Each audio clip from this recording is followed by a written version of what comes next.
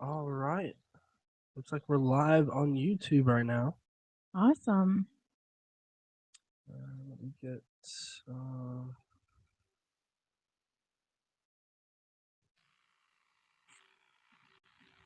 let's see. I have a Hillshire farm ad.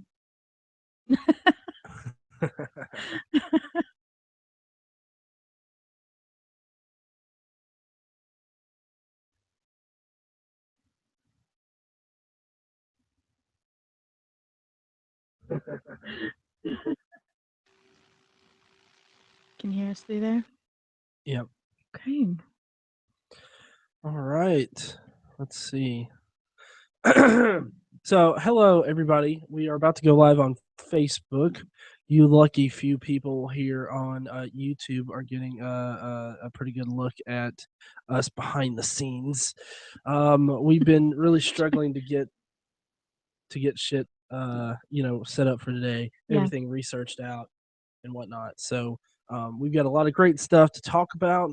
We're about to hit the live on the Facebook page, so I hope that everybody's in for a good live stream today. Michael Mariti, Fifi man, Beefy. yeah, yeah, and you don't have to donate to our Crowdrise.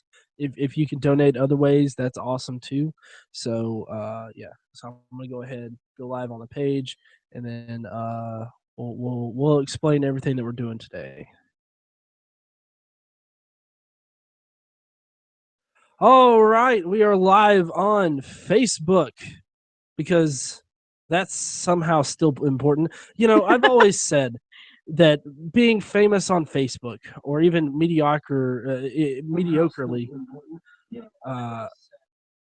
crap, even in a mediocre sense, being famous on Facebook. And I would consider myself Facebook famous, but that's a lot like being known for being the weird, creepy guy at Walmart, don't you think? Oh, you're not that too? Well, not in public. Oh. Okay. I thought you were also the weird creepy guy in yeah. We appreciate everybody being here. Like I said, we're trying to get everything going for today. Hold on. All right. So, Time to sell some baby parts. Yeah. Christopher. That's exactly what we're doing here today. We're selling some baby parts because Yeah. that's legit as fuck. And we actually have the CEO of Planned Parenthood here to buy them from. Well, yeah, of course. Yeah. I mean, who else? Who else will we have on here to actually get accurate prices for like a baby limb? Right? Well, I Okay. mean, we have to do something to make our baby stew for our many followers. Oh yeah, I forgot Right? because we're atheists. Yeah. Okay, Oh, did you know that Christopher? He's Insulin Shocker on YouTube. Oh, is he? I did not know that. Okay. Welcome. Hey there, Chris. We really appreciate everybody being here. It is going to be kind of a long stream today. Fifi is asking me if I'm going to play some games. I'm thinking about playing some later after this stream, but not on the stream today. So I hope that everybody can help us out by donating to our Crowdrise, or just donating to Planned Parenthood in general. I'll be putting, the link in there from time to time so that if people want to donate, I'm pinning it on Facebook right now. Pin. There we go. Awesome. It's going to be pinned so that everybody can see it. There's this whole new super chat thing on YouTube. If you happen to be watching on YouTube, what you can do is you can go and do the whole super chat thing, and any payments that we get through the whole super chat deal, we'll donate to Planned Parenthood under the Crowdrise so that it goes directly there. So yeah, Awesome. yeah. You do techie things I don't even know about. Yeah, I know. I'm awesome like that. I know. Don't you think? I do. Dylan, unfortunately, I am a broke university student. Well, that's fine. We're not saying that people have to donate or anything like that, but we would appreciate it if you guys could Share this out. Share it with friends.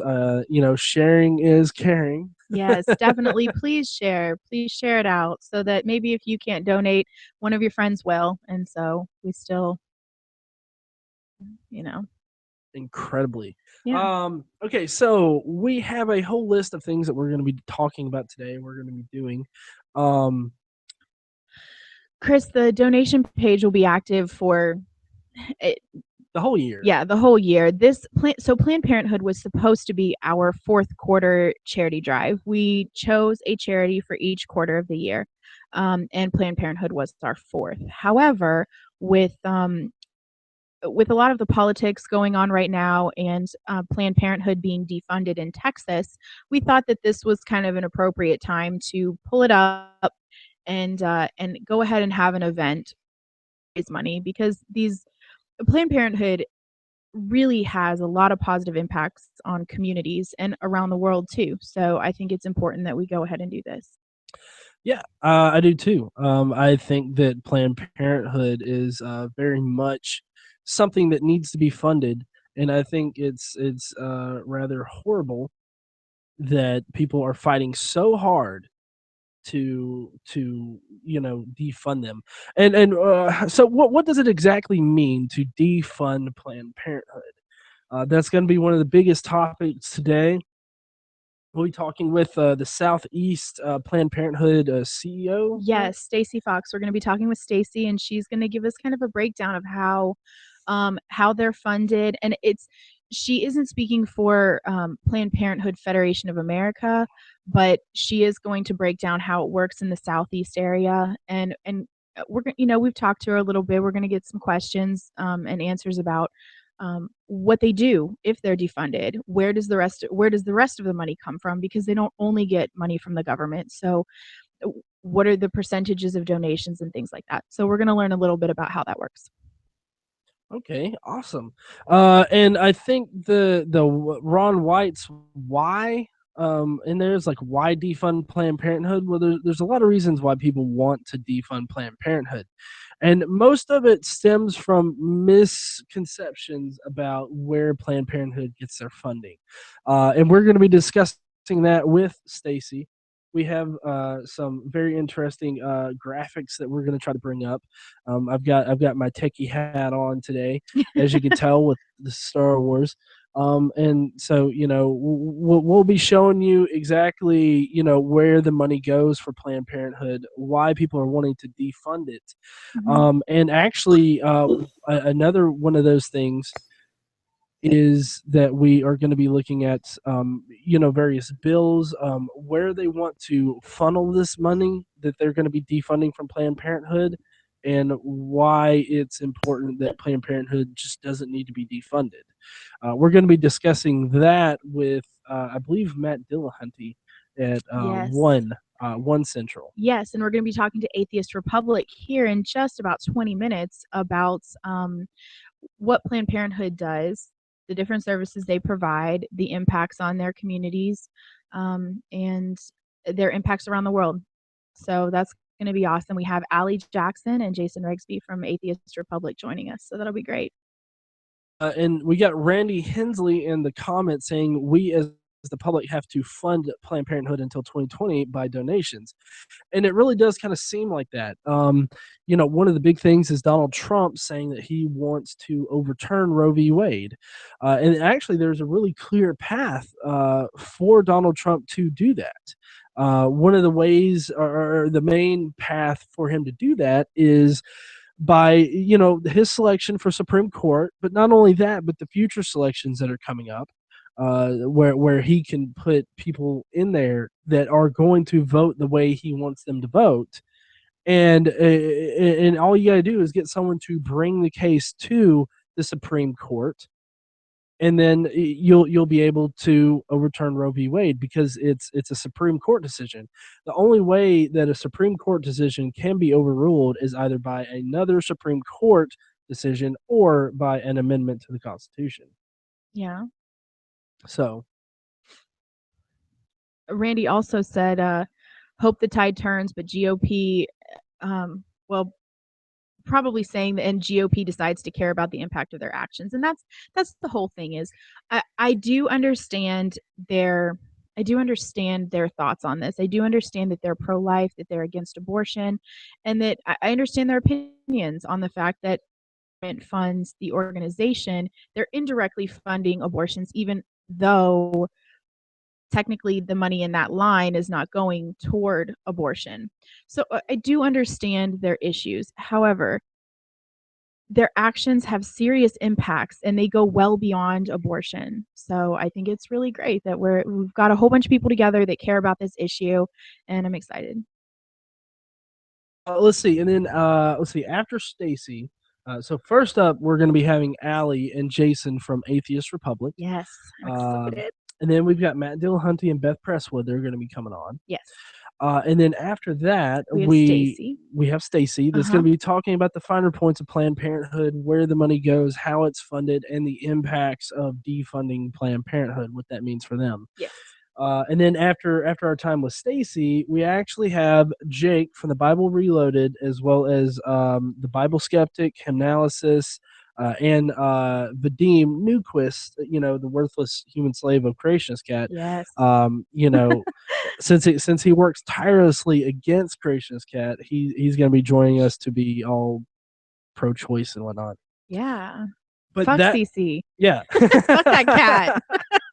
But that particular section of the of the live stream today is actually going to be dedicated to looking at the finer points of the Bible and how it either supports abortion, doesn't support abortion, or when life begins, and women's rights in general. Yes, we're going to be talking about all those kind of things. We're going to point to different Bible verses, and we've got a lot of people who know the Bible really well together for that panel, so that's exciting. And then after that, we finish up with Poisoning the Well.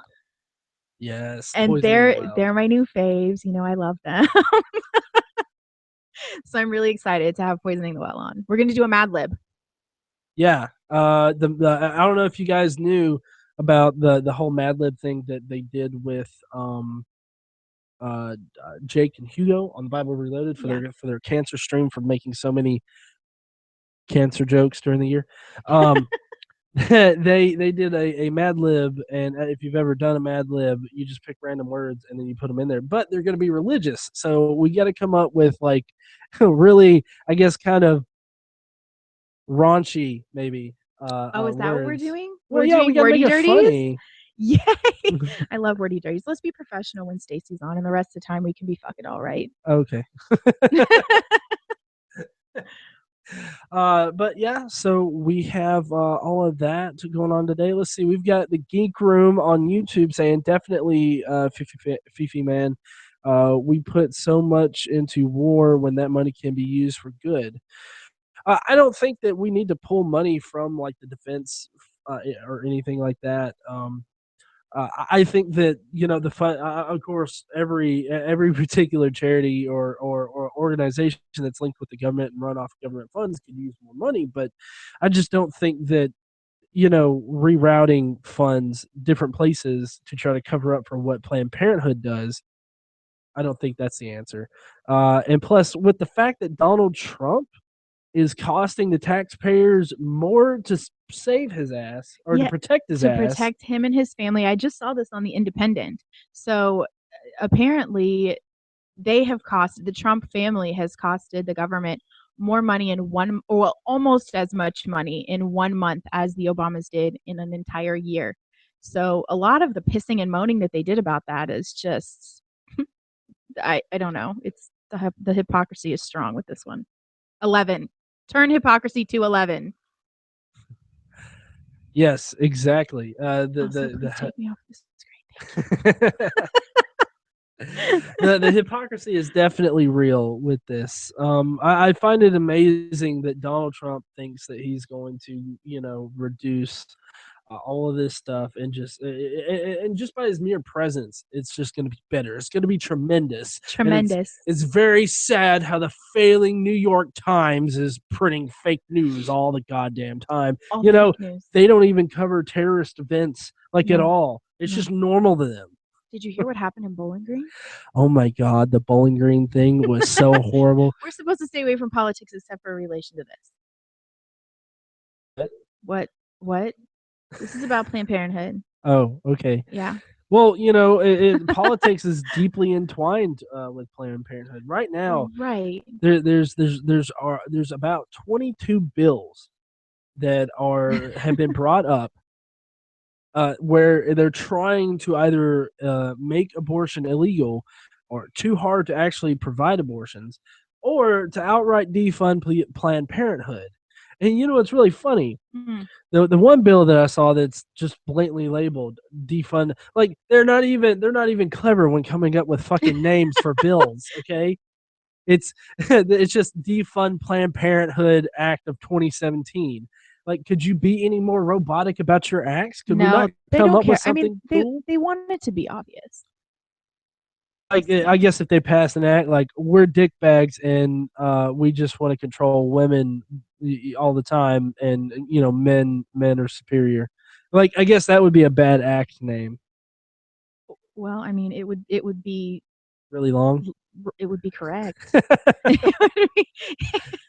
I just want to do a quick shout out to Michelle in the comments there on Hi, Facebook. Michelle. Yeah. She was our first donation. Yeah. Michelle was our first donation. Yeah, So you thank can you. see it on the screen there. Michelle is putting everybody to shame.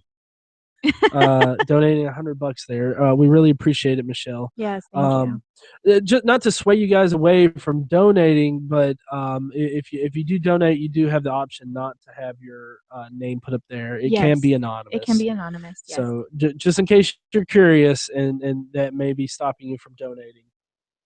Uh, when we started these Crowdrise campaigns for the year, we set a goal of $2,500, and we're not we're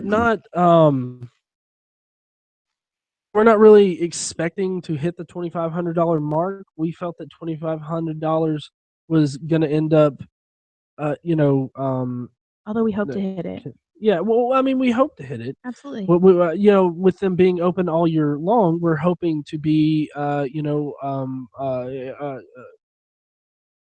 over it. Sorry, I'm trying to get to the fucking God point. damn.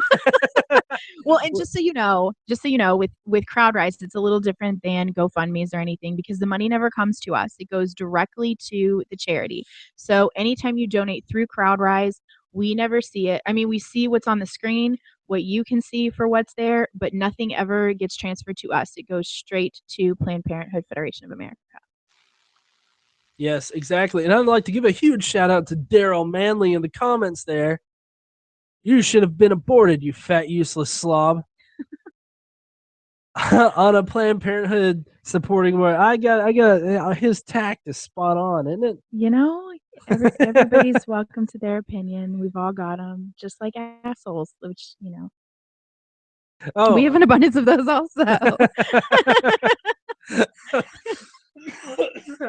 Christopher said Daryl is the best.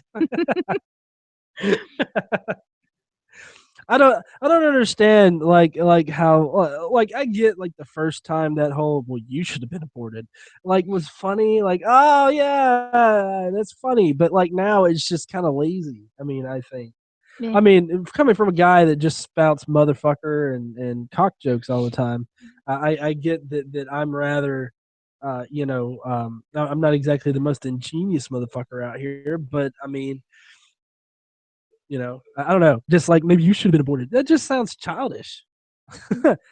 Way to go, Daryl. I'm glad that you passed puberty yesterday. All right, moving on. Shall we please move on? I think that we should have Allie in here pretty soon with Atheist Republic. So I'm excited. She joined a little bit ago, but she was a bit early, so she dropped back out. But I think this thing says incoming video call. I don't know. I'm not a tech person, so and that's saying the very least. I'm terrible with technology. Deletrius Sicarius. If your name is supposed to be a play on like delete, but Deletrius sounds like a cool ass name. He was honest. He was in the live stream last night. Oh, was he? Yeah. see. Michelle says, "Well, for the topic, it's more on target than saying your mom should have swallowed." True story. Let's see. On YouTube, we have Hugh Edwards from Alaska. Hello, Hugh. I'm glad that you're able to join us today. Did I say it wrong? There, Demetrius. um, We also have on YouTube, we have the Geek Room, who is really great, and you should check them out. yeah, definitely. They Yeah. have a Facebook page, I do believe. Let's see Yes. Well, they have a group. I don't know about a page. Oh, I said Geek Groom.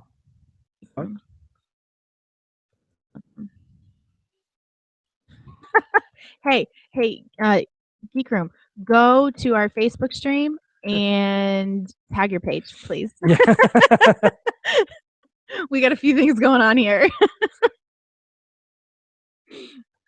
But yeah, like I said, we have the Crowdrise campaign pinned at the top of the live stream on Facebook. Yes. If you would like to donate, and like I said, we're going to be having Allie in here in a bit. We've got all of our people planned out pretty well today. We've got Allie at noon for anybody that might be just joining now. We've got Allie and Jason with Atheist Republic at noon. Yes. Where we're going to be talking about the impacts of Planned Parenthood on communities at large, right? Yeah, and the services that they provide, and what they do here and around the world, and yeah, the positive impacts that they have on communities.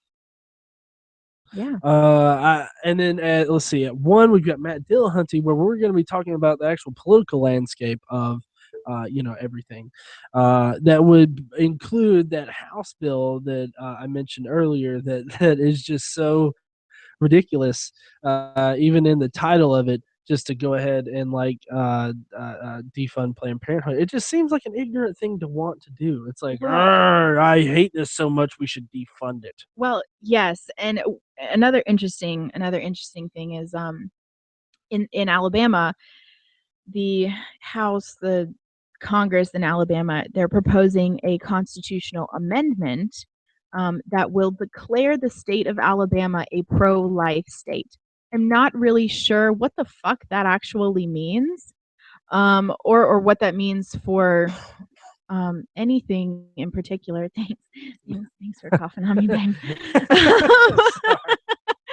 But it's very, very bizarre. And we may actually be talking to Stacy, the CEO of Planned Parenthood Southeast, about that a little bit too. Yes, definitely. Let's see. We've got Jack Chang in the chat. Hiya GE. Hiya Poison in the Well. Yes, Poison in the Well is on chat on YouTube. Are they? Yeah. Hi guys. Well. Yeah, they're going to go to the Moonshine Distillery in pregame for their particular section. Oh, awesome! So they'll be super drunk. Great. Demetrius on Facebook says today's agenda: defund Planned Parenthood. Tomorrow, global domination. Because we all know that the little bit that Planned Parenthood gets is definitely keeping people from dominating the globe. Scott, hey Scott, how you doing? It just seemed like the right move, is what Poison in the Well said. Yeah, the Mad Libs should be really awesome. Yeah. Let's see. We got Stan Ulk there. Hardcore. Got to go right to the distillery to pre-drink. You can't talk about this shit without being a little bit. I mean, I've taken so much medicine to make sure that I'm not all like head coldy that I might not pass a actual breathalyzer. Yeah, you are pretty drugged up this morning. Yeah, but it's really just the pain of the religious right that keeps me going. Is it? Oh yeah. I drink their tears for breakfast. A lot like feminists do, but I'm doing it non-ironically. And we're going to talk about some feminist things. We are not too crazy or anything, just about, in the Bible. It's in the Bible. Yeah. And to be clear, like, we don't primarily identify as feminists, although like dictionary wise, like, you could call us feminists, I guess. Like a dictionary, but I mean, that's not how feminism is used in today's like general understanding. No, So not typically. I wouldn't classify us as that. We're more egalitarian, which I know that a lot of people like to associate with like men's rights activists. But I mean, I feel like the men's rights activists are just as fucking crazy as feminists are.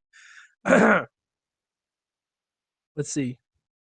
Can you take me off the screen, please? Oh yeah, I've got several things going on here. I'm a behind the scenes person. I like being behind the scenes. I don't not really a camera person. Oh, we have Allie in 5 minutes. I'm so excited. Yeah. Let's see, Scott, good, and you. We're doing pretty good, other than being sick a little bit. And all says feminism, the religion of the modern age. Fifi man, I'm a feminist, first wave feminist, which means equality for all genders. Yes, Exactly. exactly. A lot of people don't know that there are multiple waves, and everybody likes to kind of lump people into like third wave, which kind of goes off the rails a little bit. I mean, I disagree with third wave, but yeah, that's not the primary focus of today. Though today, well, I guess I don't know. It kind of is. Not the primary focus, but I mean, women's rights and everything like that is the main focus for today.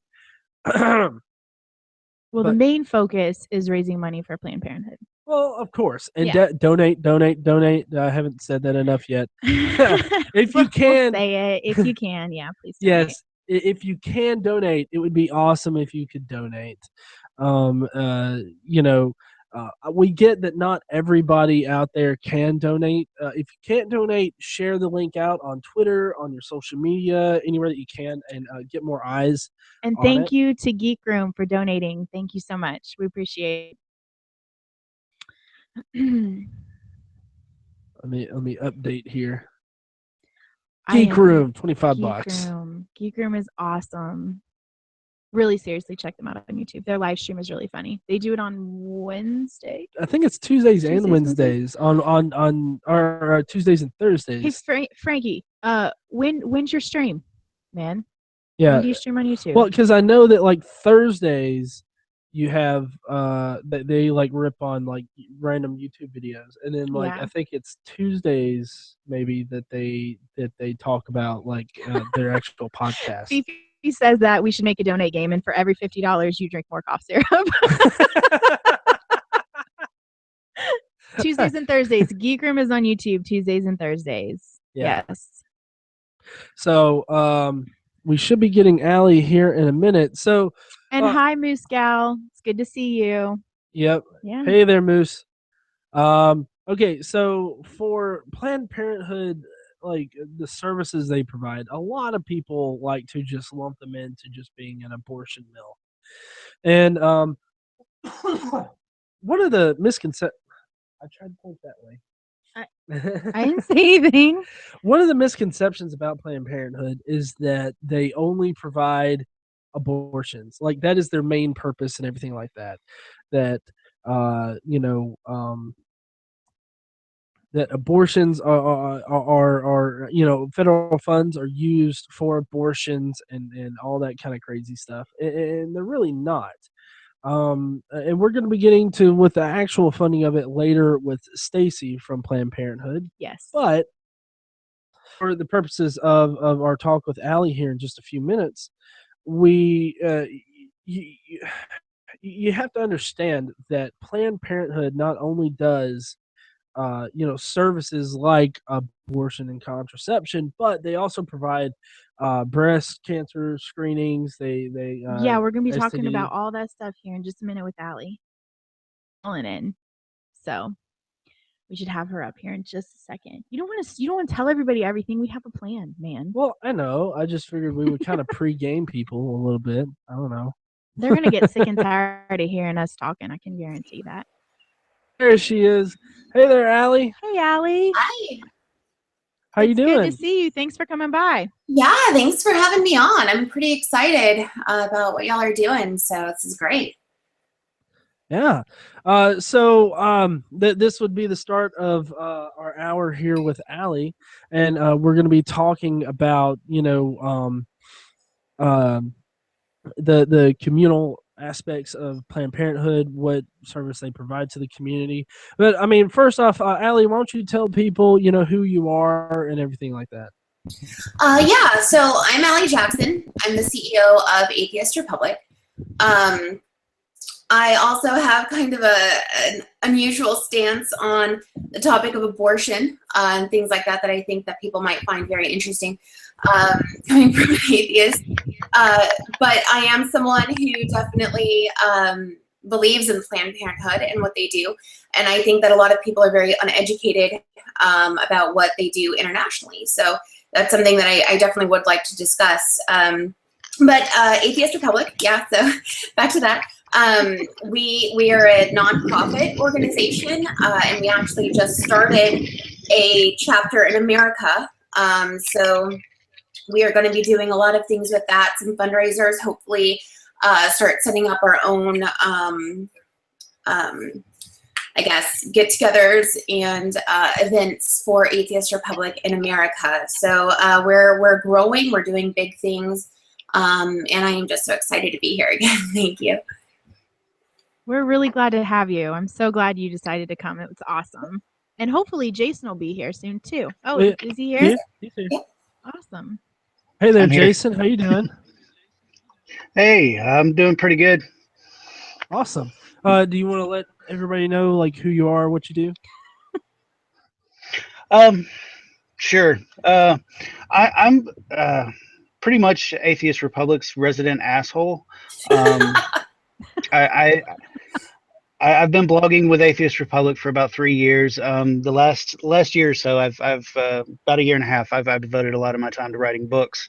And a lot of the stuff I've discussed in my blogs and in my books are as not necessarily controversial, but definitely as in your face as they can possibly be. I rewrote the Bible, whittled down 700,000 words into 7,000, and I made it as blasphemously irreverent as possible. It's full of cussing and just pretty much like college humor.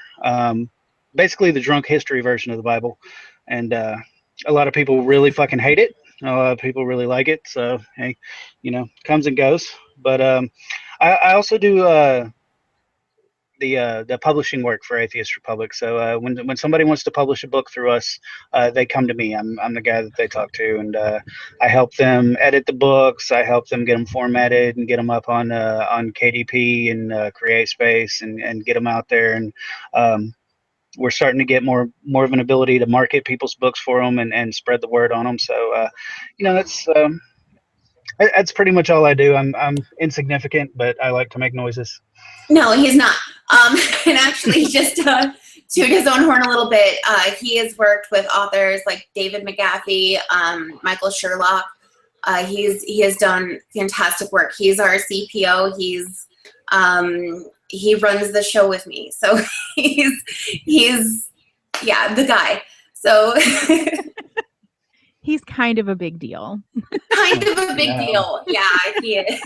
No, see, that's I don't want people to take me too seriously, man, because then I have to start acting like a professional and shit, and like that's not cool. Like, don't take me too seriously. I'm here by accident. It's all a fluke. Trust me. One day somebody's gonna figure out I'm not supposed to be here, and then it's all over. I take it one day at a time. All right. Well, you want to get into the talks about Planned Parenthood? Yeah, let's do it. Yeah. So, Allie, so what kind of services do they provide to the community, like in your experience?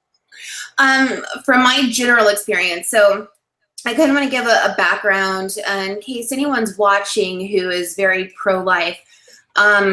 I used to be very pro-life. I used to be one of those people. One time I even picketed a Planned Parenthood down in the Houston downtown area where they did abortions. And ironically, 2 years later, I took my best friend there so she could have an abortion. And we had to walk past all those protesters, which I was once a part of. So I'm very pro-life in the sense that I do care about people, and that's a title that I cannot separate myself from. But on the other hand, I'm also very pro-choice in the sense that the world isn't perfect. The world isn't perfect enough for us to be a pro-life society by any means. So a lot of people, when they think Planned Parenthood, the first thing they think is abortion, abortion, abortion. And that is far from true. The services they provide women for healthcare, for scanning for cancer, for education, for pills, condoms, you know, cheap that they can afford. I used to be one of those people that said all the time, you know, people shouldn't have an abortion because they should have thought about what they did before they did it. And something that did change my mind on the stance was parenthood, but not necessarily because I wish I didn't have my kid. I love my kid, but something that I think a lot of pro-life people don't understand is that Planned Parenthood is here for education, right? So just like when our parents are here for us and they say, don't touch this hot stove, and we touch the hot stove and we burn ourselves really, really, really bad. A pro-life attitude to that would be, you should have thought about that before you touched the stove. You know, but what a good parent, what a good person would do is say, oh, baby, that hurts. Let's get some aloe on it. Let's take you to the hospital. Let's get you checked out, right? You can't just sit with the stance of, you should have thought about that before you did it. Unfortunately, Planned Parenthood goes into our communities. Planned Parenthood gets to teach children, especially in poor communities that don't have access to a lot of education on the topic, don't have access to a lot of healthcare at all. And they get to teach these women how to plan. They get to teach these women, they tell them, you know, let's not get you pregnant until you're ready, right? And that's what every pro-life person wants. Every pro-life person wants women to wait and not get pregnant until they're ready to have a baby. Because that way then abortion would be obsolete, right? Well, Planned Parenthood is here doing that for people. We're out there educating people. Teen pregnancy rates right now are the lowest they've ever been. You know, abstinence teaching only clearly is not working. So teaching children, teaching teens, you can come here for your birth control. You can come here for free condoms. They teach about STDs and things like that. And just like a parent who's teaching their kid, don't touch a hot stove because it's going to burn and it's going to hurt. Well, you know, some of these young women do end up pregnant. And instead of us sitting there telling them, well, you should have thought about that, that's not what a good parent does. A good parent helps take care of the rest of the aspects of it. So, you know, anyone who's watching this right now who is definitely pro-life and you know, I've been there. I understand, I do. But what Planned Parenthood is actually here to do is to prevent pregnancies. And that is one of the huge aspects of what they do, not only in our communities, but globally. Right. And I mean, isn't it true that Planned Parenthood doesn't just like somebody comes in and is like, oh, you want a pregnancy? Well, we got an operating table opened up right now. We'll just yank that baby right out. No, and that's something that I learned, and that kind of caused a lot of cognitive dissonance with me. You know, back when I did, and the stance that I still have is I don't like abortion. Okay, that's the stance. Just like I don't like babies who burn their hands on the stove. I don't like it. It's not for me, and I hope that it never will have to be an option for me. So I'm very privileged to be able to sit here and say that it's not for me now. You know, but when we're looking for places to go picket, when we're looking, we had to understand that abortion services weren't even available in all of their centers. So we have all of these centers around Houston, all of them that were just so easy for us to get right at to an end. But unfortunately, none of them offered abortion services. So when we look at that and when we understand that, wow, a woman who walks in and to any Planned Parenthood and says, hey, I'm pregnant and I want to end this pregnancy, they can't just plop on a table and get an abortion, okay? They have to go through a lot of education first. They have to go through a lot of different options, understanding what's going on with their body. They get a full education of what not only is going on with them now, but what is actually about to happen to them. And then they still don't get the abortion right away. Okay, then they're sent home, and an appointment is made at the correct location for them to have an abortion. And like I said, just a few years after being around a lot of very pro-life people, I ended up taking my best friend to the location in Houston downtown to have an abortion. So it's a process. They're not just ripping fetuses out of women. It's crazy. Yeah. Well, I mean, I'm not sure if you really went through this, but I mean, what changed your mind about being like pro-life, as opposed to pro-choice?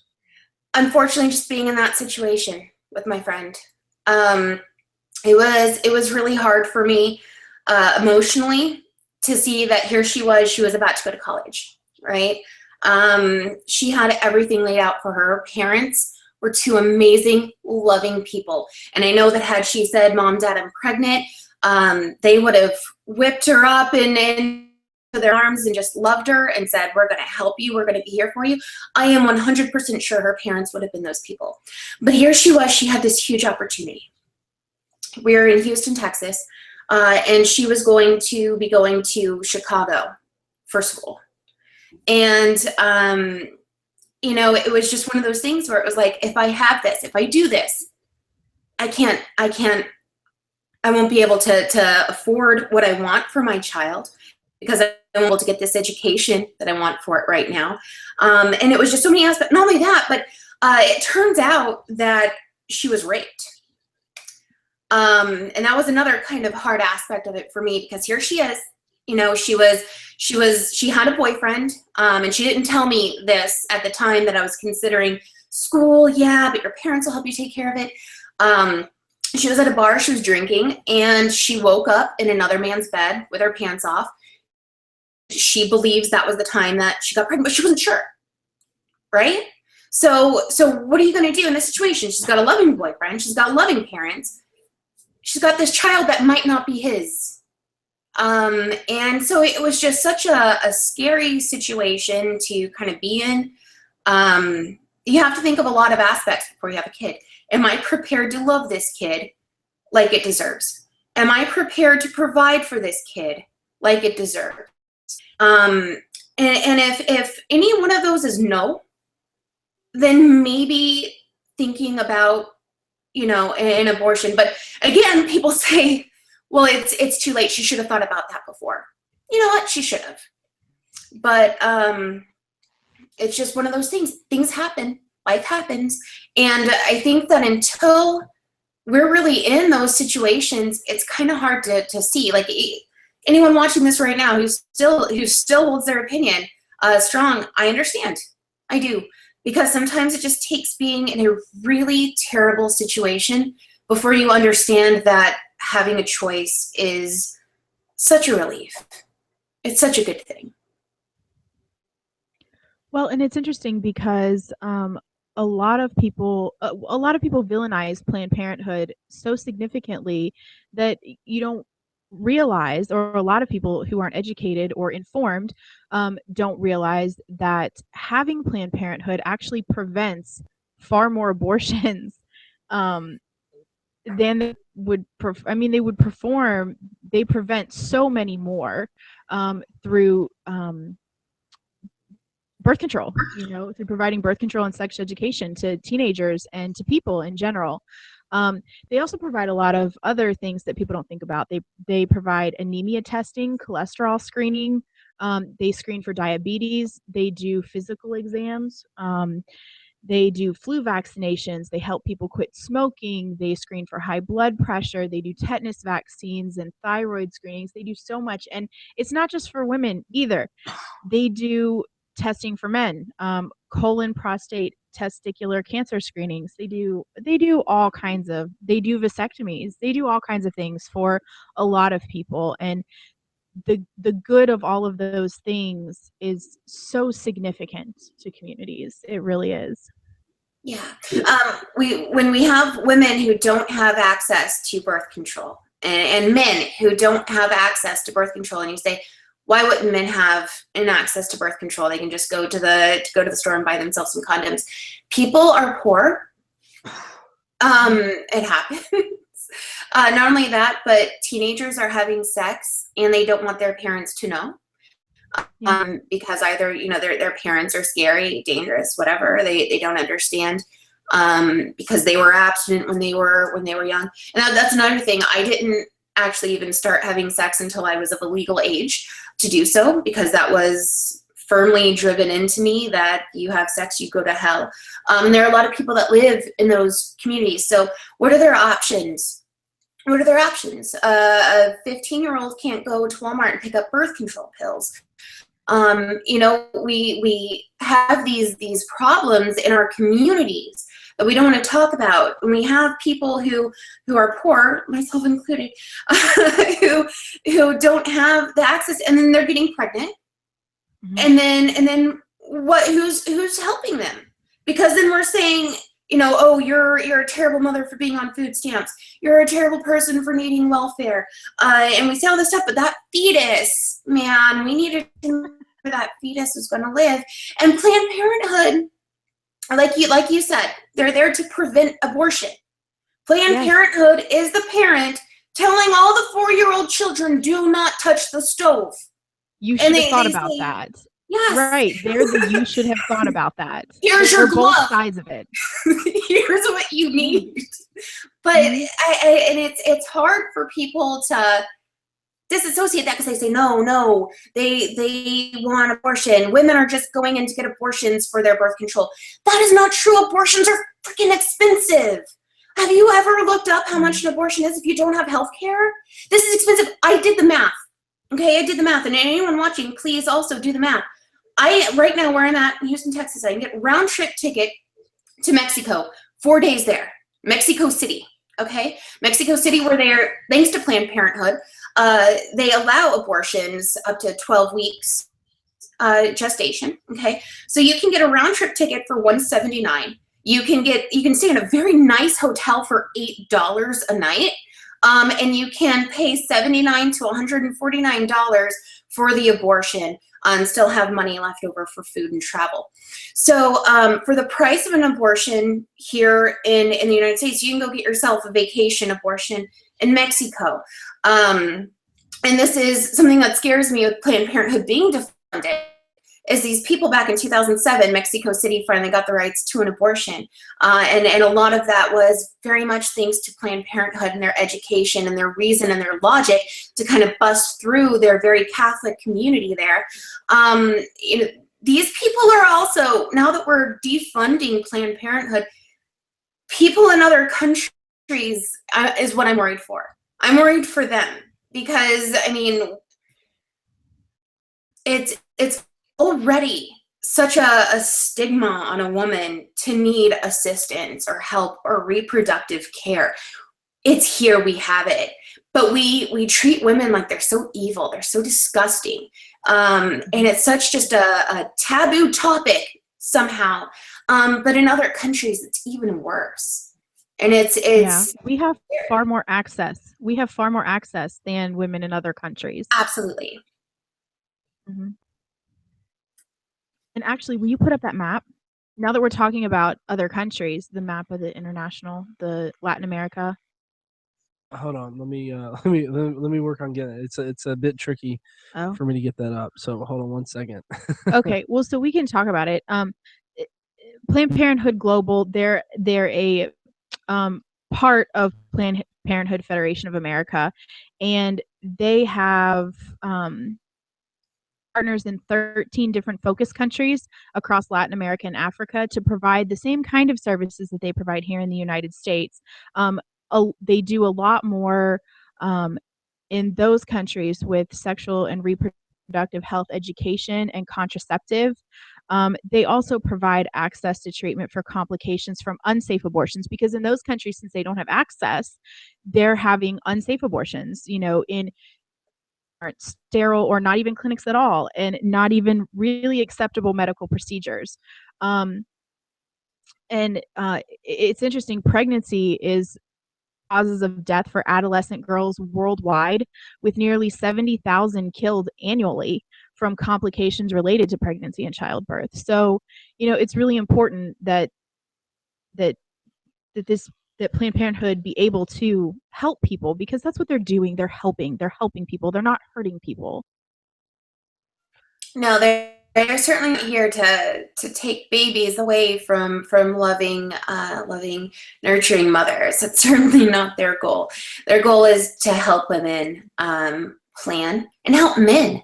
They help men too, like you mentioned.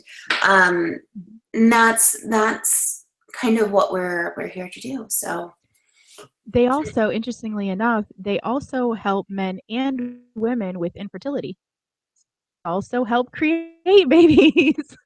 So, they're so, like I said, they're so villainized in our society, mostly by the alt-right kind of people, that all of the good that they do, it's hard to see. And there have been a lot of studies done on effects of Planned Parenthood. Who have access to Planned Parenthood clinics. One recent study showed that the presence of Planned Parenthood clinics in the community show a decrease of between 4 and 5% in female high school dropout rates. And that's because they're able to have access to contraceptives. So they don't get pregnant. So they don't have to drop out of school or have a life that they don't have opportunity in any longer. So, and it's a good thing. Yeah, I agree. Even though kind of right now I lost access to my camera. Sorry, that must have been my fault with the picture. I'm sorry. No, that's fine. Most people just know me by a QR code, anyways. We haven't really gotten any kind of input from has been Jason. Jason, Yeah. what do you think about Planned Parenthood, misconceptions surrounding it, and community stuff? I view myself as a realist on everything, and the reality is, when you look at the statistics and the numbers, Planned Parenthood does a marginal amount of abortions. That is a fractional, marginal amount of what they do. If you take away that one aspect of what they do, you still have the vast majority of the other things they do that are extremely helpful for everyone, for men, for women, for children, all across the board. The problem is, we can throw statistics and facts at pro-lifers, which I hate that fucking term, because they're not pro-life. They're pro-fucking fetus. They don't give a shit about a life. They don't want to help refugee children when they're fucking starving in the streets and dying. They don't give a shit about that. Those are lives that just don't fucking count. But then, you say, oh, well, we got to protect fetuses. Well, fuck no, we don't. That's not even life yet. But it's the real problem comes down to, we can't throw facts and figures and statistics at these people and expect them to actually change their opinion based on that. What I like to say to anyone that calls themselves a pro-lifer out there is say, okay, well, you hate abortion. Awesome. I have the perfect solution for you. I can fix it all in one foul swoop. Here's what we do. Every time a male child comes to an age where they are, when they come into puberty, they have to get a vasectomy. It's by law. They have to have a vasectomy. And the only way you can have that reversed is when you get married and you and your wife or partner choose to have a child. And at that point, you can have it reversed, and then you can have a child. Okay, no more abortions. Abortions are fucking gone. You want to do that? None of those pro-lifers are going to do that. Why? Because you're being invasive towards a male body, and nobody's going to do that. But yet, at the same time, you're going to come back and you're going to be invasive into a female body. You're going to tell a woman what she has to do with her body, and dictate what she can and can't do with her body. It's a terrible double standard that's predicated by this idea that women both have the burden of carrying a child and dealing with that child, and at the same time have the responsibility of making sure they don't have a child if they don't want to. And like Ali said, with her friend that had to get an abortion, she got raped. There are other factors that go into people getting pregnant that don't want to be pregnant. That is not always um, something that is completely preventable by a woman. Um, and at the same time, you have to respect the fact that men are generally, a lot of men are very unresponsible when it comes to um, being preventative in pregnancy. A lot of guys are like, "Oh man, I can't wear condoms because it doesn't feel as good," and so they're out there having unprotected sex because well, it doesn't feel as good, and then when their girlfriend They gets gotta pregnant, have they're strong like, pullout "Oh, game. yeah," and which we all know that that's that's every bit as effective as abstinence only, which is non-effective. Right. Yes, you can get pregnant from pre-cum. Oh, he doesn't even have to actually get all the way off. Yeah, you can still get pregnant from that. Weird, isn't it? Facts. It's crazy, but Science. and you brought up a great point. Planned Parenthood offers a lot of services for men, and one of the things I always look at, and I think a lot of men just really overlook, is the fact that breast cancer is actually a serious issue for men. A lot of it doesn't get talked about. A lot of men don't focus on it. We don't think about it. But yes, breast cancer is actually a very serious issue for men. Men get breast cancer all the time. And Planned Parenthood is doing screenings for men just as well as women. And they're educating men on the fact that they can get breast cancer. Yes, dudes, you can get breast cancer. You may have to get your moobs cut off because you were not paying attention to what was going on with your body. And the educational aspect of what Planned Parenthood does is the main focus of what we should be focusing on. If you want to really make a difference and prevent pregnancy, if you want to, change society, education is the key. It's the key on all fronts for anything that we deal with. You want to change poverty, you want to change, racism, anything. The main thing you have to focus on is education. The more people are informed, the more educated they are, the more likely they are to make responsible, educated choices. And when you come in and you say we're going to um, make abortion illegal, but we're also not going to educate people in how to prevent getting pregnant, and we're not going to give them access to contraceptives, then it's a self-defeating proposition, because then we go back to the age where abortion was illegal, and then women are having backroom abortions and they're dying on these fucking makeshift operating tables in people's basements. We're back to those days, and we've already seen it. It's one of those aspects where you go, hey, if you don't learn from the past, you're doomed to repeat it.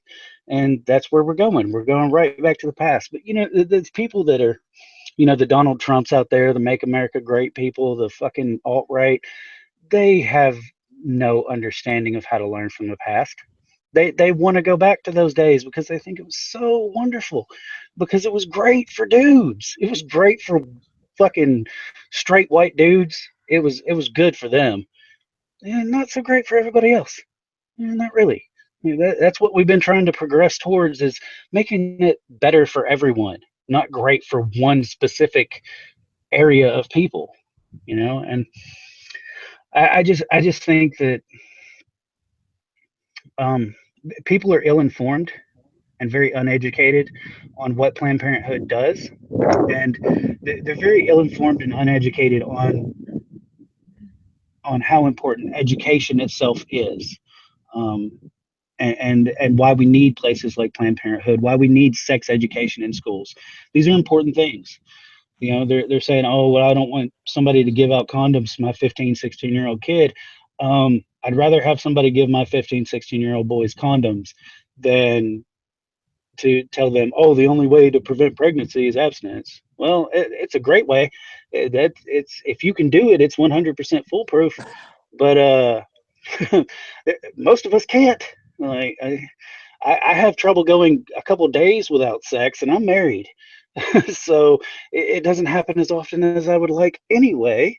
And you're telling a developing child that's just learning about themselves and their body that, oh, well, don't do the things that your body is strongly urging you to do. And then you're demonizing stuff like masturbation. It's just, it's, I don't know. It's abstinent. It's insane, and it's crazy the way things are going out there. So. No, and I'm glad that you brought up education, because this is a huge problem in Texas with Planned Parenthood. People don't want to be educated by Planned Parenthood here in Texas. And that's because Planned Parenthood is offering birth control. They are offering sex education. What people think they want here in Texas is abstinence only teaching. So it's not just abortion that gets Planned Parenthood in the outhouse here. It's the fact that they want to offer birth control, and they don't want their daughters getting birth control because they want their daughters to not have sex. And that's great. You know, you cannot want that up one side and down the other, but it's not your life, right? And your daughter's not your property. So basically what parents here in Texas want is they want to be able to control all aspects of their child's sexual health. And I think that's disgusting. And it is outrageously uneducated. I was raised with abstinence only, right? And I went all the way through high school not having sex. I was terrified of having sex before I was married. I thought I was going to go to hell. And that's something that really hooked me. That worked on me. But that doesn't work on a lot of people, because your biological drive kind of takes over a lot of aspects. If you're not abused with religion, and I mean like emotionally, physically, mentally abused with religion, it's possible for you to also be raised that you'll go to hell if you have sex and still have sex when you're young. So I was raised under the belief that if you do it, you take your consequence like a man, and you own up to it, and you say, I did something wrong, and you pay for that consequence. Well, I'm not Jesus Christ. You know what I mean? I'm not going to sacrifice myself to make my parents happy. I'm not going to sacrifice myself to save a fetus if I can't care for this fetus. I have 4 kids. I have 4 children. And a lot of people are like, well, how do you take care? What would you do if you got pregnant again? To be honest with you, I don't know what I would do, because I can afford my 4 children. I can afford to put clothes on their backs, food in their stomach, things like that. But I don't know. I don't know if I'd be able to afford a 5th. So family planning is something that is obviously very, very important to me. But when someone wants to tell me, well, just keep your legs closed, that's not really realistic. And it's like, and I just keep going back to that same example, a child burning their hand on the stove after you told them not to do it. You can't just let them sit there with a burn and scream in pain and say, you deserve this, take your punishment like a man. You can't do that. That's not human. You can't tell people, well, you knew the risks of getting in your car before you got in your car accident. Don't go filling up our emergency rooms because you decided to get in a car, which you knew the effect could be a car accident. That's ridiculous. That is stupid. Why are we doing this to women? Why are we refusing to get women proper education? Why is this such a taboo thing here? I don't like the way I was raised. I don't like, the indoctrination I was given. I don't like the fact that I used to be so outrageously pro-birth, but it is a part of me, and it does still drive opinions that I have now. I don't like abortion. I don't. But when we have mothers that are having to kill their babies because they had to keep their pregnancy a secret, because they didn't have access to anyone who would understand what they were going through, and they couldn't just pop up with a baby all of a sudden, so they throw it in a dumpster. We're not listening. We're not seeing the problem. We're just villainizing women who we refuse to educate, who we refuse to be there for, who we monsterize when they need any sort of assistance, we're saying women are the problem. You're the problem because you couldn't keep your legs shut. You are. No, we need to understand babies dying in dumpsters because a pregnant teenage mother didn't know what to do. That is a society's fault. We're not educating women. We're not allowing companies like Planned Parenthood to educate our women. And it's, I understand they do men, and I'm not trying to be sexist here and focus on one, but when we demonize little girls and when we demonize teenagers for not knowing what to do, for being scared, they're babies. They're babies. We didn't educate our babies. It is the society's fault. You Well, know, oh, good. Well, I was just going to say, I wanted to bring up a story that emphasizes Allie's point there about our adversity to proper sex education. In Mississippi, a couple of years ago, a video was put online where a health teacher in Mississippi was trying to teach his students about how to put on condoms. And I guess he felt that it was very uncomfortable for him. So instead of using actual condoms or talking about the actual act, he was like, all right, we're going to put on this dirty sock. And, you know, whenever you put your foot into somebody else, which I don't know. This seems to be very uncomfortable for me talking about it. But he's like, you know, here, we're going to put on this sock. And what you want to do is you want to roll that sock onto your foot. And now you can put your foot in the shoe. And it's like the worst way to teach somebody how to put on a condom, or because you don't get, all you get is uncomfortableness of having to try to tell kids how to put on a sock and be like, oh, this is about condoms.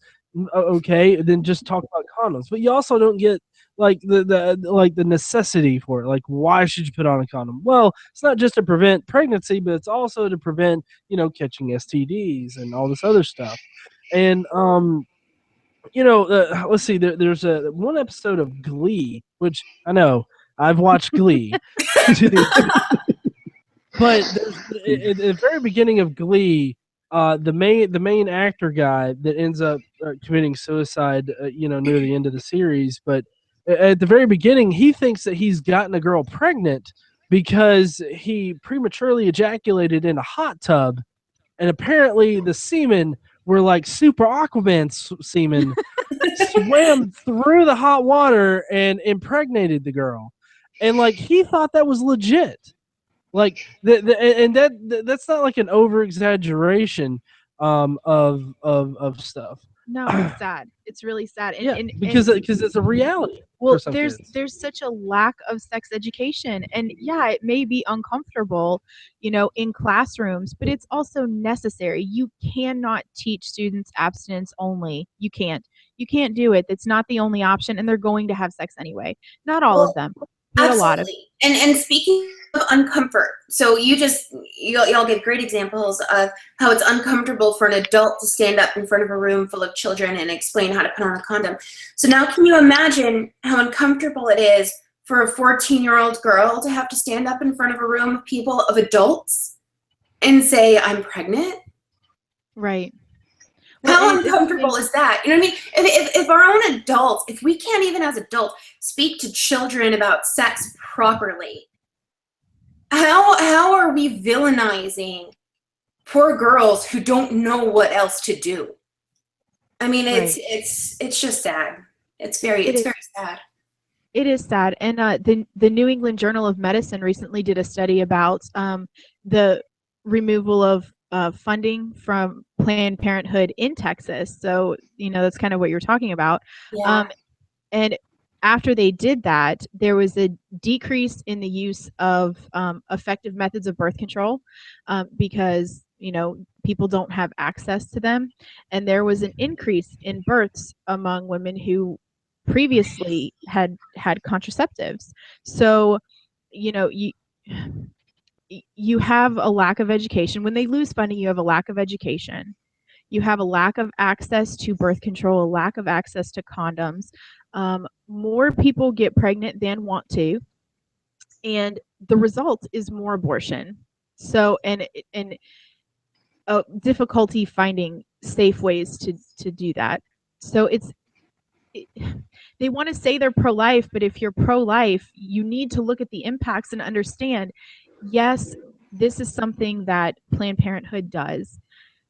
Do people like it? Not necessarily. I mean, I don't know that I've ever talked to anybody who says, I like abortion. I think killing babies is good. Like, I don't think that's ever the thing. Even with women who have gotten abortions, typically it's a very difficult decision and a very hard thing to go through for them. It's not something that people like. But it's just when you take away the other services that Planned Parenthood provides, you end up with more unsafe abortions. You end up with women dying because they don't have access to safe abortion. You end up with higher dropout rates in school. You end up with higher rates of pregnancy, more people dying from pregnancy related issues. I mean, it's just, if you're pro-life, this is not something you want to take away from people. You don't want to take away education and access to contraceptives to prevent the pregnancies that you don't want people to end. Well, I think all this actually broaches a good subject, which is I was born in 1980, and so I went through school in the 90s, and I went through school at a time where sex education was really first becoming a thing. And I think a lot of people forget why education became a thing, that was a topic that was brought up to be taught in schools, and why Planned Parenthood had a big boom from the 80s into the 90s.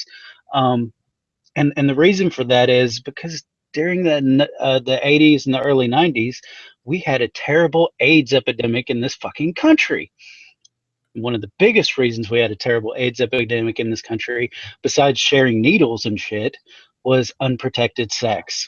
And we decided, hey, maybe we should tell people STDs are a thing, and there's a way to kind of try and prevent that, and we should educate people on that issue. Guess what? We did that, and now we don't have a terrible AIDS epidemic in this country. You want to see what it's like when you teach abstinence only? Look at Africa right now, and especially what the Catholic Church does in Africa. They get people indoctrinated into the Catholic Church, and then they tell them condoms are evil, they're from the devil. Africa has a terrible AIDS epidemic right now, and there are babies being born every day over there with AIDS, because the Catholic Church tells people, oh, you can't use condoms, but at the same time, they're also against abortion. So people don't have access to abortion, even if they wanted to get them, even if they didn't think they were going to go straight to hell for getting them. So, got a terrible amount of babies in Africa with AIDS right now. Babies can be born with syphilis, gonorrhea, all sorts of diseases that are sexually transmitted diseases that, guess what? You get pregnant with those diseases, you pass it along to your baby. And so now your baby's dealing with that. It's a terrible, horrible thing. That's why education is necessary. That's why when I grew up, they kept telling people, hey, we got to do this. We have to talk to people about this, and we have to stop this problem. Reagan certainly wasn't going to do that. He ignored the AIDS epidemic, and it got even worse under him because he refused to understand that there was a problem, and he refused to offer people the education they needed. We've done much better since then. We've helped to, really limit the spread of these diseases, and educate people on how we can help to limit the spread of these diseases. If we take it away now, it's a step backwards. I mean, yes, you can hate abortion all you want, but like I said, Planned Parenthood, that's a marginal amount of what they do. It's more about education. You want to take education out of schools, and then you want to take away the organizations that would provide education outside of schools.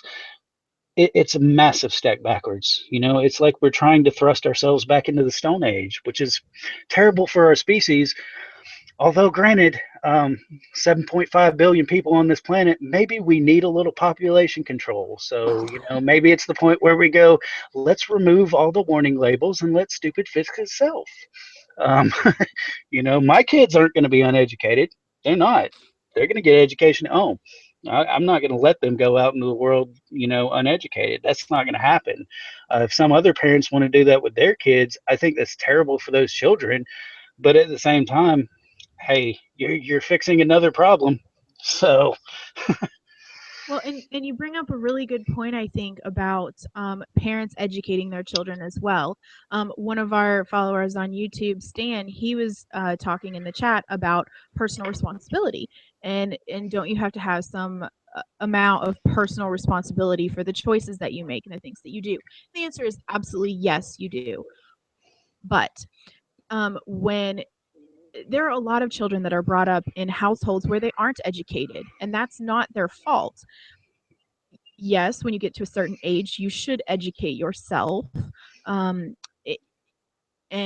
you can only use those, I don't know, I don't want to call them excuses, but you can only use those for so long before it is on you. But I think it's the education aspect is really, really important to focus on, and it isn't a child's fault that they are brought into a household that teaches abstinence only, or only have sex when you're married. That's just not reasonable to expect of people, and to not provide your kids with the tools that they need to have opportunities and succeed in life and not fall into things that will negatively impact them. That is important, but not everybody has that. So it's awesome, Stan, that your parents taught you about those things and made sure that you knew that you needed to protect yourself, and taught you everything you needed to know. But like, as far as my parents go, I was raised Catholic, and I didn't get a sex talk until I was 17. And when that happened, it was basically, well, you know how sex works, right? And I was like, yeah, I'm pretty sure I know how that works. Yeah. Even though I hadn't done it at the time, but all I got. So, you have a lot of religious parents that don't teach their kids. They don't teach their kids. And so we need, yes, there is a level of personal responsibility that you have to take for things that you choose to do. But also, especially with teen pregnancy, you have to understand that it's also on the parents to make sure that their kids are educated. And if the parents aren't going to do it, somebody like Planned Parenthood needs to be there to do so. I would just like to add something. I wrote a blog called Let's Talk About Sex, Baby, through Atheist Republic. It's not a plug. But if just to kind of tie into mine and Casper's thing, we normally talk about religion, the effects of religion, and I will get back to Planned Parenthood. But abstinence only teachings is actually outrageously harmful emotionally for people. It causes a lot of issues. We can look at Josh Duggar. We can look at a lot of sexually oppressed people in the religious communities, priests, who go off and do terrible things whenever they are sexually oppressed. And it's very traumatizing to a child to tell them that their virginity is something that is sacred, and make their entire identity about their virginity, which happens a lot to girls, especially in Southern Baptist religions. When your entire identity becomes your virginity, and your wedding night, that your entire family and all of your friends are thinking about you losing that one thing that they taught you made you unique and special, that psychologically really messes people up. And there's a lot of other aspects to incorrect sex education that it doesn't necessarily repress people and make them do bad things. I get that. Look, I was an abstinence child, so I understand that we don't grow up to be psychos. Not all of us, but some of us do. And a lot of that is definitely because of sexual repression. traumatized me. When I had sex the first time, it traumatized me. It was just terrible. That one thing that made me special and no longer have anymore. And who am I? And it was just really, really horrifying. And it turned sex into not a good thing. And I'm fully from that, but it's traumatizing and it's disgusting. So when we speak about parents who educate their children about sex, abstinence is not teaching your child about sex. Abstinence is not teaching your child what they're emotionally going to experience. It's not teaching them anatomy, which is very needed. It's not teaching them the right tools they need. It's downright abusive, and in my opinion, it's downright abusive to teach abstinence only and not allow a child to explore their body, not allow a child to explore their urges safely. It's disgusting. So, you know, some parents will not educate their children. Here in Texas, some parents will not educate their children. And does that mean that the child gets off completely scot-free? Absolutely not. But what I'm saying is, even though they have a personal responsibility, they have to have some consequence. Just like a child burning their hand on a stove, getting burned and having to go to the emergency room and skin grafts or anything else that has to happen, that is not fun. That's not great. They're not getting away because the parent decided to do something about their burn. A woman who gets pregnant and decides to have an abortion, that's not fun. Okay? She doesn't get off scot-free. The rest of her life, she's having to wonder about this baby that she could have had the rest of her life. There are severe consequences. Women do pay those consequences. They are not getting off scot-free. And that is why Planned Parenthood likes to educate to prevent any woman from having to go through that. Yes. Well, I'd just like to add, I think we're getting close to our hour here, but I'd just like to add, I know a lot of the big issue here with the pro-lifers and the religious fundamentalists out there is that government is funding Planned Parenthood. That's the big problem, right? Government gives tax money to Planned Parenthood, and Planned Parenthood occasionally does abortions. I've got a news flash for all those people out there. The government's role is supposed to be protecting society. That's what they're supposed to do. They're supposed to protect the idea of society and what we've built as a society. And part of doing that involves educating people. Part of doing that involves providing people with assistance that they need. Like Ali said, some people are not going to educate their kids because they think their kids are their property to do with as they see fit. I hate to burst your bubble. That's not fucking true. If you raise an idiot, your idiot impacts my fucking life. It impacts my kids' lives. So no, we have a responsibility as a society to educate everyone so that we don't produce more idiots out there impacting other people's lives. It's an important thing. So, you know, you may not like that the tax money is going to an organization that occasionally does abortions, but the good that they do outweighs any of your objections to that singular act that takes place on a nominal marginal basis. And we should also add that none of the government-funded money goes towards abortions. None of it. Absolutely none of it. So the only thing that the government is funding for Planned Parenthood is education. That's it. Well, they also and other services, but I mean, not abortion. just not going for abortion. Well, I was going to point out that there's already an amendment, the Hyde Amendment, that says that, you know, you can't use federal money to pay for abortions. So like a lot of these, you know, defund Planned Parenthood things are really redundant in our current government because of the Hyde Amendment. So I don't even know why people fret over, whether or not Planned Parenthood is paying for abortions.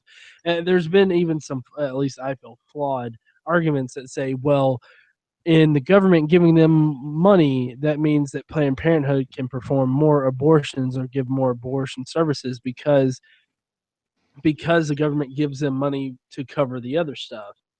And so they're indirectly funding abortions, but it's not like, and this is the way that I characterize it, which I guess is maybe a little funny, but it's not like there's some kind of button that abortion doctors can push at Planned Parenthood, be like, I'm bored, I need more abortions, and they like keep hitting the button, kind of like it's a bell at a hotel or something, and it's like, more abortions, more More feed abortions. button.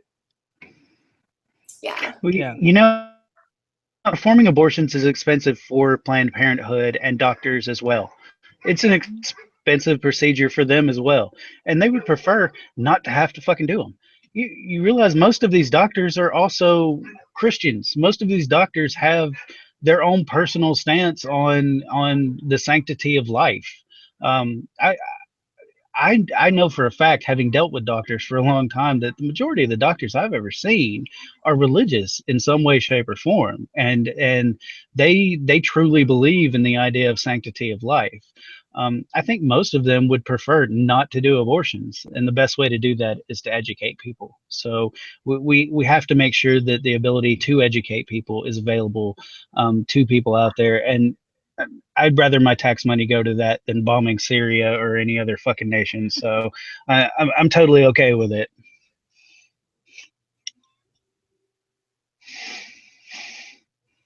Well, any final thoughts, Allie or Jason, as we're going out here on y'all's hour? Casper, what do you think? Um, you know, I think I said most of my piece here, and I guess my one point would be I'm upset that I know, without ever having to look at any numbers or anything, that the majority of what we said here is not going to change people's minds.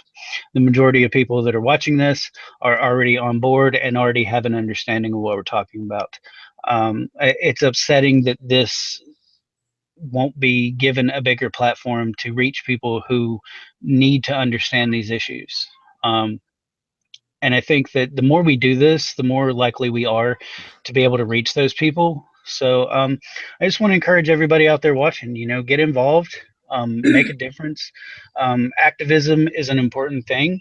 Um, I consider myself an activist, not necessarily a social justice warrior, but definitely an activist. And I think we need more activists out there. I think we need more people taking the time to try and make a difference and to reach people that normally are not going to see and hear what we have to say. Awesome. Well, I would like to thank both Allie and Jason for being here today, and talking with us about the community surrounding Planned Parenthood and all the services that they provide. If you're on Facebook or YouTube, definitely go and check out Atheist Republic if you're not already. Yes, they're checking them out. awesome. They do a lot of good work. And next up we have Matt and Beth, who have already joined us in the hangout here. So we appreciate that. But definitely, Jason and Allie, thank you for joining us today, and we hope to have you on sometime in the future. All right, thanks for having us. Thank you so much. Bye. Bye, guys. Bye. And hello, Matt and Beth. How are you guys doing today? Hi, we're doing pretty good. Yeah. Thank you for joining us, guys. And on this particular segment, we're going to be talking about, the political landscape of Planned Parenthood, defunding it and everything. And we have a few topics that we have lined up. But I just want to know, what are y'all's thoughts on it, just right out the gate, like the political landscape of defunding Planned Parenthood and abortion in general? We're opposed to that. Well, there are a number of topics surrounding this. The first one up would be Speaker Paul Ryan, who thought that Planned Parenthood should be defunded and stuff should be redirected to the community health centers. the community health centers. Mm-hmm. Well, the thing about the community health centers is anti-choice groups will put out these lists of this is all the places where you can get care. And I think a lot of people, especially in Texas and in Austin specifically, have taken to calling the places on that list. And the list will have imaging centers and internist offices and all these places that do not do pap smears, that do not do birth controls. So the list that anti-choice groups are putting out of the federally qualified health centers where people can get birth control are lies. Straight up lies. The fact is that Planned Parenthood does provide a lot of this type of care, and the health centers that do contraception and such cannot take on the amount of people that they're going to have to take on if Planned Parenthood gets defunded. But they don't really care because abortion. They do not care. They do not want $1 going to abortion. A lot of them don't want $1 going to birth control, despite the fact that $1 going to birth control saves about $4 or more in spending. An ounce of prevention is worth a pound of cure type thing. Right. Also, Norma McCorvey died, which I just found out a few minutes ago. She was the Jane Roe of Roe v. Wade. Oh wow. Yeah, she she made a choice later in life. And actually, she was kind of just used to get standing. She was just a plaintiff to get standing so that they could bring an abortion case. But yeah, that just found that out. So I thought I'd mention that. Sorry, I'm trying to pull up my notes. I did have them up. I don't know where they went. But yeah, exactly. The health services provided by those rural health clinics they don't have the means to provide all of the services that Planned Parenthood does, even though and they seek to serve a lot wider of an audience. And I think that redirecting funds there is just going to hurt communities. Well, they also don't provide education. They don't provide a lot of things that Planned Parenthood provides. So it's not just about what's at the clinic or not, which is a big problem. Yeah, because they don't have the ability to care for people in the same way as Planned Parenthood does, but they don't provide in the same fashion either. Right. They don't have the services or the capacity to replace Planned Parenthood. Right. Absolutely. And don't believe anybody who says they do, because when they've attempted to provide evidence for that claim, it is not checked out. Right. Well, another one that's happened recently, actually this week, was that a bill passed through the House committee where a lawmaker said that women are just hosts for the baby. And I loved it. I loved it because it was so nakedly illuminating. That is really what they think. And I love it when they say what they think. And on that front, I don't know that the language there actually helps them, because first of all, from a standpoint of public opinion and what is appealing, it's not particularly good marketing strategy to engage in this sort of hyperbolic dismissals. But do you have any legal right to force a woman to be a host? It doesn't change the argument at all.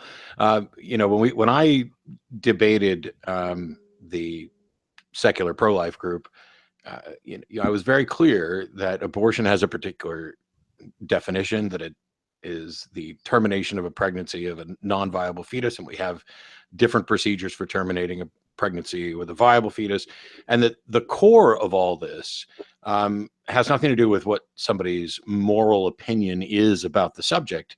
It is a legal question of what should the law allow, and under what I don't know on what foundation you would say it is legal to force a woman to remain pregnant against her will, and changing it to host doesn't fix that, because it would be no more, it may even be more repugnant. It is. To say, oh, we can force you to be a host to the spawn that you don't want, type of thing. Host and incubator are so objectifying. It really hurts them to objectify women like that. I mean, they're already and they're already arguing for special rights for the fetus. They're not arguing for equal rights. Personhood is not even a relevant point here. They're not arguing that the fetus should have equal rights. They're arguing that it should have special rights, that it should have the right to use another person's body without their consent. So they're elevating the fetus. And now when they take a woman and reduce her to a host, they are dehumanizing her, further diminishing it to make the rights that you're trying to grant a fetus even more special. I mean, we have 3 Planned Parenthood facilities in Austin that I know of. There may be a 4th. Only one of them provides abortion services. I think it's 2. Is it 2? I think. Well, who knows anymore because of the laws closing all the facilities and making them not able to perform abortions. But I thought it was 2. Sorry. It may be. No, and there's one where the protesters will stand. And as soon as I get some free time, I am grabbing my camera and I'm going out to interview protesters. It's been done before, but they're out there every week. The biggest problem is that I've just been busy. But as this kind of heats up, I want to take the camera out there and go out and talk to them, and have the micro debate and get their answers in a format that we can post on YouTube and stuff. Because if you're gonna just, in every one of these situations, if you narrow your focus to just one tiny little element, ignoring all of the other context, you are going to lose anytime any reasonable person begins to attack that position. If your entire position on abortion is, oh, you're killing babies, you lose. I mean, it is such an oversimplification that's the case. Now, I've Planned Parenthood, who we're here to support and I love, for strategic reasons, has kind of played fast and loose with some of their numbers. I actually am an advocate for let's just say what all the numbers are and what they actually mean. Now, they publicly release the numbers, but I don't care if 100% of what Planned Parenthood did was abortions. That's still a necessity. It is legal. And the people are going to object whether you're doing 1 abortion or 1,000. Actually, we just had a comment in the YouTube chat. One of our viewers said that he and his wife know a woman that's pregnant, and she was just told that her baby will not live outside the womb because the baby has no lungs or kidneys.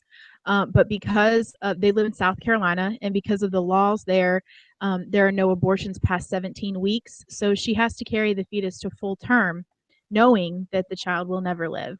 And that just seems cruel and unusual to me. What do you think about that?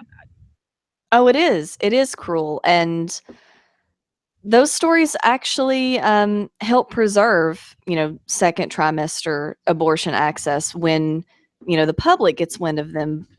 But for some reason, the anti-choicers don't care. A lot of them are against any sort of death with dignity anyway, because they're religious, of course. So they say that there should be what they call perinatal hospice, that you should carry to term, but just with like lots of counseling and stuff like you would have in hospice.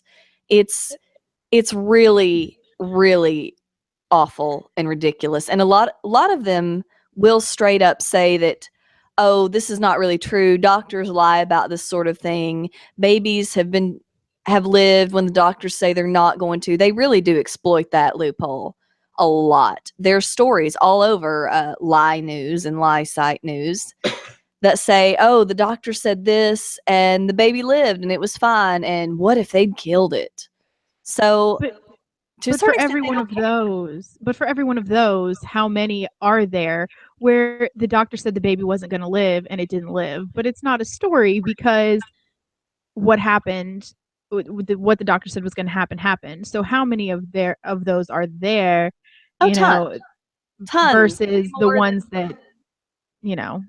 Yeah, way more than every, single one on Line News, which they do publish those too. They publish these that are like, well, the doctor said the baby was going to die and the baby died, but I'm glad I had the, 1 hour or whatever with the baby rather than, ripping it apart in the womb and not having any time with it. They post those too. And the thing is, it should be a choice. Right. For some It's a people, personal it's going to choice. be too traumatic to even carry, walking around the store and people are like, oh, when you do, blah, blah, blah. And some people might want that time with the baby, but it has to be a choice. It cannot be something forced. And they just decide that this one way is the best way, and they would impose that by force, law is force, on other people. We're talking about this from like the political perspective. For me, this is really simple. This is a medical condition. It is informed by doctors, and the decision should be made between the patient and the doctor, not by politicians who are influenced by priests. And the policies that we make should be based on statistics and not anomalies. If there's 1,000 babies that the doctors pronounce are going to die and one of them survives, well, yeah, you can write an interesting story about how this is some kind of purported miracle, and I'll acknowledge that it is incredibly unlikely. But if you're going to use the most unlikely case to serve as the foundation for what you can force other people to do, I have a massive problem with that. Yeah, no, I agree. Because then what you're doing is you're pushing your own personal beliefs onto other people, and the problem with that is that you not only take away their ability to to espouse their own beliefs or to live their life how they want to, as long as it doesn't negatively affect others. um that's where I feel like I've got to draw the line. But I also want to draw a parallel to all of that with the story of Savita. I'm gonna butcher the last name, but Halapenevar. Anyways, she was living in Ireland, and she had to go to a hospital for an emergency abortion. But the problem is that she went to a Catholic hospital, and they denied her having an abortion. She ended up dying because she had a septic miscarriage at 17 weeks. And here, at least, like for instance in South Carolina, they wouldn't have been able to do the abortion. I don't know if the health of the mother, with it being at risk, if that would have factored in. But this is the problem with having those kind of legislations, is that you might be forcing a woman to die. That's not the first time it's come up in the political environment either. This is a huge problem, and it's something I've written on, and a lot of doctors, including Dr. Jen Gunter, have written on. Catholic hospitals have something called Catholic health directives, and these are religious ideas that come above patient care. And one of the main problems they interfere with is miscarriage management. The standard of care in a normal hospital, if a woman is miscarrying, if the cervix is open, if the membranes are ruptured, is to induce labor or to go in and remove the fetus because it can turn septic. In Catholic hospitals, they are prevented from doing this when there's a heartbeat. And there's an article in a medical journal called When There's a Heartbeat. And it contains these chilling stories of women who were feverish, already septic, and nobody could do anything except maybe transfer them to another hospital that did not have these Catholic health directives. But some of them were too sick to transfer. One doctor even just went in and just broke the umbilical cord surreptitiously so that the heartbeat would stop so that he could remove the fetus. And this is a huge problem because Catholic hospitals are merging with other hospitals. A lot of areas, rural areas, do not have any secular hospitals. And women, so far, I don't think there's been any high profile cases of women dying in the US.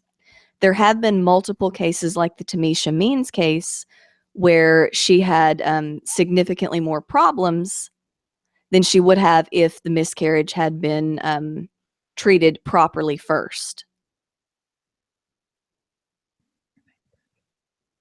So this is why I say that Catholic hospitals as such should not exist, because Catholic health directives should not exist. Right. Right.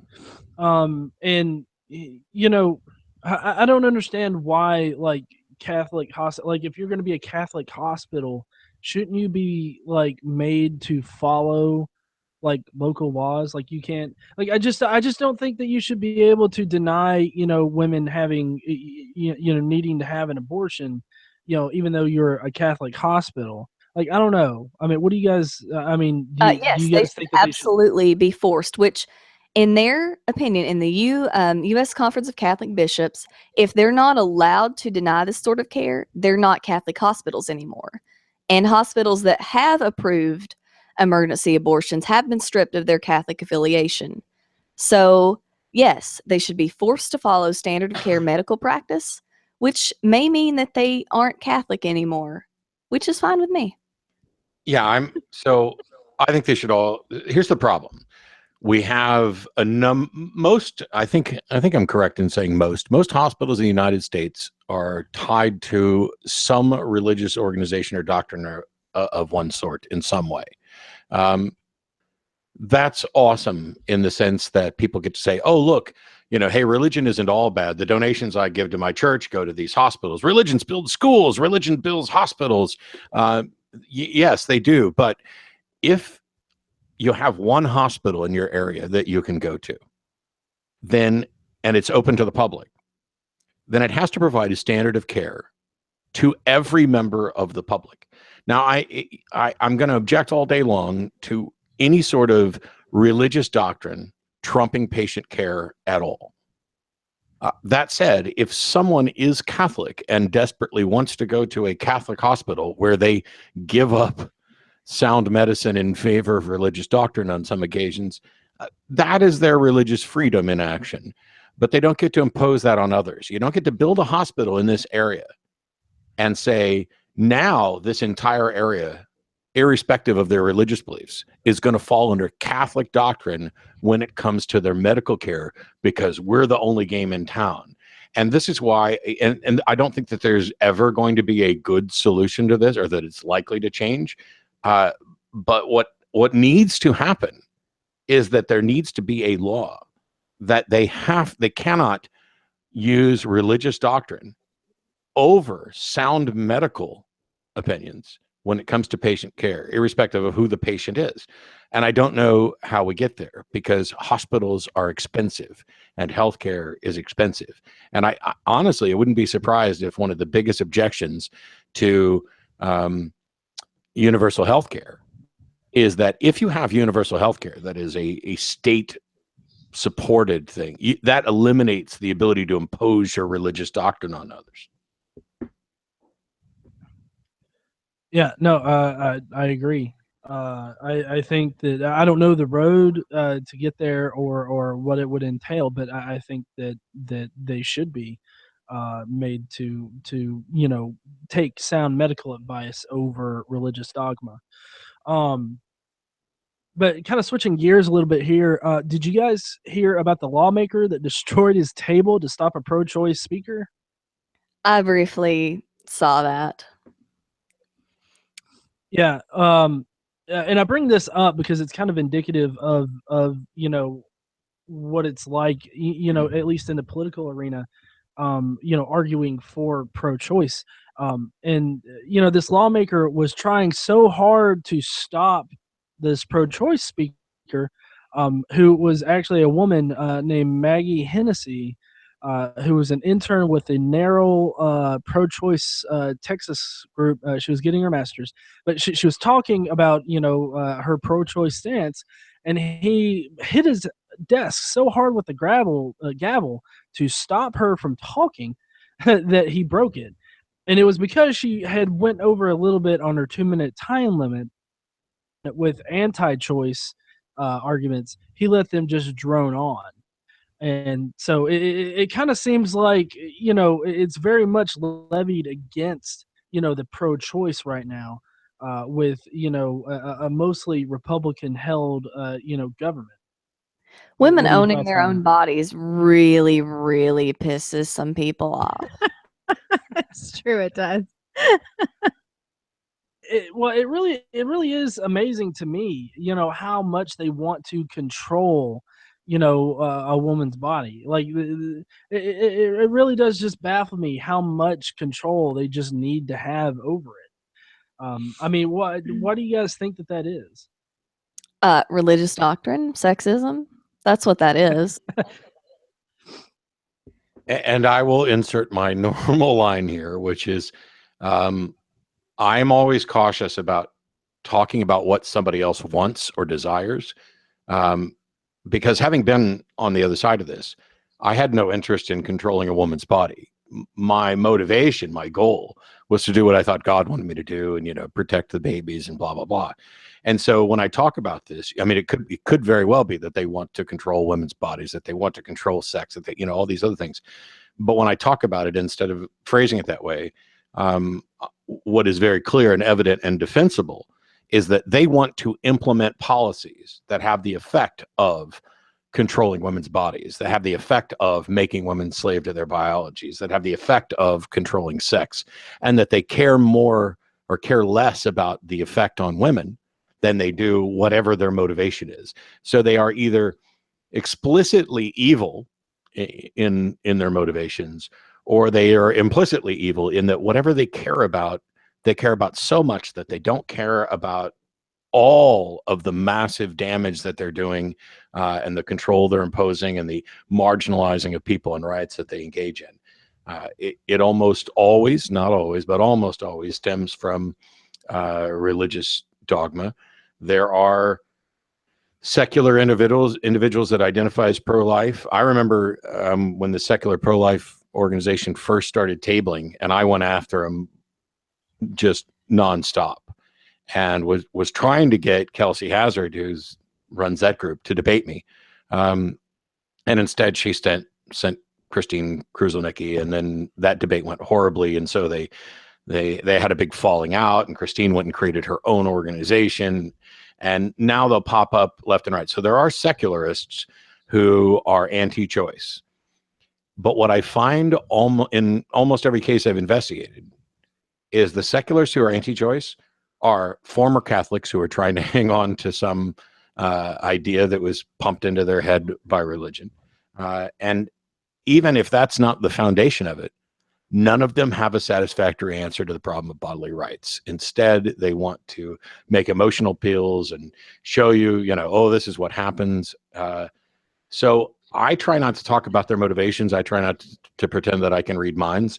Everybody who's saying what their motivations are could be absolutely correct, but I try to argue the point from something that I think is clear and easily defended. And that's what they're doing. So the thing about it is they say this is killing babies, this is killing babies. If you balance killing babies with people having sex, I think Christians should be able to say, well, killing babies is worse than having sex, so let's promote contraception. And the fact that they can't do that is telling. Yeah. The fact that they can't make that, assessment, that they can't weigh those things and say, well, I really don't want people having sex or fornicating or any of that, but killing babies is just so much worse. The fact that they can't go that step, I think, is the telling part. And yeah, he's always telling me not to say they want this, but I look at what they do. It's a point of disagreement. And I'm looking at it from a strategic standpoint. And maybe there's another strategic factor, which is if you keep going at them saying, oh, you just want to punish women, that puts them perhaps in a state where they have to defend against that charge. And then you can begin exposing other things. So I'm not saying that there's not some potential advantage to doing it. I'm just talking about how I would rather address the situation myself. Okay. Um, yeah, I guess I see your side there, Matt, on that. Trying not to say what people want, but I don't know. I guess I do kind of lean to Beth's side a little bit too, because if they didn't want it, then why would they introduce the legislation, kind of deal? I don't know. I see merit to both sides though, but to Well, and honestly, I don't really care what their motivation is or how they feel about it personally. What I care about is the impact of the things that they do. And when you start taking money away from Planned Parenthood, kind of like Beth said, you're not just taking away the ability to get an abortion, you're also taking away their ability to get contraceptives and prevent unwanted pregnancies. So, it's to me, it's more about the impact than what their motivation is. I don't really care why at all. I don't care why they want to do what they want to do. I just care what it's going to do to people. Yeah, I only care about their motivations if they say, this is my motivation. I only care what it is because it may be worthwhile to figure out what that is so that you can steer them towards a different motivation. But my primary concern is and always will be, what in fact are they doing and what are the consequences of that? Because you can have the best intentions in the world and still be causing all kinds of destruction. Yeah. I mean, there is data, though. There is data that 87% of atheists are pro-choice, that it is one of the most predictive things out there. And yes, that means 13% are anti-choice, but that is one of the strongest correlations of anything.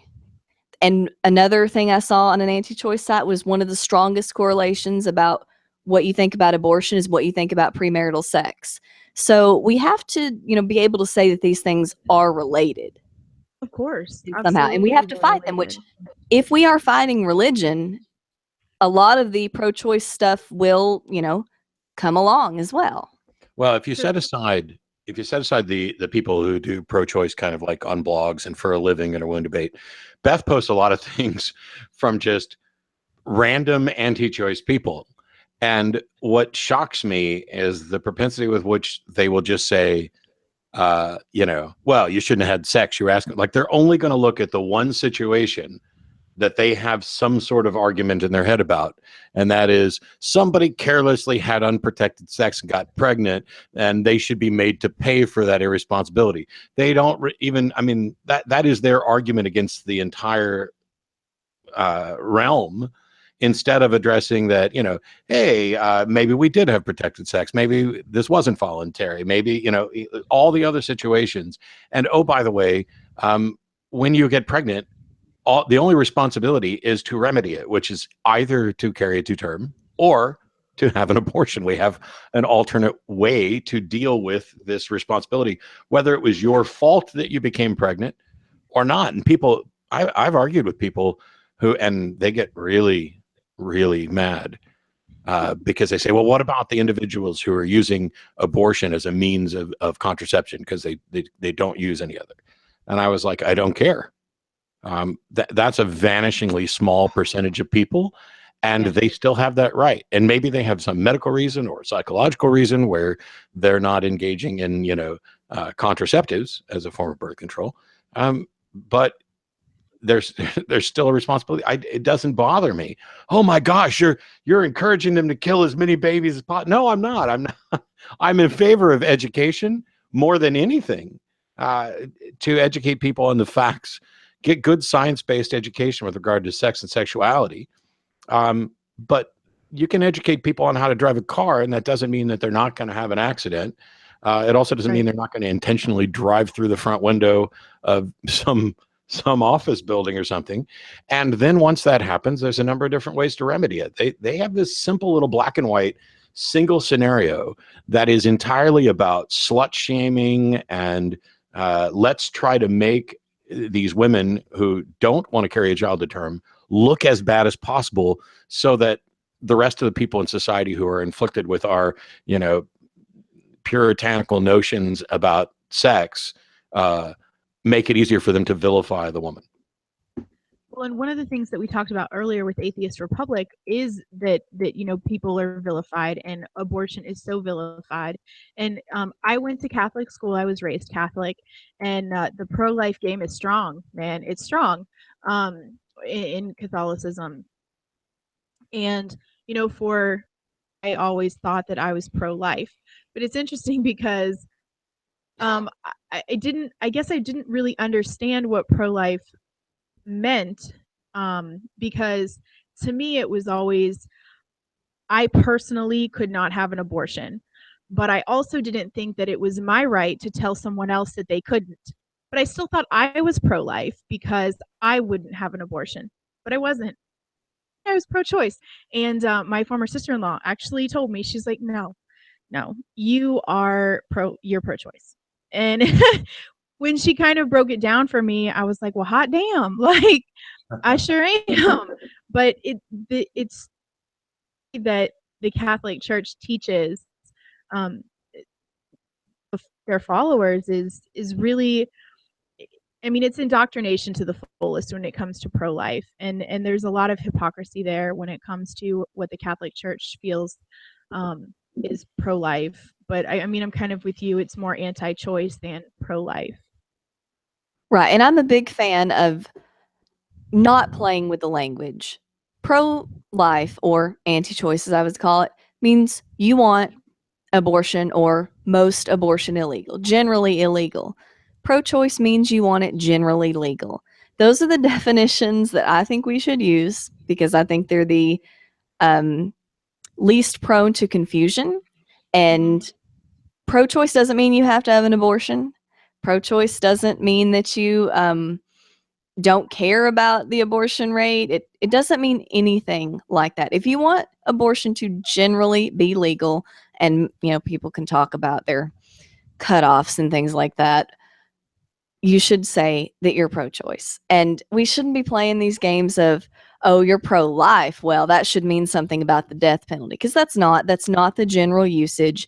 It's an abortion term. Right.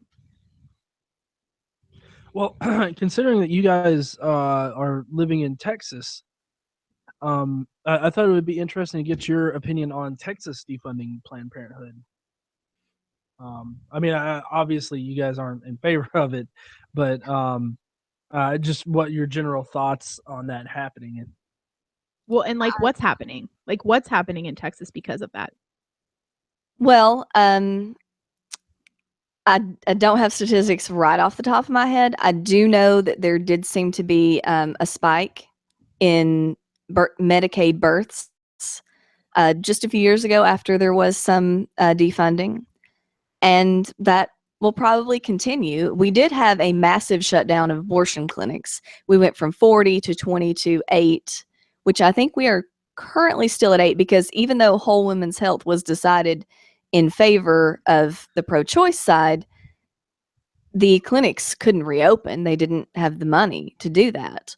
So I don't currently know what the birth rate is and if it has gone up, but we could be looking at a disaster. Well, but I the don't birth rate currently goes know up, what the that's not. situation is right now.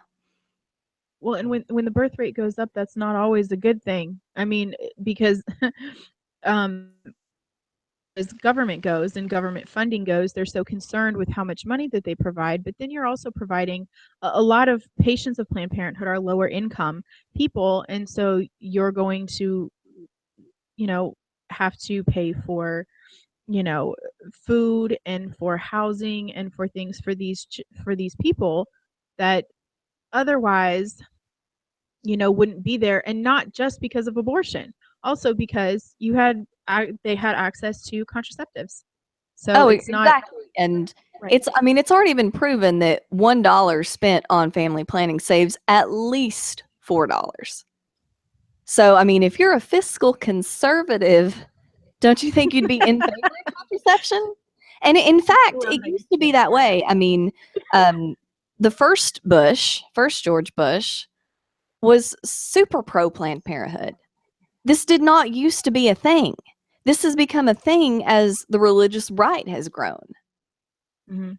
Well, I think another thing that's really done it in has been those videos that were produced where they cut up the little hidden camera supposed to expose Planned Parenthood as selling like baby tissues or fetal tissues illegally.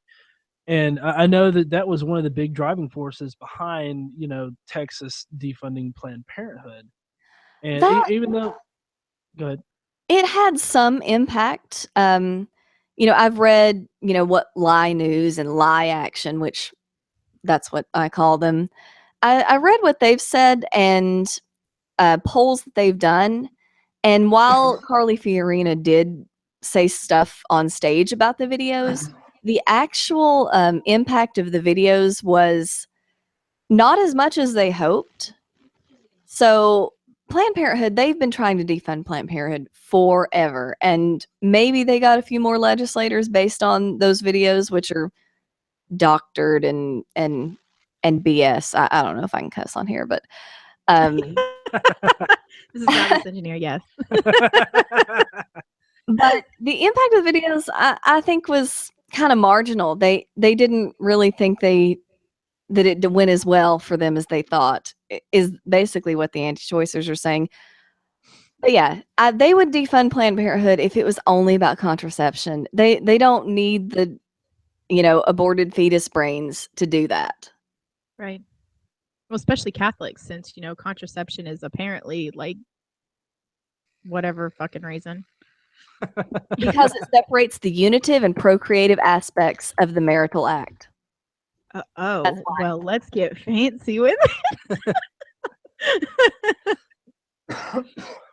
Well, I'm kind of So curious. I'm sorry. No, go ahead. I have a story actually, going back to the Catholic hospital thing for just a moment. Me and Matt have a friend who works in one of the local Catholic hospitals, and their policy is that if someone goes in and they pass any material from the uterus, whether it's they're coming back, they've given birth and they've come back and it's just placenta, or someone went and had an abortion and now they're bleeding, anything that comes out has to go and be cremated along with any known fetuses. Basically a funeral for afterbirth. Sorry, I just sprained my eyeballs rolling them. Yes. Well, so like you mentioned that even if it's just like bleeding after an abortion or whatnot, that any fluids that come out, they would have to cremate them. Like, Yes, they would. Here, take this jar that I collected.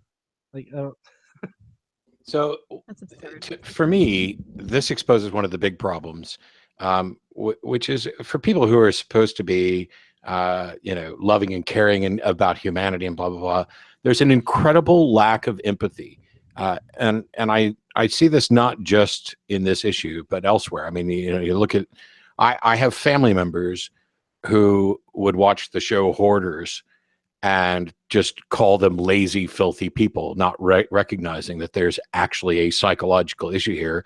And as Beth told me, that a great many of them are the victims of childhood sexual assault, et cetera, that prompts this sort of thing. We see the same thing. Austin has a massive homeless population. And Beth's currently making hats for the home, trying to get 500 done this year. 500 hat project. And she's working on that.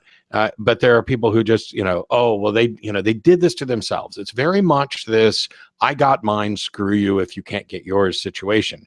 And so what Beth was talking about with Catholic hospitals here, imagine that you are a woman and you suffer the incredible trauma of a miscarriage. You are now emotionally distraught. The baby that you thought you would be welcoming that was going to change your life is now gone. There is a massive grieving process. It is sometimes so incredibly traumatic that they need therapy outside of this, that they then become unable to have or desire all kinds of problems arise from this. And this hospital has you have your miscarriage, and they perform some sort of religious type funeral, essentially, for the baby.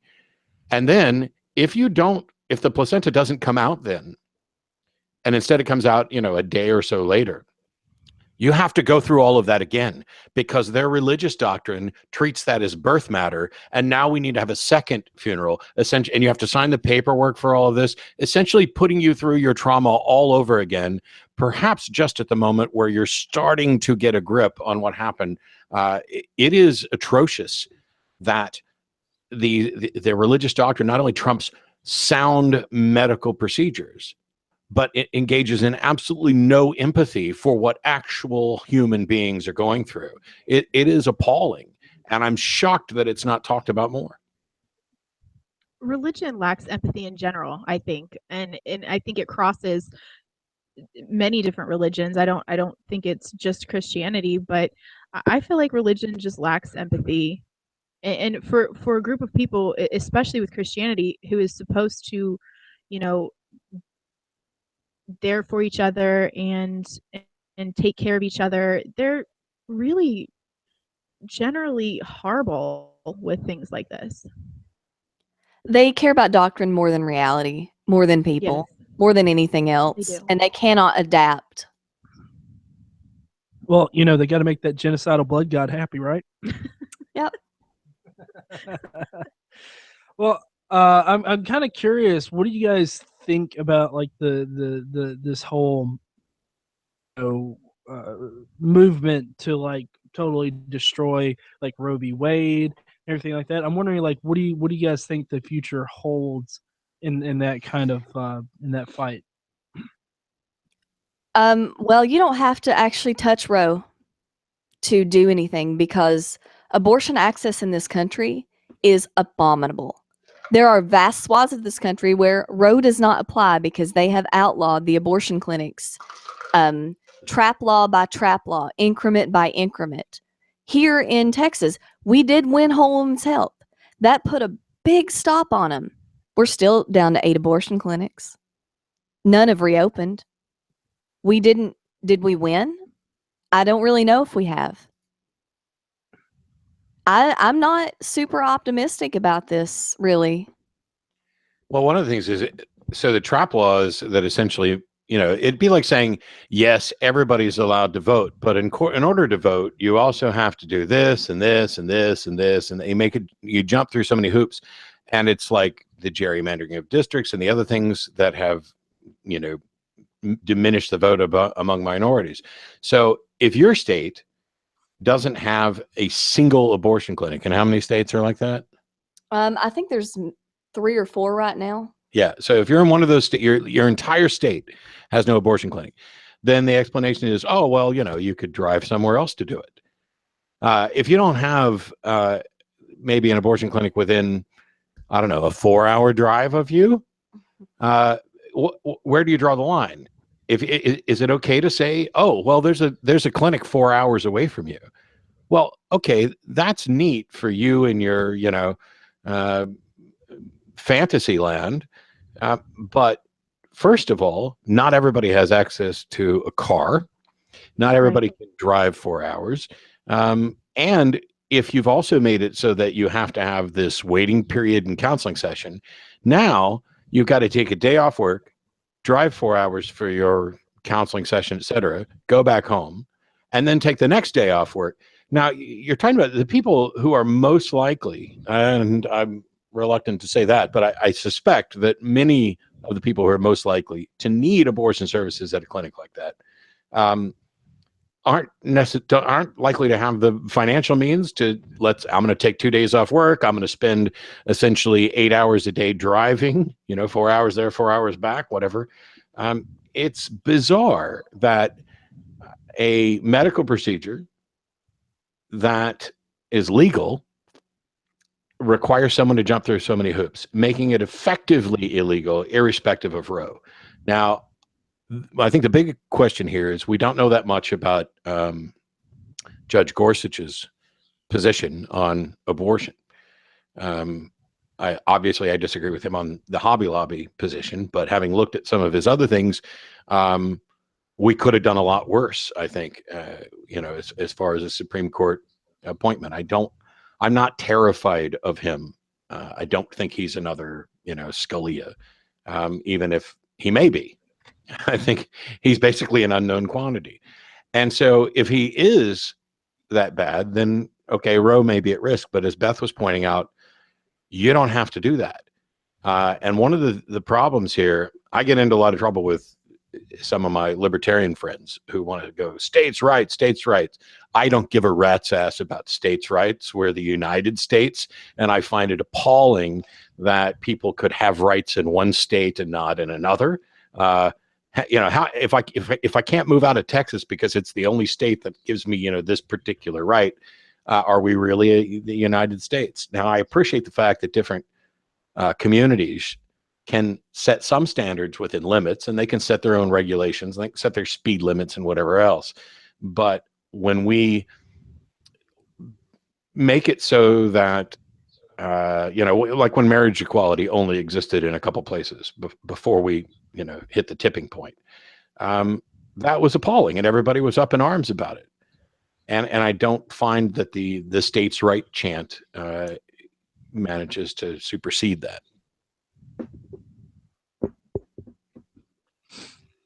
No, I agree totally with you, because I feel like the federal government is there to set a general baseline. I think that part of that baseline should be, abortion services.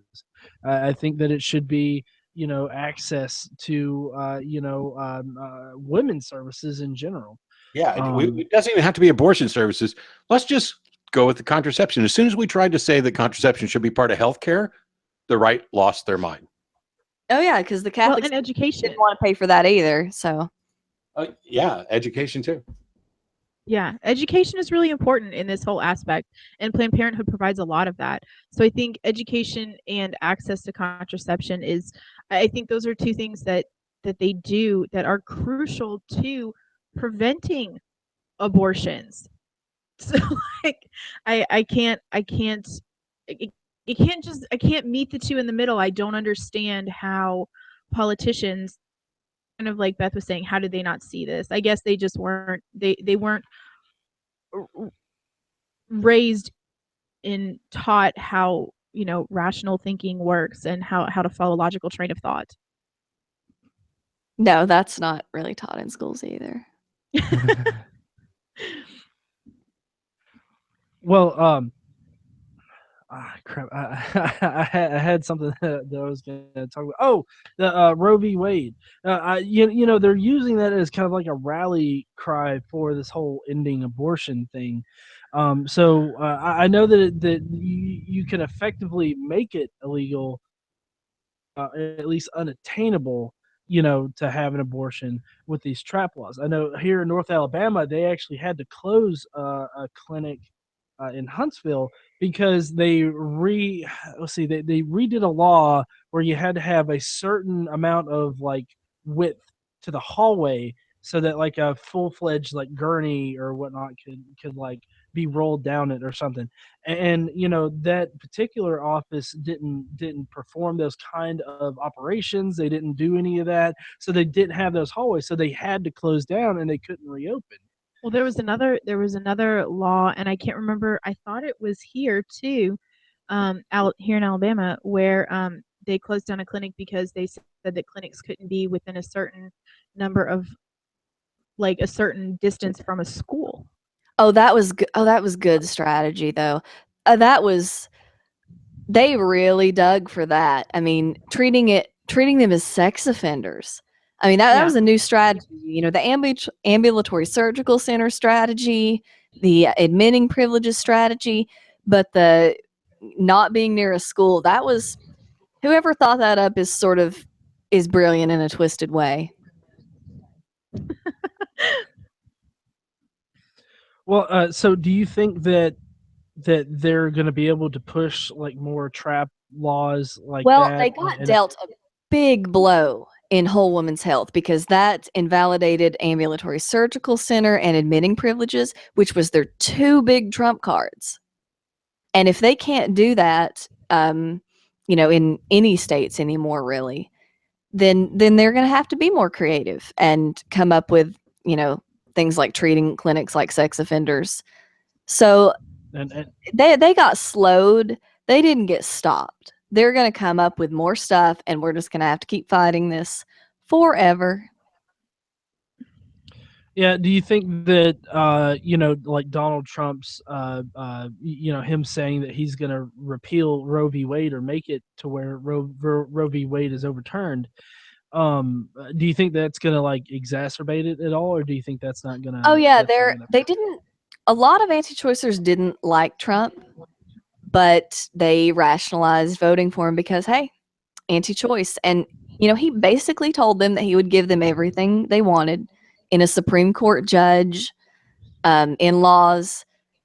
He's basically said, oh yeah, y'all can have whatever you want. It's fine. So they are feeling their oats on that. And they're going to keep going harder and harder. That whole women's health is barely going to stop them at all now that they have Trump. Now that I'm not very, optimistic about this, rah, but I've been fighting them too long, and I've seen them get worse. When I first got the internet, I was like maybe 13 and found out, they would be against abortion, and then it slowly got to where they were more against contraception. The Southern Baptist Convention didn't even care about abortion in the early 70s. And now they're starting to be against the pill. This is truly scary. Well, and honestly, I like how I like how they think that abstinence is the only form of contraception that is really viable. But yet, like for some reason, they have the most virgin births out there. Like every year, it's something like I don't know. It's like one. It's a very small percentage of births that happen, but they always get born to a virgin, and they're always religious. Yeah, that is a really strange phenomenon. I forgot what it's called, but there is a name for it when girls just come in and they're the baby's coming right out, and they're like, but I'm a virgin. I've never had sex. This is not mine. This is not happening. And some of those end up with dead babies and infanticides, and it's very sad. And we wouldn't have to have this if we would have proper sex education and proper access to contraception and such. Yeah, I think proper sex education would, if nothing else, accurately define virgin such that they would not be able to claim that they are one. Yes. Although, yeah, virgin's not a thing though. But that's a different topic. Well, one thing that we might could go out on is the whole argument that a lot of pro-life people put forth that it's better to put your kid up for adoption rather than abort the baby. But I feel that they're not considering the fact of how many abortions are performed each year, and then if you factor that into the already overloaded foster care system. Nope. I'm gonna go after you here because this is sort of my thing. All right. The foster system, 75% of kids are waiting for family reunification, and only 25% are available for adoption. There is no foster system for voluntarily giving up babies. Okay. Their domestic infant adoption is the demand for babies outstrips the supply of babies, even if every single abortion in this country went to term. We had something called the baby scoop era, where we basically coerced almost every a huge percentage of white unmarried women who gave birth to have their babies adopted out. We could handle the excess babies, but that's not a good argument for anything, because abortion is an alternative to going through the pregnancy. Adoption is an alternative to parenting. True. Yeah, that's a good point. But yeah, no, I had no idea about the actual numbers of the actual numbers of children waiting family reunification, and Mhm. those that are actually available to be adopted. Yeah, So this has been kind of one of the, there's bad arguments everywhere, and I oppose them. And this is Beth's favorite one that she has pointed me and others to many times, because you'll see somebody say, "Oh yeah, well, if you want to force me to have a kid, why don't you volunteer to take care of it?" And that's a horrible argument, because the answer is okay. Basically there are more people who want babies than there are babies. And also, I'm not a fan of the overpopulation arguments. Not that they're necessarily wrong, although I think many of them are. It's that it's not particularly relevant. To me, there's exactly one reasoned position with regard to abortion, and that is bodily rights. Do you have a right to force someone to remain pregnant? And it's I think the biggest thing you can educate people on is consent to sex is not consent to being pregnant. It's a consent to the risk of becoming pregnant if you voluntarily have sex, but it's not a consent. So consent to sex isn't consent to pregnancy. Consent to pregnancy isn't consent to remaining pregnant, and consent to remaining pregnant is not consent to parenting. These are the natural presumption is that sex leads to kids, which leads to being a parent. But when it comes to individual rights, at best, you have a situation where you have two people's rights in conflict. And, this is where Judith Jarvis Thompson's violinist argument comes in to point out that, hey, a 2-year-old that needs a transplant doesn't have any right to demand it from its parent, and, all these other things. The educating people on those issues and making sure that we're clear in what we're talking about is the way to do a better job of educating the public about abortion, because what the opposition is doing is using fear tactics. They're going to point to, anomalies. Oh, the baby that lived even though it wasn't supposed to. Oh, we're going to talk about late-term abortions and some kind of cruel thing. They're going for the emotional appeals and pointing to the tiniest fractions of this in order to try to make policy off of it, appealing to people's, visceral emotive states of, oh my gosh, we don't want to kill things. We were watching Planet Earth, the first one, just before we popped on here. We're getting ready to watch Planet Earth 2, and we had to turn Planet Earth off because there was a fox that decided it wanted to eat a whole bunch of little baby chicks, goose chicks. And Beth was like, "Oh my God." I was like, "Oh, they're just peeps, It's like for a fox, that's candy. But it was baby foxes eating baby geese, and I didn't know what to do because they were both babies and they were both cute. So this sort of emotional appeal, it came up just because it happened right before we went on the air. This is the sort of emotional appeal. I could easily make a case that Planet Earth is evil. How dare the BBC do a documentary that shows this traumatizing, blah, blah, and then the opposition would say, but this is the natural order. And then we would reply with, but that's a naturalistic fallacy. And you get into all this back and forth that's more about emotion than it is about the rights of the individual. And what is even worse is they're pointing to this anomaly to stand in opposition to abortion. And then they're pointing it to abortion to stand in opposition of other women's healthcare stuff. And while I don't buy Planned Parenthood's 3% statistic, and I don't really care, like I said, if they're doing 100%, that's fine. The fact of the matter is there are serious effects on the lives of real women if you defund Planned Parenthood. Irrespective of your view on abortion, you're talking about counseling services and instruction and contraception and pap smears, mammograms, anything that, somebody, we can do all that with a clinic. No, you can't. You can do some of it with a clinic somewhere. You don't have any other example of a comprehensive women's healthcare service, and any attempt to defund it is inhuman. I agree completely. Yeah. No, that's very I completely agree there, Matt. Sorry. You've had too much cold medicine. I have. But I would just like to thank you, Matt and Beth, for joining us today. We actually have the Planned Parenthood CEO of the Southeast coming up right here in a little bit.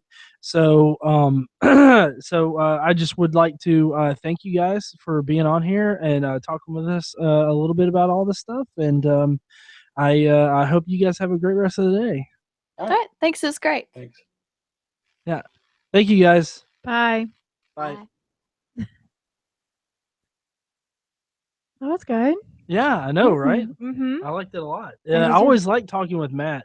I felt a little underprepared today because normally when I'm talking with Matt, it's about religious arguments and whatnot. Hey, look, we have Stacy. Hi. Hi, welcome. Thanks for having me. No, thank you for coming on. We really appreciate it. We didn't really expect to get anybody from Planned Parenthood to talk with us today, but I'm really glad that we were able to get you. Yeah, no problem. The glamour of the job, so I'm working on Saturday. Well, we won't keep you for very long. We just thought it would be nice while we're doing this this charity event for Planned Parenthood if we got someone from Planned Parenthood to kind of explain how the funding works and the services you all provide and what the impacts are if Planned Parenthood is defunded. So we've kind of been talking to people today about what our schedule is. So for everybody out there, this is Stacy Fox. She's the CEO of Planned Parenthood Southeast. And so what would you mind to start off and telling us what kind of services you all provide? Yeah, well, first of all, just thanks y'all for having us on. I think there's, so much attention toward Planned Parenthood right now, and it's just, we're really fortunate to get opportunities to get out there and talk about the great services we provide and really sort of debunk this, defunding that's being thrown around by Speaker Ryan. So thank you for the opportunity. Really grateful for that. Planned Parenthood Southeast, we cover Georgia, Alabama, and Mississippi. We're one of 56 Planned Parenthood affiliates. And every day in our health centers, we're providing affordable, non-judgmental care, things like cancer screenings, like pap smears and breast exams. We're doing things like STD testing and treatment. We're also doing things like, problem visits, GYN visits. A woman might have a UTI or a yeast infection. She can come see us. And we're also providing access to safe and legal abortion, and we're very proud to be doing that every day.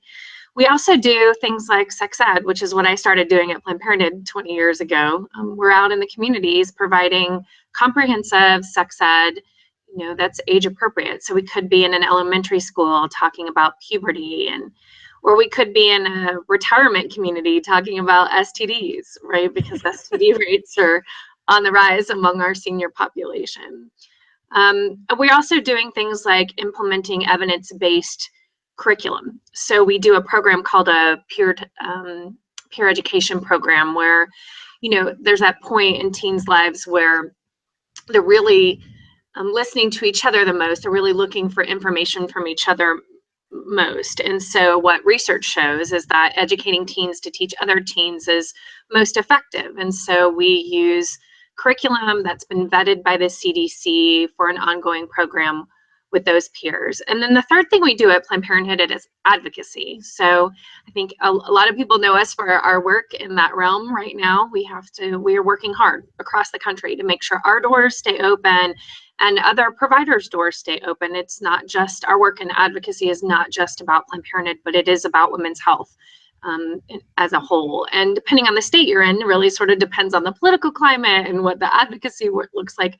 Obviously, we're in Georgia, Alabama, Mississippi, so things might be a little bit challenging.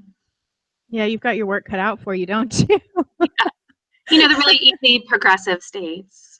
Yeah, Alabama's totally easy. That's where we are. Oh, So Alabama. I have spent a lot of my childhood in Alabama. I have family in Alabama, and I think Alabama's political climate right now is just a special kind of crazy, right? But from the governor all the way down. Yes. And it's sort of, between Georgia and Alabama, I think we're all sort of sick to have delivered Sessions and Price to the new administration, but it's our work, Definitely. our job to stay here in the South and keep fighting. I think it's awesome what you all do. Well, thanks. We do too. Oh yeah, definitely. I'm kind of curious since we brought up Alabama. How do you feel about like the whole pro-life stance that the Alabama GOP, stated earlier this year? It's an amendment. It's an Yeah. amendment that's up. Yeah, It's it's not just a make it a- statement. I mean, they took action. They pre-filed a bill before session even started to create a constitutional amendment in Alabama to declare the state a right to life state. It passed out of committee and has already headed to the House floor, including along with a religious refusal bill and an ultrasound bill, a gay adoption bill. I mean, things have gone pretty crazy pretty quickly in Alabama session. I mean, obviously, this is something that we're working against. We don't believe that's what Alabamians want, nor do we believe that that's what women deserve in the state of Alabama. So we'll be fighting that all the way through session, but it's going to be a long ride. Yes.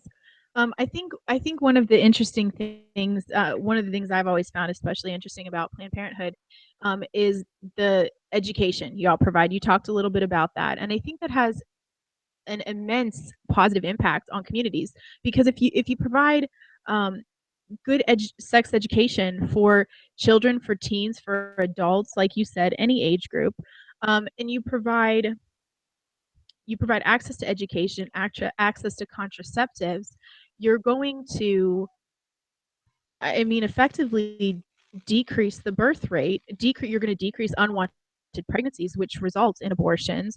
And it just seems intuitive that these are positive things that we should be having. I mean, do you guys have any kind of what other positive impacts do you see on communities that you're in? Well, I mean, let's just take a snapshot of where we are in the U.S. right now. You know, we're at a 30-year low when it comes to abortion rates. We're at an all-time low when it comes to unintended pregnancy rates. And I think that's due to two things. One is the sex ed that you're talking about, right? I mean, we've been working hard to increase access to sex ed, whether it's in the schools or after-school programs for kids. You know, there's been a lot of federal funding for that to help expand those programs. And I think the other reason is that women have increased access to birth control, you know, thanks to the birth control mandate through the ACA. You know, literally the day after the election, the natural Google search for Planned Parenthood increased by over 460%, because one of the reasons people came looking for us was birth control.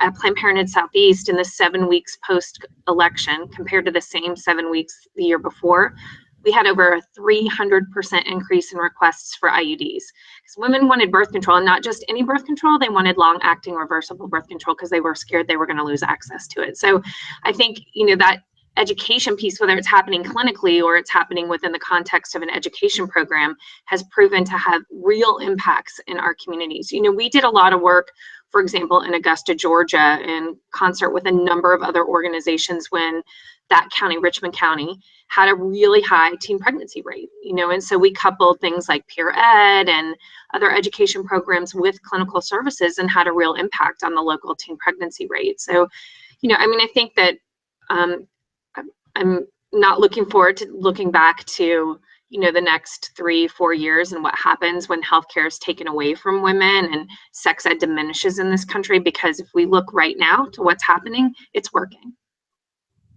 Right. I completely agree. So I'm not very familiar with Planned Parenthood clinics. I myself, I have never been to one. But so I walk in and I want, let's not even go to abortion. I walk in and I want to have some sort of family planning where I don't want to have a kid right now. And so I want some help from a doctor. Do I pay for services? What like when you go in, does it cost a lot? Yeah, so I think that's a great question. So first of all, every Planned Parenthood is a little bit different, because every one of those 56 Planned Parenthood affiliates is getting a different amount of federal funding, if they're getting any, which at Planned Parenthood Southeast, we don't get any. So we're not in the same situation as like a Planned Parenthood in California, right? Which is able to, you know, a really blue state that's got a lot of state funding coming in to support those services. We have to fundraise to offset those costs. I mean, outside of the cost, let me tell you one of the cool things about walking into a Planned Parenthood. If a woman wants birth control, she wants birth control, we want to give it to her that day. You know, she wants to start pills, we're going to start those pills that day. She wants a depot shot, we're going to give it to her that day. She wants an IUD, we're going to insert it that day, barring any unforeseen complications. So our goal is to get to the patient's needs and make our work really patient-centered. Now, as far as cost, we see patients who are Medicaid eligible and we bill Medicaid. We have commercial insurance patients, and then we have self-pay patients who work on a sliding fee scale, or we work with them on a sliding fee scale to pay for services and make that affordable for them. So you don't, I was not aware that you all don't get any federal funding in Southeast. Where besides like fundraisers and things like that, do you get money from corporate donations, or how do you have money to help people? Yeah, I would love for the corporate community to come out and stand with women's health. That hasn't quite happened yet.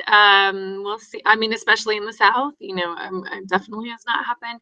I mean, we work hard to raise money through individual donors and grants. And there are, some foundations across the country that are very interested in what's happening in the South. And so there's money coming in that way. But, our revenue really primarily comes from fundraising and then the patient fees that we do bring in the health centers. Okay. You want to jump in at all, John? Yeah. So I'm kind of curious. There's been a lot thrown around about how, at least on like the House floor and everything like that, about how, they pretty much need to stop Planned Parenthood from doing abortions and it being federally funded. Now, is that how it works? Like for the Planned Parenthoods that do get federal money, I mean, is that money going towards abortions? Yeah, so thanks for that question. I love the opportunity to sort of clarify this defunding word that Speaker Ryan threw out the minute the new Congress took session. So, I mean, let's be honest, right? Planned Parenthood isn't a line item in the federal budget. There is not a Publishers Clearinghouse check that shows up to Planned Parenthood in the amount of $500 million and we get to spend it however we want, right? These are Medicaid dollars that are reimbursement for care that's provided in our health centers all across the country every day. And according to the Medicaid Act, a woman has a legal right to choose her provider. And we've tested this in court. In fact, we tested it right there in Alabama 2 years ago when Governor Bentley, it's a nice thing we can call him, right, is by his title, Governor Bentley. Governor Bentley, during the video campaign against Planned Parenthood, said he watched a video and decided we were an unfit provider. So we took Governor Bentley to court, and we won because that is illegal in the Medicaid Act to strip a woman's choice of provider. And not only did we win in court, the state of Alabama had to write a check for our legal fees, which was lovely. So this is what's going on a federal level. When they use the word defunding, they really mean stripping a safety net provider's ability to bill for the services that are legally available for them to bill through the Medicaid Act. So this isn't a really defunding, right? This is their interpretation of the law. Congress passed this bill last year and President Obama vetoed it. So they're prepared to pass this bill again, supposedly along with the ACA repeal. So maybe sometime this spring. And, we're focusing on that. And what we're focused on is holding our elected officials accountable. And y'all know that, right? Like, I mean, none of our legislative delegations in our 3 states are even willing to listen, really, other than Right. I'm very fortunate. I get to call Congressman Lewis my congressman, right? That's not so true in most of the 3 states we serve, or for y'all there in Alabama. You have literally one congresswoman who is a champion of ours. So, and she's great, Congresswoman Sewell. But, I mean, they're running out of the back doors at town halls or sending staff in. They don't want to listen. They're afraid. And so hard to know what's going to happen, but I do know that Vice President Pence, Speaker Ryan are laser focused on Planned Parenthood and looking to attack the services that we provide, which, 1 in 5 women, by the time they turn, 1 in 5 women at some point in their life will come to Planned Parenthood. And we know that 1 in 3 women, by the time they turn 45, will have had an abortion. We're talking about a lot of women in this country.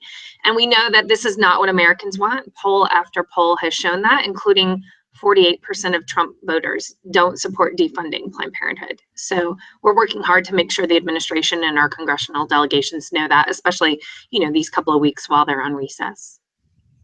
Well, so what happens if the government in states and at the federal level are successful in passing laws that effectively defund Planned Parenthood and take government money away? Because even though Southeast doesn't get government funding, there's a significant portion of the Federation of America that does get government funding. So what happens? Do you close clinics? Do you stop providing certain types of services, or what is the impact there? So we're doing that now. We're doing the contingency planning, the scenario planning about what that looks like for each affiliate based on the funding that they're receiving. And, over 2.5 million women are coming to Planned Parenthood every year for healthcare.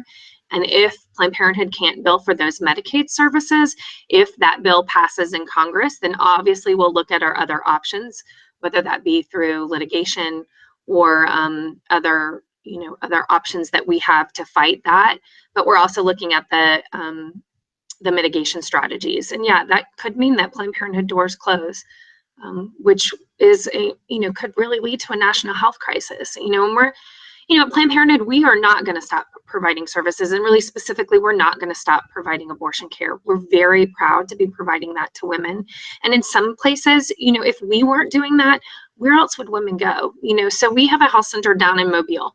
And over half of our patients that come to us in Mobile come from outside that metropolitan statistical area. They're driving over 100 miles to come seek care at Planned Parenthood. And they have to do that twice because Alabama has a 48-hour waiting period and in-person counseling requirements. So they have to find childcare, leave their jobs, and do that twice in order to seek what is legally their right to seek. Right.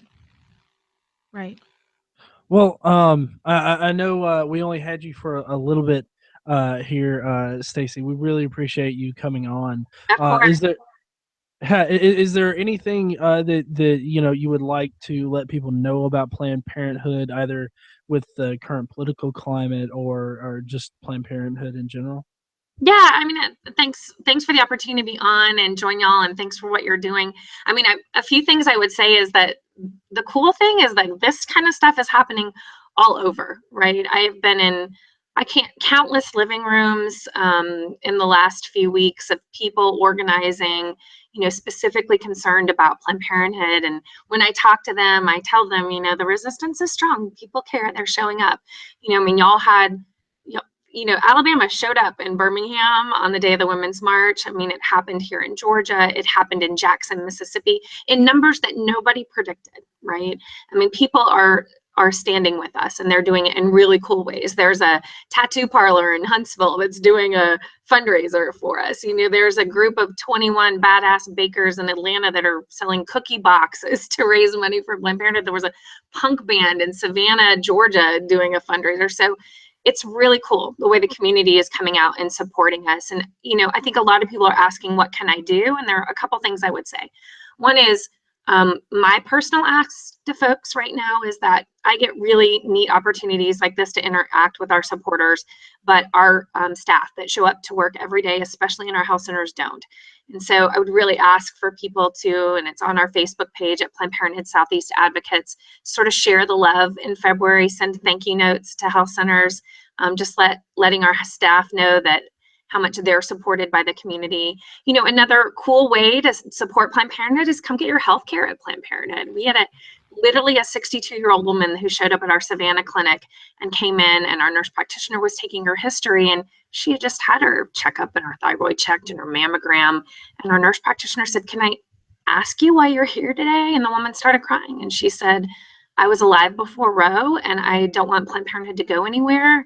And, I have health insurance and a doctor, but I'm here to pay cash for my visit today as a way to be in this space and support y'all and support Planned Parenthood." So it's so cool the way the community is showing up. But I think, I know everyone is saying this, but don't don't get off the phone, right? Like, don't stop calling your elected officials. We have to hold them accountable. Show up to these town halls or the staff meetings, go in person in lobby, come join us in Montgomery. We have a program called Women in the Halls on Wednesdays where, you know, we're showing up to hold folks in Alabama accountable and talk to our legislators about how we feel. And it's a great way to stand with us.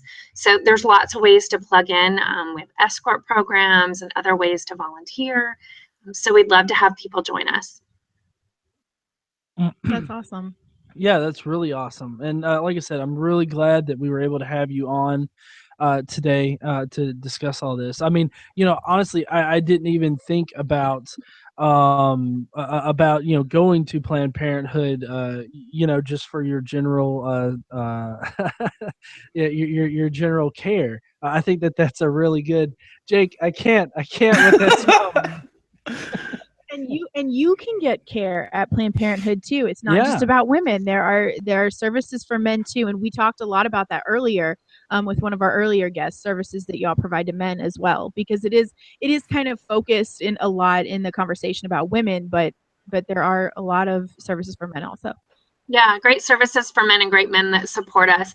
You know, I mean, I think ultimately the attacks on Planned Parenthood are about, you know, some pretty deep-seated misogyny in this country. And so I think we get really focused on women and the care we provide for women. But we're there, you know, regardless of who you love and how you define yourself or the balance of your bank account or what your zip code is. You know, we're there no matter what. Well, thank you so much for coming, Stacey. We really appreciate your time. Of course. Thanks, y'all, for doing this. And thanks for the support. We really appreciate it. Y'all have a great day.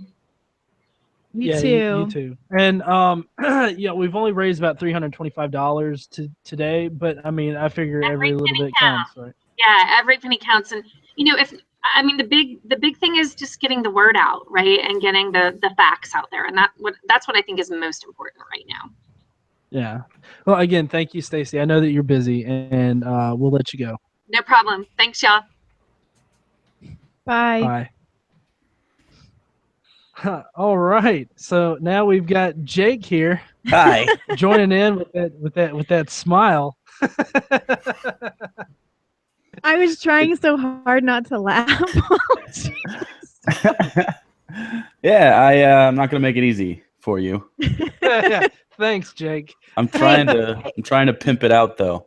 Yes, pimp out the Crowdrise. Pimp out the Crowdrise link. Let's get some donations going here. Yeah, which I have to say, thank you, Jake, for showing me the Crowdrise. Like, I didn't even know that existed until you know, I helped you with the AIDS thing. Cancer AIDS. Don't talk about that. No, that was our secret. No, tell people about the AIDS thing. So we also have James from Hymnalysis. Welcome. Thanks for having me. Can y'all hear me? Yes. Okay. But yeah, and it's then good to be here. Yeah, awesome. Well, and I think that we should be having Vadim show up too. He had to push up his time. So not the cat. Not the cat. It's just gonna be his worthless slave. I prefer he's too busy for this. I hope he doesn't. I hope he doesn't come with the gag in his mouth that he likes to keep on for CC. But we'll see. That's too so this part of the live stream today is for you know, us pretty much going through the Bible and picking out and doing shit with it as far as it concerns abortion and women's rights, which of course, talking about women's rights in the Bible is going to be fun. Everybody get your concubines ready to be tore up into different pieces and, you know, lovingly sent to different places. And I'm really excited that somehow on this panel, I ended up being the only woman here. Yeah. That's how it works. Is patriarchy. Right. You're lucky there's one of you, frankly. I should sit back here. Actually, do you all want some sandwiches? Yeah, thank you. Back rubs, sandwiches, please. Next time. Okay. And if you disagree with anything we say, you're going to need like an army of you to counter all these men here by biblical standards. All right, so I have my work cut out for me with y'all. All right, I got it. Okay. All right. So let's start off with thoughts about women's rights in the Bible. Starting off about it with the That's a myth. What are you talking about? I'm trying to think. There's people like Ruth and stuff, but their rights come from their ability to produce men out of their vaginas. right. So, Well, and because if you didn't you provide know, a son, on they case- would get a side piece that could produce men out of their vaginas. Right. So it wasn't really. Yeah, that's what Abraham rights is did. a strong Right. word. They have the right to servitude, of course. Is that even a? Well, I'm trying to it's think of a interesting. right they had. Well, and it's interesting because if you start right at the very beginning of the Bible in Genesis chapter 2, after Adam was created, before Eve was created,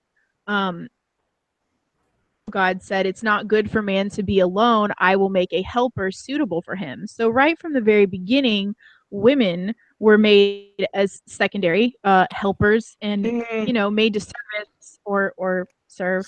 Also, secondary is also strong because he tried other shit first. He was like, "Hey, how about a monkey?" And he's like, "I don't like the inside of that." And then he's like, "Hey, how about a camel?" And he's like, "I still don't like the inside of that." And so eventually they got to woman. Woman was like very much down the line. You're past beta. You're very much there's a very refined process where they started Jake. around other mammals and ended with women. Past beta So- more towards omega and such. Okay, that's a pun. That's kind of a pun. I told you I banned those. It's banned. Just like Planned Parenthood will be Wait, if we what? don't fund it, so please donate. Huh? Yes. Yes. That was Donate. all right. Have we That put was an let me alright put the segue. link. Let me put the link in the YouTube thing. And it's I like poisoning the well in the comments. Like, fine, I'll fuck a woman. Fine. It's basically that. No, because there's extra biblical Hardball. stuff where they also tried other types of women. For instance, Lilith was like the first woman, but she turned out to be a demon because she wanted to be on top basically during the coitus. And that's not so bad. I think men have pretty much figured out that that's not so bad. yeah, but Adam was not about that life. He was like, turn around so I can imagine the monkey, please. And then he went after it, and so now she gave people wet dreams after that. She was the reason for nocturnal emissions, and she also like made people like have miscarriages and shit. So Those are some odd freaking powers, dude. right, there's also I mean, you go back far enough into the Jewish myth. There's also there was a woman like on the back of Adam, like their heads were like they were like conjoined twins, but one of them wanted to fuck the other one, but they couldn't. Hold on. I mean, I came in at an awesome time. so like What yeah, no. What kind of Just Bible are you imagine talking about here? First thing I hear conjoined is like twins facing the opposite direction, and one of them desperately trying to thrust towards it. It didn't work. So yeah, that's where women were in the Bible when you start it. After all that, that's the point I'm trying to make. Was it clear? Somebody Yeah. dropped. It sounds a lot like what's the dark arts teacher in Harry Potter and the Sorcerer's Stone? Oh, that one bitch, right? Oh no, it was the guy with the I don't know. You're nerdier than I am. I'm trying to think of it. Isn't it the guy with the black hair, Snape? No, No, he wanted to be the dark arts teacher, but he couldn't. He was stuck in Alan potions. Rickman. Oh, No. We're on the potions. internet, people. Okay, guys, you're being very rude. Are you guys just not going to say hi to me at all? Fuck Hi, you. Vivian. Feelings, God damn. assholes. Amicus such a Caro, Autism. Jesus Such a prima Christ. donna. Amicus Caro, and Dolores Umbridge, Alistair Dolores Moody, Umbridge is the pink suit bitch. Remus The really Lupin, short, Gilderoy crazy Lockhart. bitch. There's what? Yeah, they From went through a lot of them. 1895 to 1945, Galata Merrythought. Who needed to know Merrythought. that? I Anyways, don't know. Somebody with lots of time. Catch Vadim up That's on what we're crazy. doing here. Okay, yes. So Vadim, Mhm. so thank you for joining, Vadim. We are very humbled by your presence here. Thank you so much. Aw. I have never been more Mwah. humble than now. I love that the first thing I heard when I stepped in was something like yes, the Jewish myth. And I don't know. I thought I'd stumbled on like an alt-right hangout or something. The myth Hey, of the the Holocaust. Jews can have their own myths. Right? I thought like I was. I don't know if you've heard much of the awesome YouTuber Libtard America. Oh, that sounds. He sounds like an intellectual. It's That actually a sounds she. It's actually a she, and I'm sorry, that's she- a woman with an opinion. That's a problem here. We can't have that. Does she want reproductive rights? I would not be surprised if she was anti-Planned Parenthood. I would actually be pretty surprised if she was if she was like, yeah, because she's pretty hardline. Like she's a big ass Trumpster.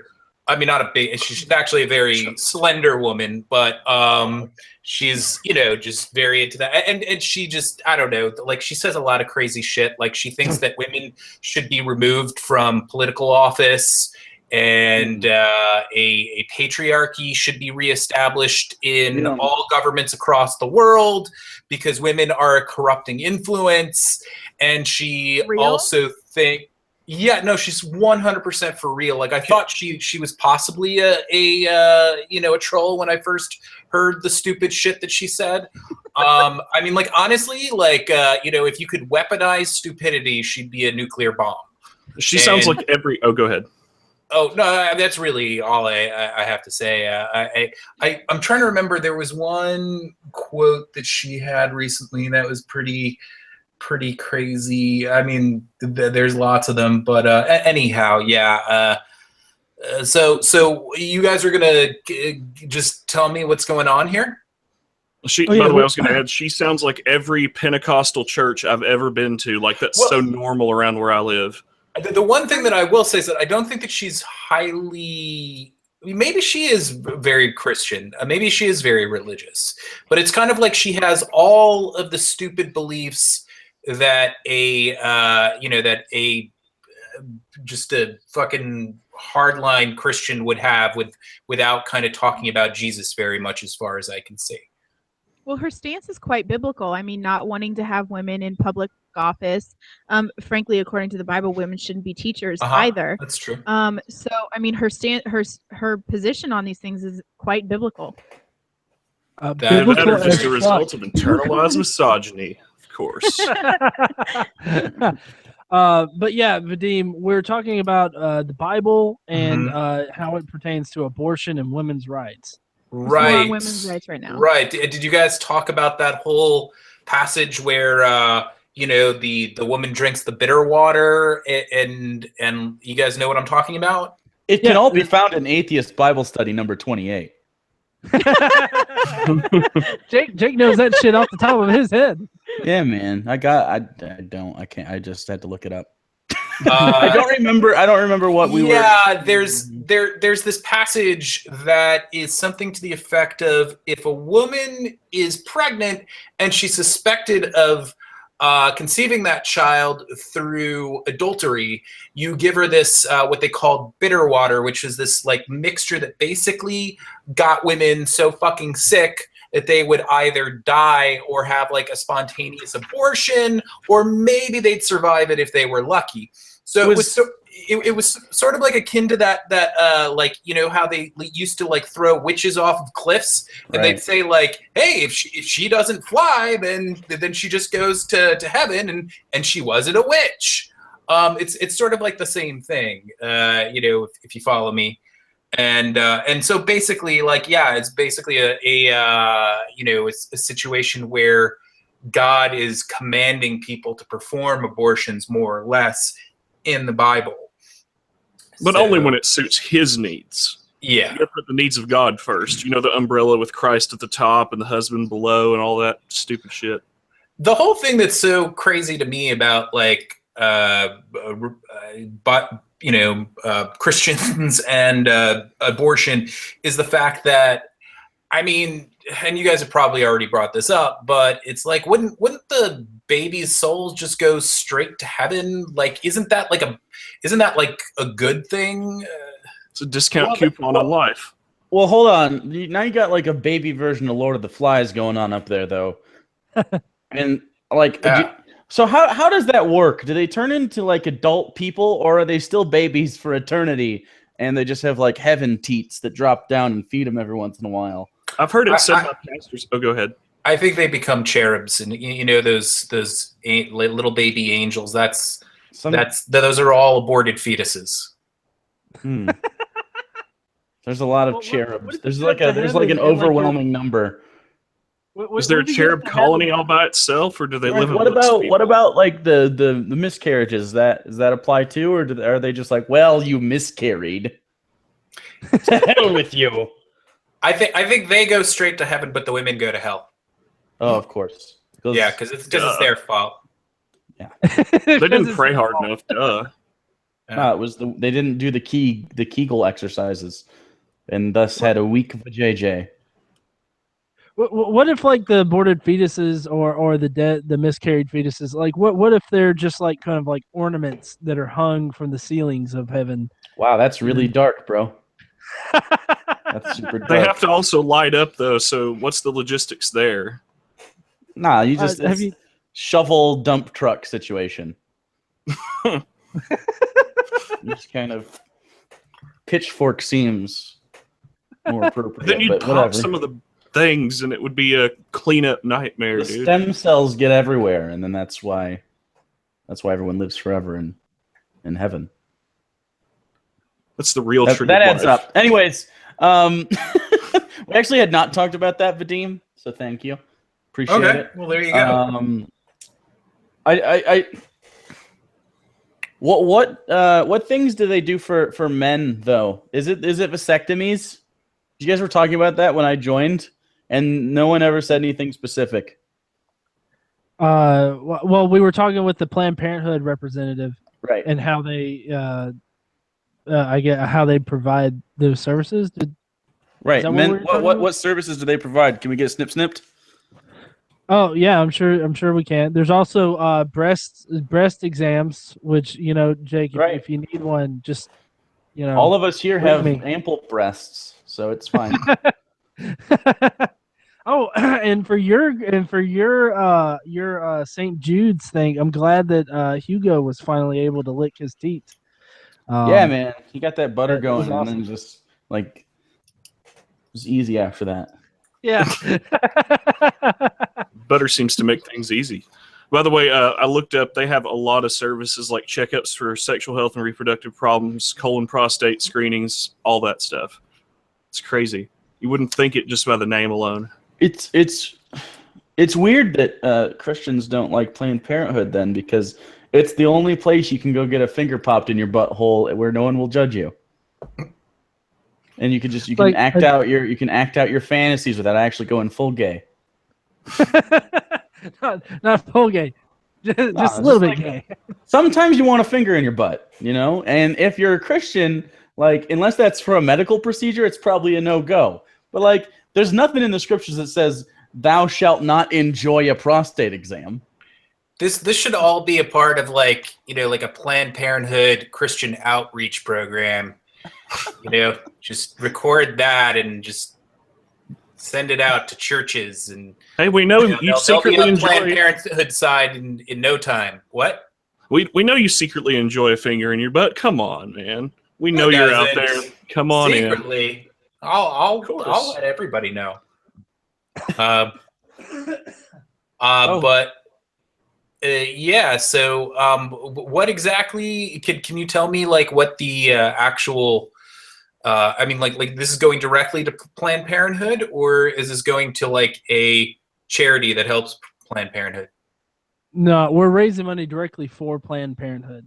That's how Crowdrise works. You can select the charity, and then it goes to 501c3 nonprofits directly. It's pretty sweet. Yeah. And they don't take anything off the top if I'm not. Oh, they might take a little bit, but it's not nearly as much as like a GoFundMe. Yeah, I'll say I donated $10 and or not 10, $100, and they ended up. It's like here we'll charge you an extra $10 to cover costs so that it all gets donated, and so they give you the option to allow it to be like adding the overhead that it takes for them.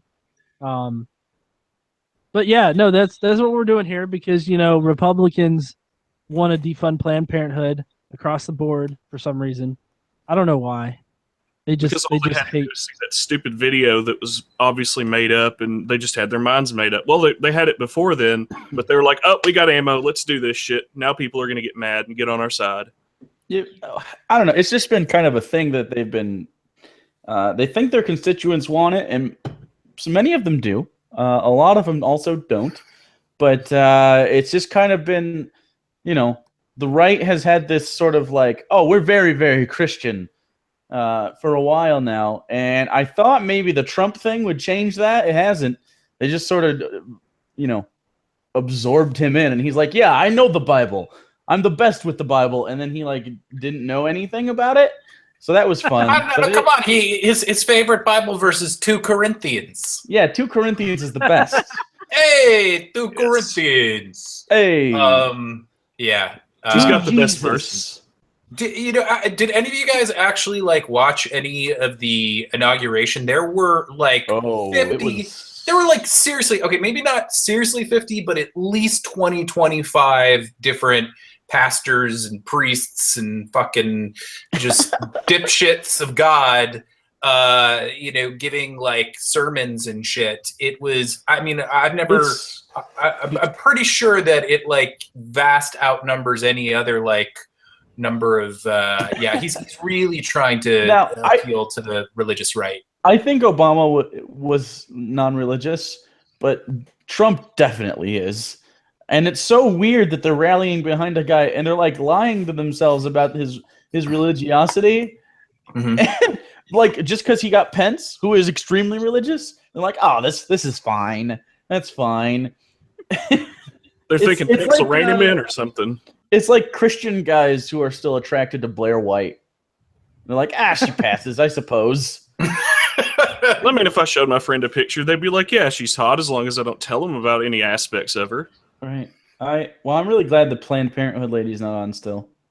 I don't think she liked me very much. Okay. So where I work, I get the opportunity to go overseas and everything like that a lot. Humble brag. Yeah, I know. Humble brag. So I was in Japan. Okay. Oh. Wait, hold on. I need to ask you the one question we're all thinking. Did you get any panties out of the vending machine?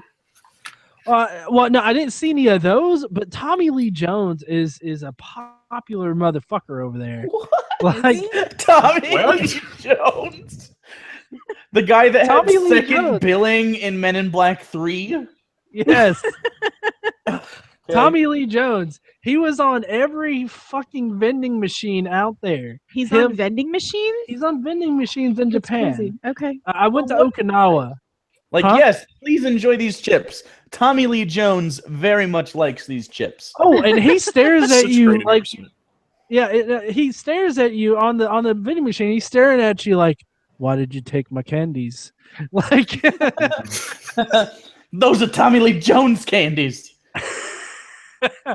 But I don't care if you paid the fee. But okay, so I was in Japan with these ultra conservative fucks, right? Who were just like they were very Christian. They were from Texas, right? And so they asked me a very uncomfortable question on the way back to the hotel one night. They were like, "Look, you were fucking a girl, and you came to realize she had a dick. Would you finish?"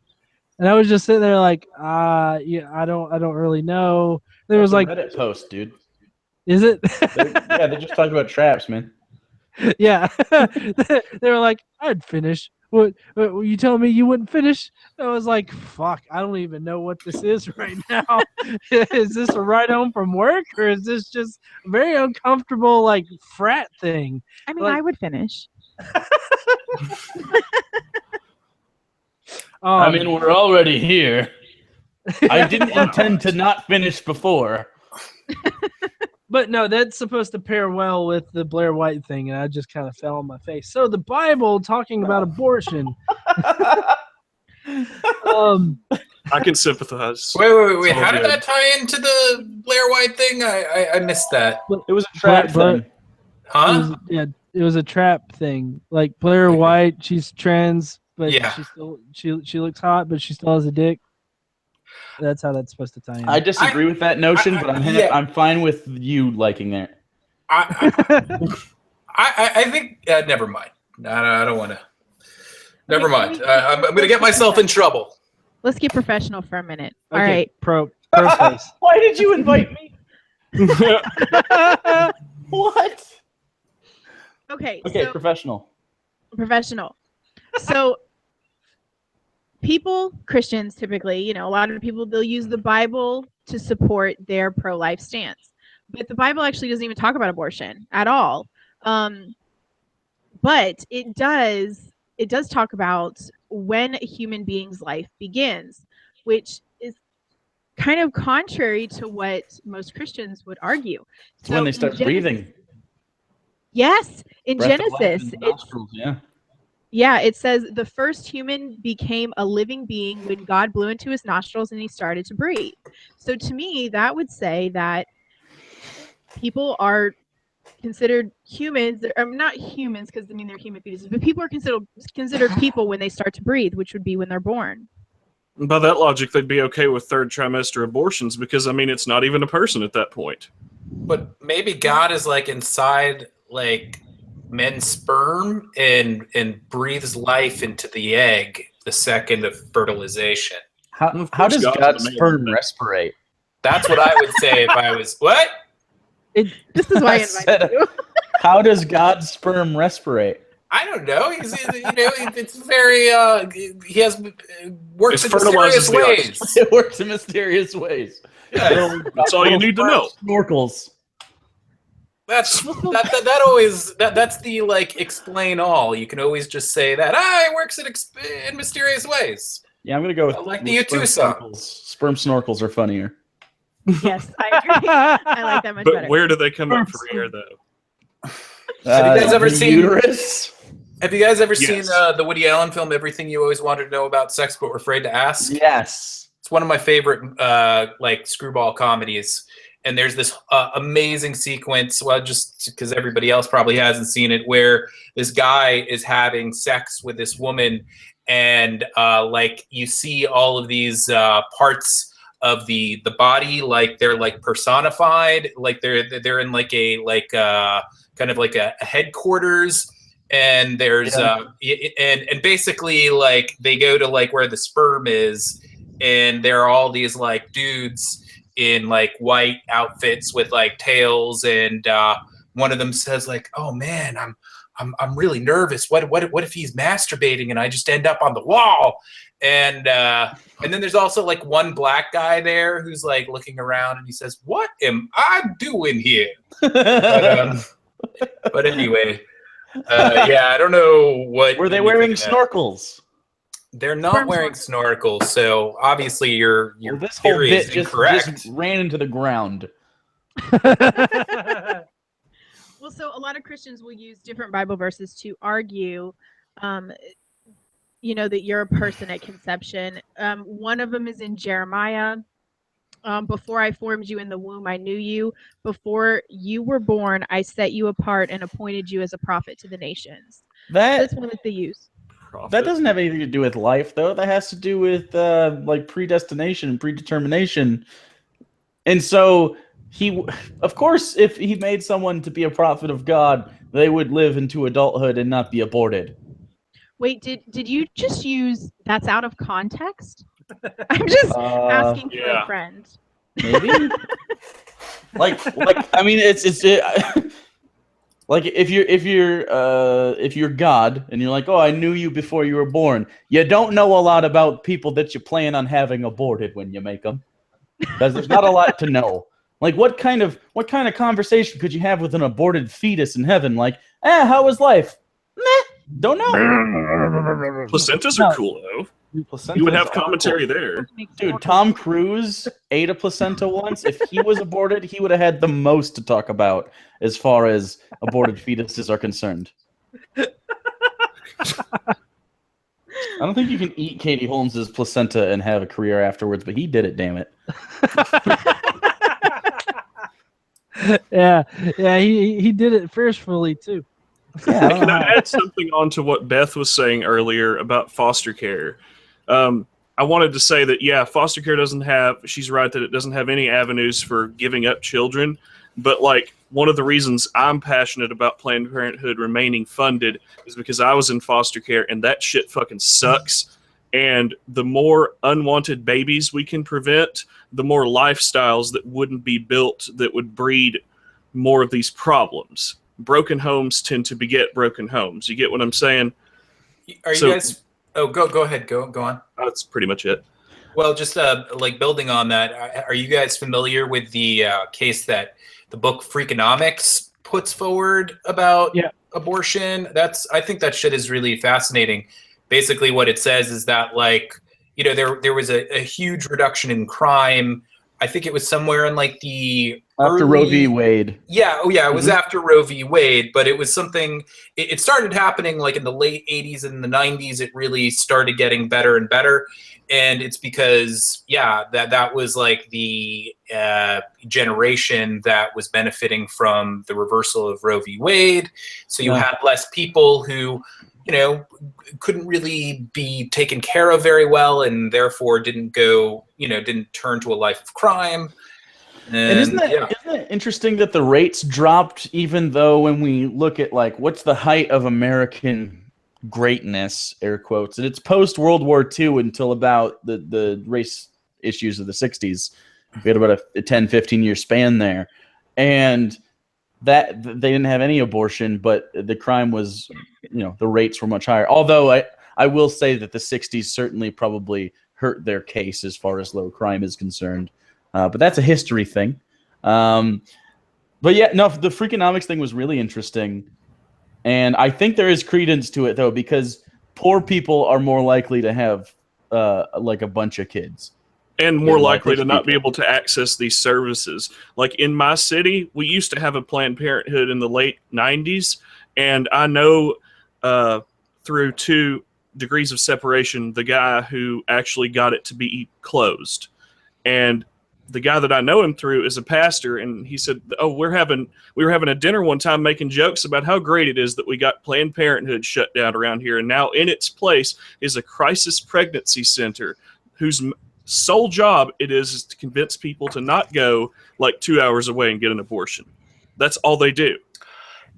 Do they, like, I've read that there are certain places like that, and they'll actually dress up like nurses. They'll try and make themselves look like medical professionals, but they're not. Is this the same? I wouldn't be able thing? to speak on it. I don't know Yeah. enough. You should go try to get an abortion and see what happens. Yeah, I'm on it. All right. That would be hilarious. Go in there like, I would like an abortion. They say, "I have a baby. I want an abortion," and they'd be like, "Well, I'm skeptical, but have you considered not getting an abortion?" And then take a camera, and if they're dressed up as nurses, that's super fucked. You know, it sounds really ridiculous, but I don't doubt it for a second. Yeah, me either. That's pretty hardcore, man. You know, I wouldn't actually be as upset about their anti-abortion stances if they were pro-life after they began living. Yeah. Like, if they're like, you know what, we don't want abortion, but we would love social programs to help underfed children eat, undereducated children learn, and undersheltered kids have places to stay at night. But they don't do any of that. They're like, you know what, we're going to do that, and also no ACA for you. And if the foster care system is any indication of how many fucks they don't give, then that's just all the more reason to support these services remaining in place. They are at a fucks deficit, for sure. Well, and one of the things that we've talked a lot about today is the fact that they provide so many services besides abortion, and that the services that they provide, like education, sex education, and contraception allows, or well, basically results in a lower number of unwanted pregnancies, which Yeah, is I why mean, you would get an abortion. well, and plus, like, the Earth does have a carrying capacity, and India's not helping out, so we should probably try to mitigate it as much as we can. Like, I don't think they realize, like, they don't look past like their fucking forehead. They can't see into the future and go like, oh, we won't have any food to feed these people because the Earth is only so big and we are mostly water. Maybe we should go to war and kill a bunch of people. We'll have more soldiers with which to do that, of course. Well, maybe that's it. Like, well, I totally understand like the thought process behind the original intent of Christianity and Judaism saying, "Hey, go make kids." There's two things with it. Number one is kids died a lot.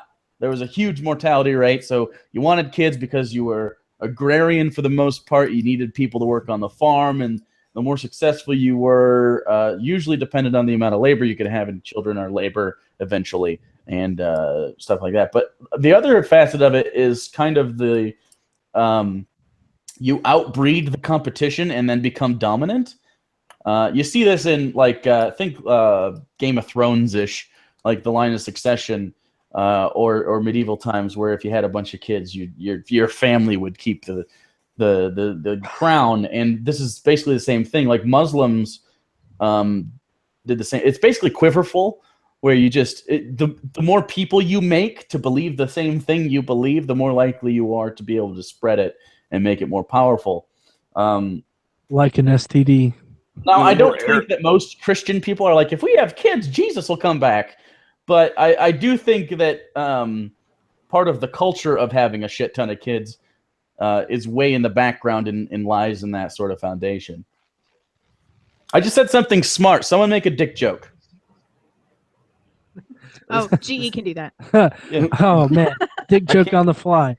Yeah. Hey, that's kind of almost a pun, and it's banned, so... Anyways. Okay, so there is one part of the Bible where it talks about how this guy, God tells him to fuck his sister-in-law, and then he's like, nope, and he pulls out. Is that Oman? Yeah. So I mean, what do you guys think about that? Especially you, Vadim. What do you think about pulling out? How do you feel about pulling out, Vadim? Everyone, I think it's a pretty decent system for people who don't have contraception. It's not great, but it's not. Yeah, great. it's better than staying in. You know, plus remaining inside the vagina and ejaculating. Plus, have you ever come on a pair of knees? I mean, just real hard to find knee porn, but oh man, it's dare I say it's the best. I mean, you're not wrong. No, just no. Knees are so homogenous. Yeah, no, the Oman thing, the pull-out thing, basically that again. They're saying it's a reinforcement of it's a sin to not make fucking kids and not intend to have sex not have sex without the intent of procreating for those same reasons I just said not so long ago, because it's. Is that why Amish people are so strict about it? Like even Catholics aren't the missionary only types. Mormons, yeah, all sorts of them, because it's it's a racket. I have a question for the class. Why is sex so bad? Like, I guess I don't understand where that idea comes from, because why only for procreation? I mean, it's fun. People like to do it. Well, why is it a problem? There's the Old Testament bad, and then there's the New Testament bad. The Old Testament bad is it was bad to not make kids. So it was good to have sex because you could have multiple wives. You could have, basically sex slaves to have babies with. But the New Testament, what happened was the Christian, like Judea, which is where the biblical Jesus was from and would have been from if I think he was a real person that had that name, which I don't believe that. But they were bumping up against the Romans a lot in the New Testament, and the Romans were very, the sexual immorality of the Romans is overblown in media, but they did have there wasn't like this, I'm straight or I'm gay. It was just like, let's fuck people. Who cares? And maybe without our social constructs, like me and Vadim would have sealed the deal already. But everybody needs to move to Rome. Yeah. Well, no, they used to they'd have you'd have a wife, and then you'd have a side piece, but it wasn't like something you hid. It was just like, so here's my wife. It could be for political power, actual love, or procreation, what have you. But then you would also have a boy slave or a girl slave. It wouldn't be a slave necessarily, but you'd fuck them, and it would just be a thing. Like socially, everyone knew you had your wife or your husband and the other thing. And because Rome was pretty anti-Christianity up front, well, mostly anti-Judean revolution, which is where the New Testament takes place for the most part, during Jesus' life. They were very anti-Rome, and so things that Rome did, they tried to poke holes in. So sexual immorality was one of them, and that's why you end up being adultery. Jesus says even looking at another woman with lust is adultery and stuff like that. Whereas it wasn't like that in the Old Testament. So it was sort of this reformation of more puritanical shit as sort of a bucking of Roman traditions in an effort to separate themselves and take the moral high ground over them. And then eventually Rome, obviously, absorbed Christianity and changed holidays around and shit, like Saturnalia and all that. And then here we are. That type of stuff sounds like what the end times preachers say all the time, that everybody's acting more like Rome around the time they absorbed, or before they absorbed Christianity. I hear this a lot. Yeah, well, that's your example, really, because Romans were the people that put Jesus to death, right? So there's your scapegoat. I mean, unless sometimes they blame the Jews, though that's blaming Jesus. But it's interesting. It has a lot of historical precedence, actually. It's not just for no reason, but it's so much more rooted in the real world than people seem to realize. It's not like it wasn't a decree from God, don't have a sex slave. It was that Rome had side pieces, basically. It's very interesting. And now Islam does a similar thing where they can have the sex slaves again. So can you just imagine the conversations being had in Rome? Hey, how's that little fuckboy working out for you? Actual fuckboys. Actually, yes. What I wonder about is that I wonder about kind of how those situations get brokered by the parents. Hey Bob, is it okay maybe if I just hang out with Steve, on the weekends? Well, he's 14. He's a man now. He can do what he pleases. At the bathhouse, giving handies to the emperor. At 14, he's a bit old. He's got to rub one out. Here's my He got excited. Do the women get to do whatever they want too? Yeah, for the most part, women have fuckboys. Yeah. Yeah. Okay. Especially the powerful ones.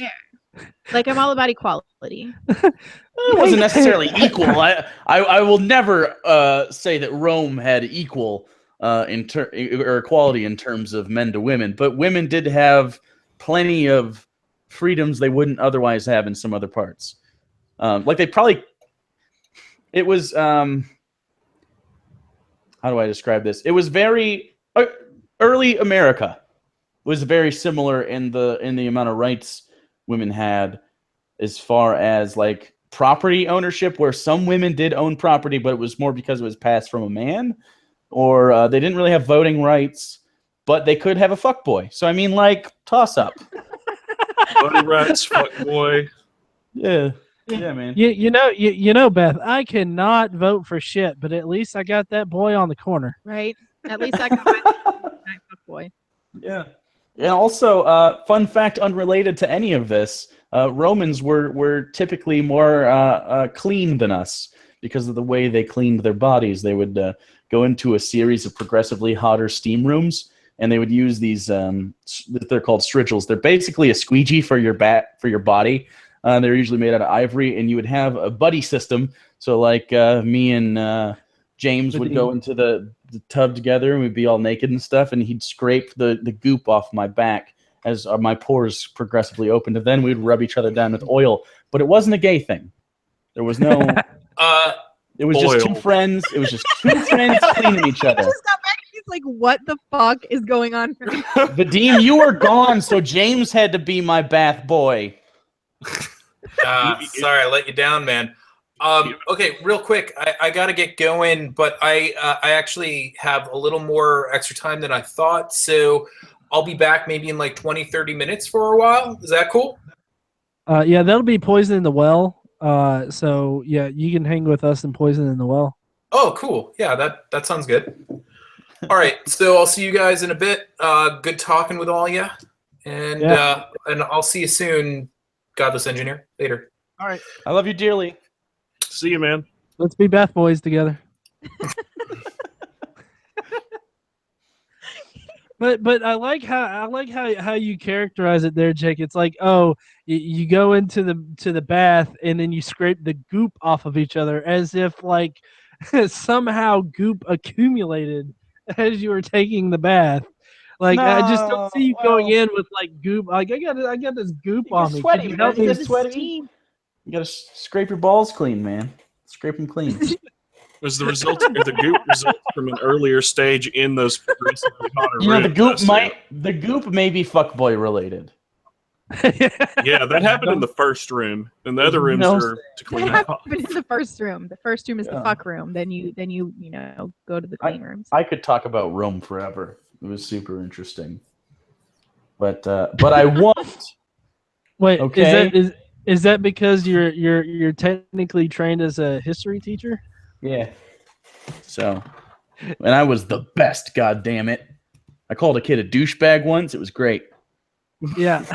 Before. He was being a douchebag, though. What can you do? Let me see if they had abortion. I never looked it up. History of abortion.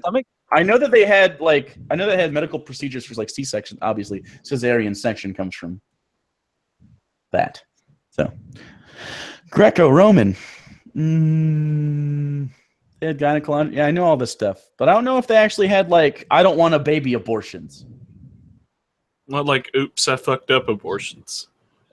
No, more like I'm gonna die abortions. So yeah, I don't know. I don't even know. Like at that time, though, I don't know if you would want to have an abortion necessarily because you were in the most powerful place in the like, and everyone was fine for the most part inside the walls of Rome. I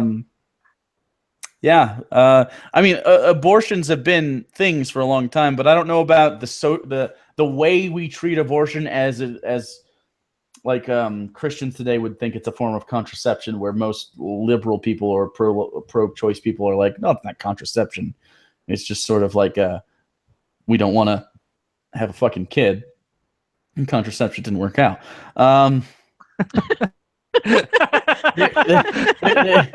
There is a demons performing an abortion on a woman. Okay. Isn't that Rosemary's Baby or something? Or no? No, that's not quite what happened in Rosemary's Baby. I think you should watch that movie again. But yeah.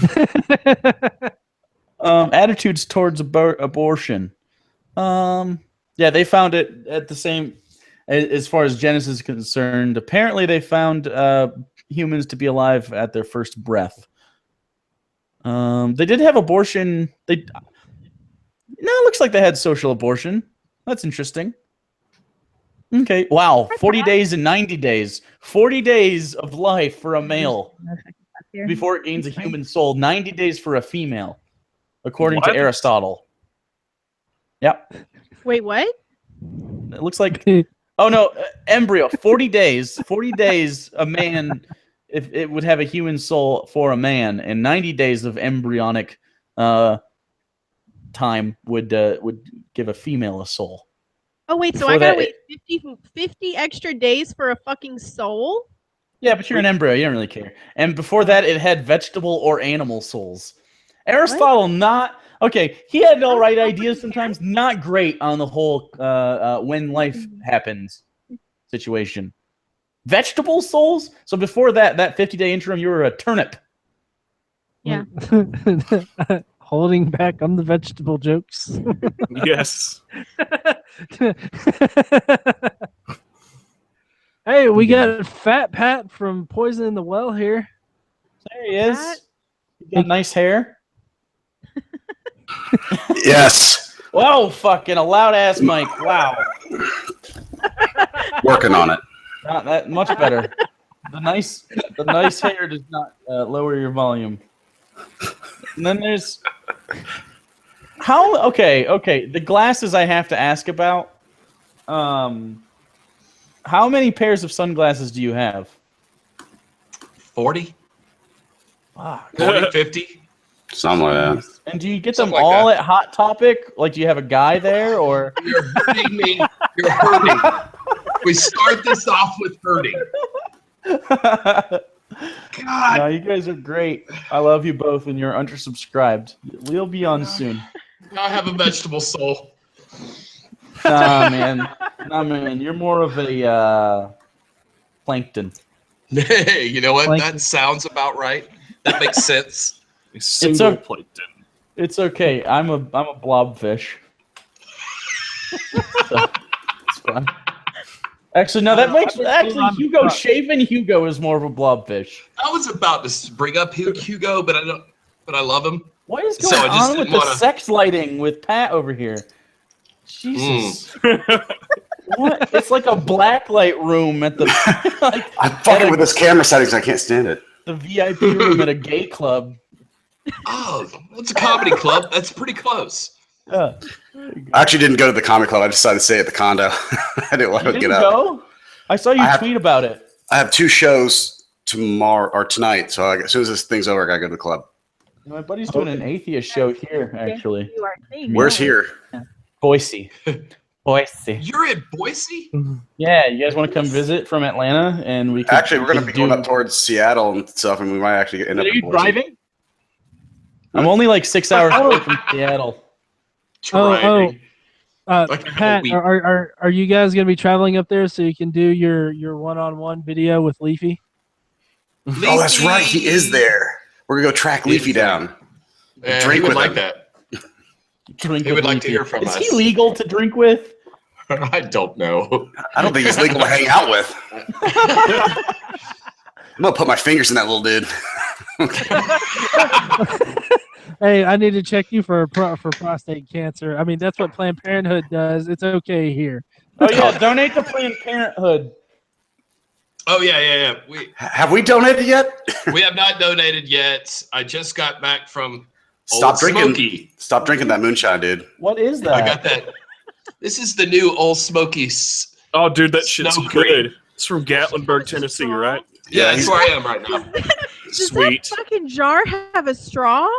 You're in Tennessee No. right now? It's a pour lid. Yeah, I'm in Gatlinburg. I came to go snowboarding and it rained all day. Dude, Gatlinburg had a shit year last year. Like 6 Yes. people died there. Somebody killed themselves on the Space Needle there, and then like half of it burned down over Christmas. That killed 14 people with the fire. And it was just 2 Yeah. teenagers just setting fires for no fucking reason. Just for fuck it. as many religious people as there are there, you'd think it'd be protected. I can't believe you guys brought the mood down from a talk on abortion. Yeah. That's why we're here, man. It's to make people feel guilty, so they're like, we gotta give money to abortion because we gotta make this come to an end now. Yeah. Hey, I know 2 guys that should have been aborted early. I can't be aborted now, so I might as well give money so that they can perform future ones to prevent another me. It's too late to swallow me now. Thanks, Mom. The logistics of that. Well, yeah, I was just gonna give an update on our Charity. Crowdrise. Sorry, charity stream. Whatever, what the fuck ever. You guys got me stumbling and shit. Have you been drinking? Only cough syrup. All right, that's your problem. Oh, that's hard drinking. That's the problem. Pour it. Okay, Lil Wayne. Scissor. Yeah, pour some funny in your tiny little glass and let's move this thing along. Yeah. Okay. So we have $390 raised, which is so much lower than. Oh, we got a long way to go. Yeah. Yeah. We got $2,500 as our goal, but it's open all year. Well, if you wanted to get this money up, you gotta get Hugo like putting butter on his nipples or some shit. Yeah, it's a butter. Minimum. I think the promise of Hugo licking his nipples is what really raised money for. Well, TJ gave the charity like $1,000. Oh, wait a second.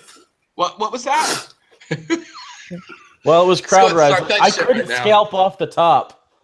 And I those guys tried. and their ethics. What ethics? I want abortions for everyone. Well, look, all I'm gonna say is abortions. Crack Baby was able to donate $15. So if a crack baby can donate $15, One of the donations was from Our Crack most recent Baby. donation came from Crack Baby. And the Crack Baby was just there trying to prevent more future versions of itself, of course. So this is a worthy fucking cause. That's really depending on how you say it. Because if you say crack baby, it sounds like it's a crack baby. But if you say crack baby, it just sounds like someone's very enthusiastic about crack. Yeah, that's like an after party I want to be at. Crashing out on Crowdrise, dude. That's a comma, though. You need a comma there. Crack, baby. Yeah, yeah. Like if you're gonna be excited about crack, use proper punctuation. Yeah, it's crack. It deserves your attention. There's no time for punctuation when you're trying to get that sweet, sweet crack. Oh, tell me it's about so refreshing. it sounds like you're about to motorboat some guy's ass crack. Is when you say that. Why has it got to be a guy's ass crack? You paint your own picture, man. We're here. We're here, and now it's time to gay it up. Bring on the gay memes, everybody. Yeah, which one of you's gay again? God damn it. The guy that hides his shame with glasses. It's got to be the one with the glasses. Those glasses are not conducive for the motorboating butt rim job, though. No, bring it on. Come on. Come on, Super put it right into here. Just don't get it in my eyes. I'm too ticklish to receive a rim job, but I'm more concerned about the glasses at this point, though. You'd tear me up. I don't want that in my life. Look, I headbutted Pat one time, and they're serious weapon. These aren't plastic spikes. Yeah, he cut my eyebrow open. I'm sorry. I should not be allowed ever to talk to these two guys. It just we fucking spiral so quickly. We lose track of everything. It's so bad. We need to drink together and film it. Yes. Ooh. So we can document the motorboating.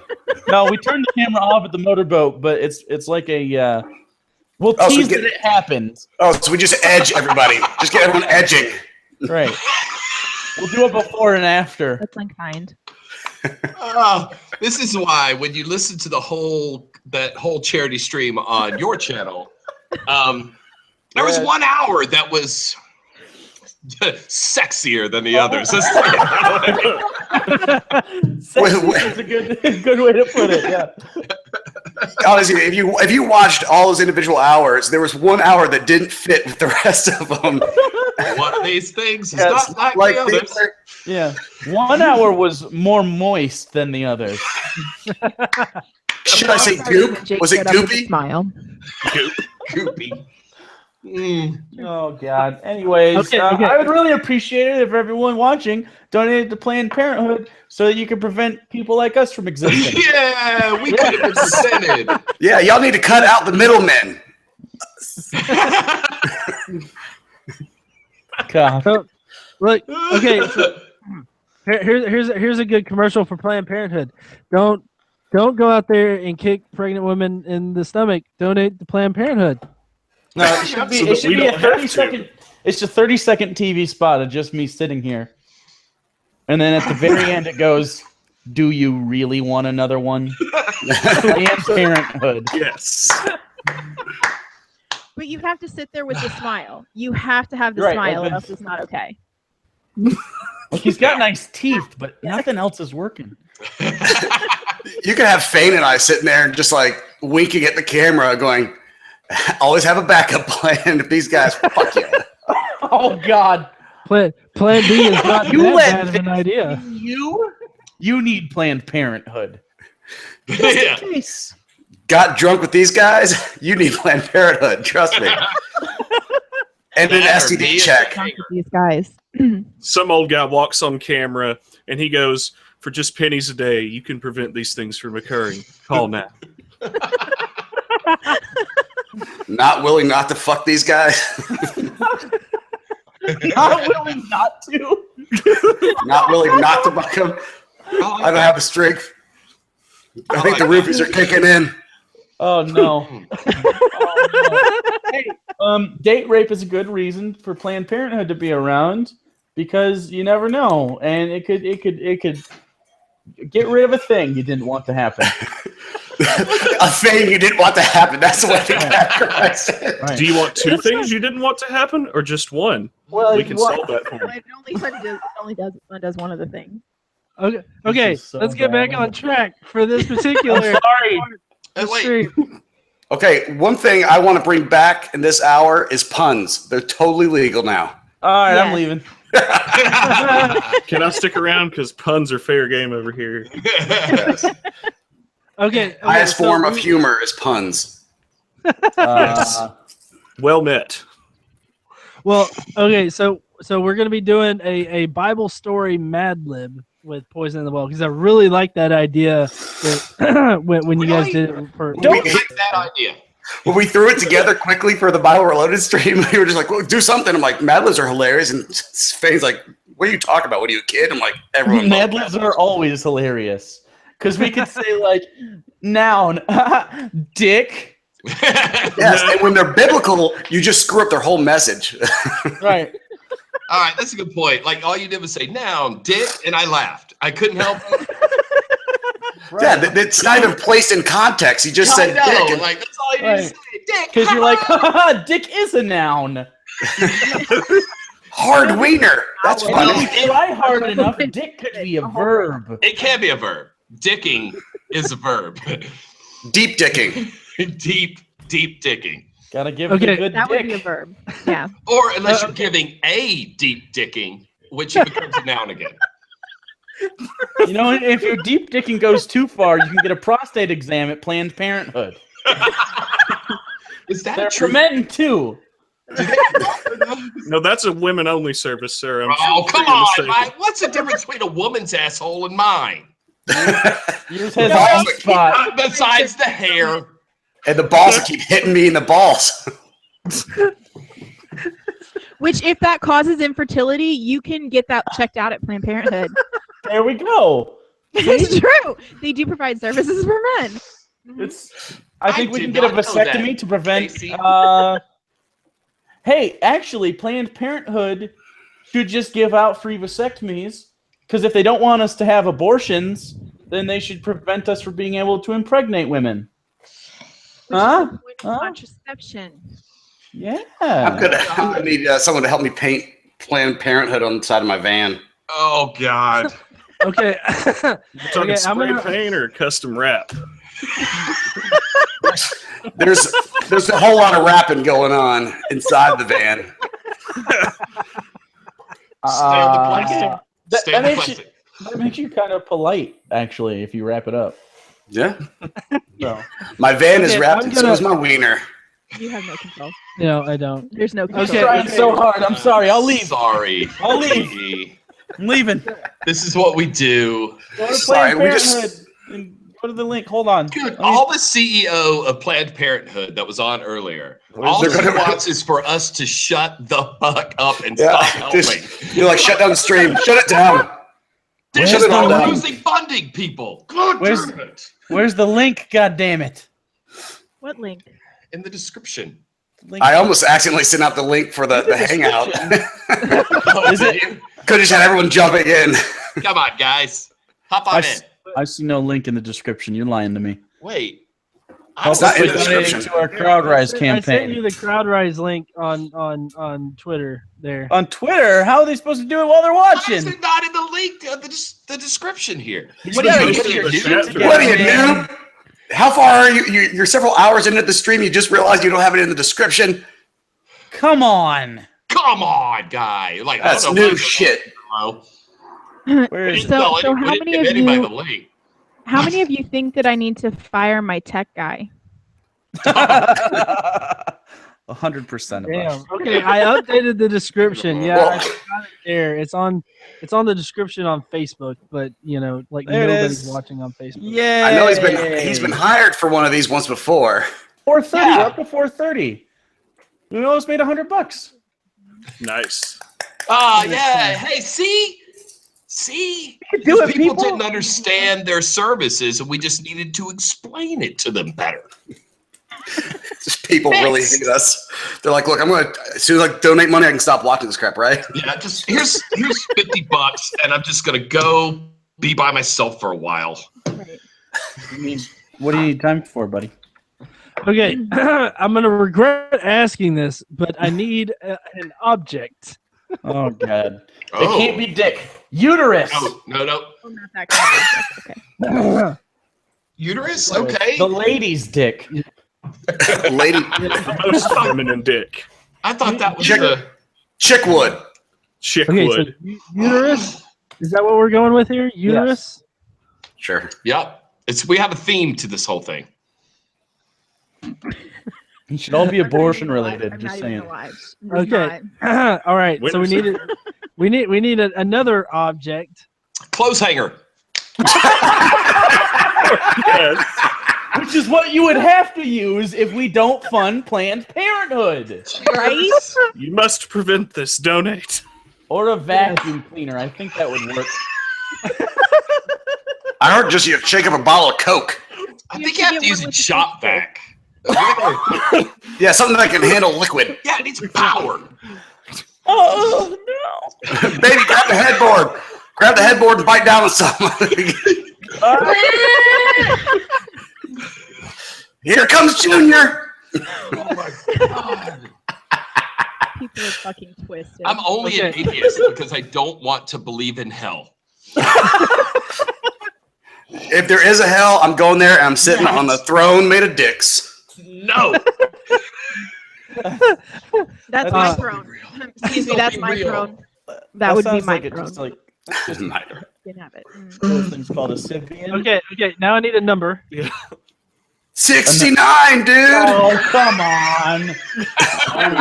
Cool. Will you put 69, comma, dude, though? Yes, please put 69, dude. That'll work. All right. That'll All work. right. Now I need another. I need objects. Like I guess a group of objects. Objects. Strippers. Sperm snorkels. Sperm snorkels. That sounds like you were funneling some weird shit. No. That is involved. Yes. Jesus. That is. You guys missed when I brought up the sperm snorkels? I was taking a shower because I had to calm myself back down. I needed a cold shower. You obviously need to take another shower because we have just made this so filthy. It's good. Cold shower. Just crying game in the shower. No, I just want to sleep in this. You know what I mean? I want to lay in it. Feel dirty. Yeah, that's what I Goop is deserve for being a whore.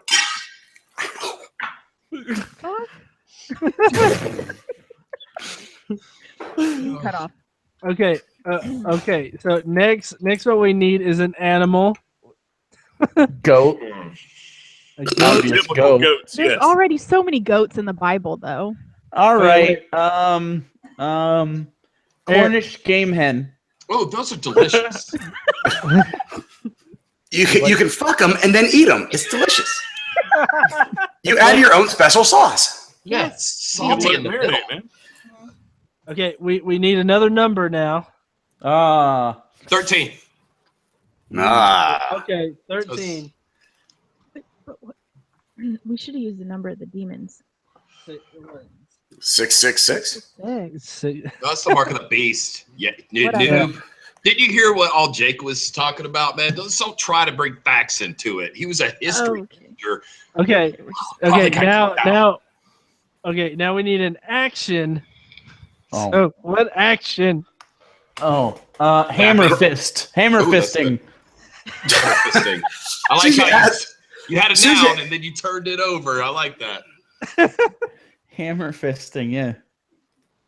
Okay. This is horrifying. Yeah, it is. All That's right, how you so end up another- elbow deep. All right. Fat Pat. I need a number. Hey, Dieter. What are we doing? Is this a math problem that we're working out? Shit. Yeah, Jesus Christ, how many numbers? Dieter is 6'10". I learned that in the chat today, and I can't fucking believe it. I can't believe it. You can believe it. It's true. Oh, wow. Those balls are deep. Thank you. So, Pat had a number. Just shoot out a number. 29. What? 29. Okay. 29 red, man. That's pussy. That sounds like a story. All right. Okay. So now, James, hymnalysis. I need an action. Oh man, you put me on the spot. Singing. Singing. It might. He's disappointed. It's an action. As he should. Okay. Makes sense. All right. Very uncomfortably, it has paper towels in red down here. I don't know. That makes me feel a little uncomfortable when we're talking about sperm snorkels. Okay, so you guys ready for this? I am so prepared. All right. One day, God said to a man named Abraham, "Leave your uterus, your friends, and your family. I will show you where to go." So Abraham packed his clothes hanger collection and hit the road with his wife, nephew, and all their stuff. I'm so sorry. They probably packed 69 dude suitcases. Wow. First, What a Abraham feat. arrived in Canaan, but that isn't where God wanted him to stop. Then Abraham went to the land of sperm snorkels, but that wasn't where God wanted him to stop. Walking and riding a Cornish game hen is hard. That's a feat. You gotta get your feet in the stirrup. The stirrups are what's hard to ride. Yes, Just tuck your feet into the cloaca. How many people know what a cloaca is? He gave me a Tyrannosaurus Rex arms with that joke. I actually. It's their all-purpose waist and mating hole. It's just a slit that may or may not have a willy in it. It has two. It's like the adjustable. He's not wrong. Junk. I watched enough Crocodile Hunter where they were fingering alligators to learn what a cloaca was. Is that true? Yeah. Yeah. What cloaca is your all-purpose sex and waste solution? Wouldn't it be awesome to have just a great waist hole? Just one massive one. I think it's your mouth. You have very interesting wants in life. All right. It's your So mouth. now, let's see. Abraham's nephew had already stopped 13 times to go to the bathroom. Holy fuck, dude! It's like traveling with a woman. You know, a prostate exam provided by Planned Parenthood. That could indicate prostate issues. Yes. Donate to Planned Parenthood to help prostate cancer. Right. Or no, to defeat it. Don't help prostate cancer. What the fuck? Prostate cancer awareness is important. You know what? Whichever side of the prostate cancer argument you're on, Planned Parenthood will support you. There's another side. What sides are there? Wait. Pro or not? I am for prostate. I am cancer. prostate cancer, dude. I am for Prostate peeing like a cancer. racehorse. Right. So wait. It enlarges, making your G-spot larger. If you're into that. Do you think any Catholic Yeah. priest have ever used the prostate cancer check like as a? I told you, man. That's what I'm saying. Didn't you check it last week? Yeah, just don't worry about it. I'm just gonna do it again. It's fine. Like I said, there's no passage that says thou shalt not enjoy a prostate check. With your dick, no. That's different, and that's actually gay. There's no reason. What if it's your dick? Then it's a feat, and I think then recommended. You have to kind of double bag it in there because you cannot be fully erect. You can't. Well, no, I mean, One of the people in the comments said prostate cancer cells are alive and it's murder to kill them. # pro-life. I'm disappointed in you, Internet. Really? For the first time. That's who internet is. disappointment or curious positions on prostate cancer? It's porn and disappointments, which can be the same thing, actually. Especially when you find a better video after you finish. You're like, oh, God. That was the one. I gave it to the wrong girl. Bookmarks toolbar. Save like it for later. I like that. I like that. Post fat Pat is like, you know what? I'm gonna still peruse for later. Yeah, Next like- time, I'll put some bookmarks in. Save this one. Watch later. Yeah, like, if you like this, you may Wait, is also there a watch like- later button? I don't know. There might be. There's a share to Facebook button. You know damn well they're gonna have a watch later button. Is there a share to Facebook button on Pornhub? That would be a mistake. It's like immediately get your page shut down. Yeah, done. Tired of Facebook? Click here. Hey everyone, look what I finished too. Tired of having a darn. Click here. You're unemployable now. Good luck with life. Unemployable. Look around.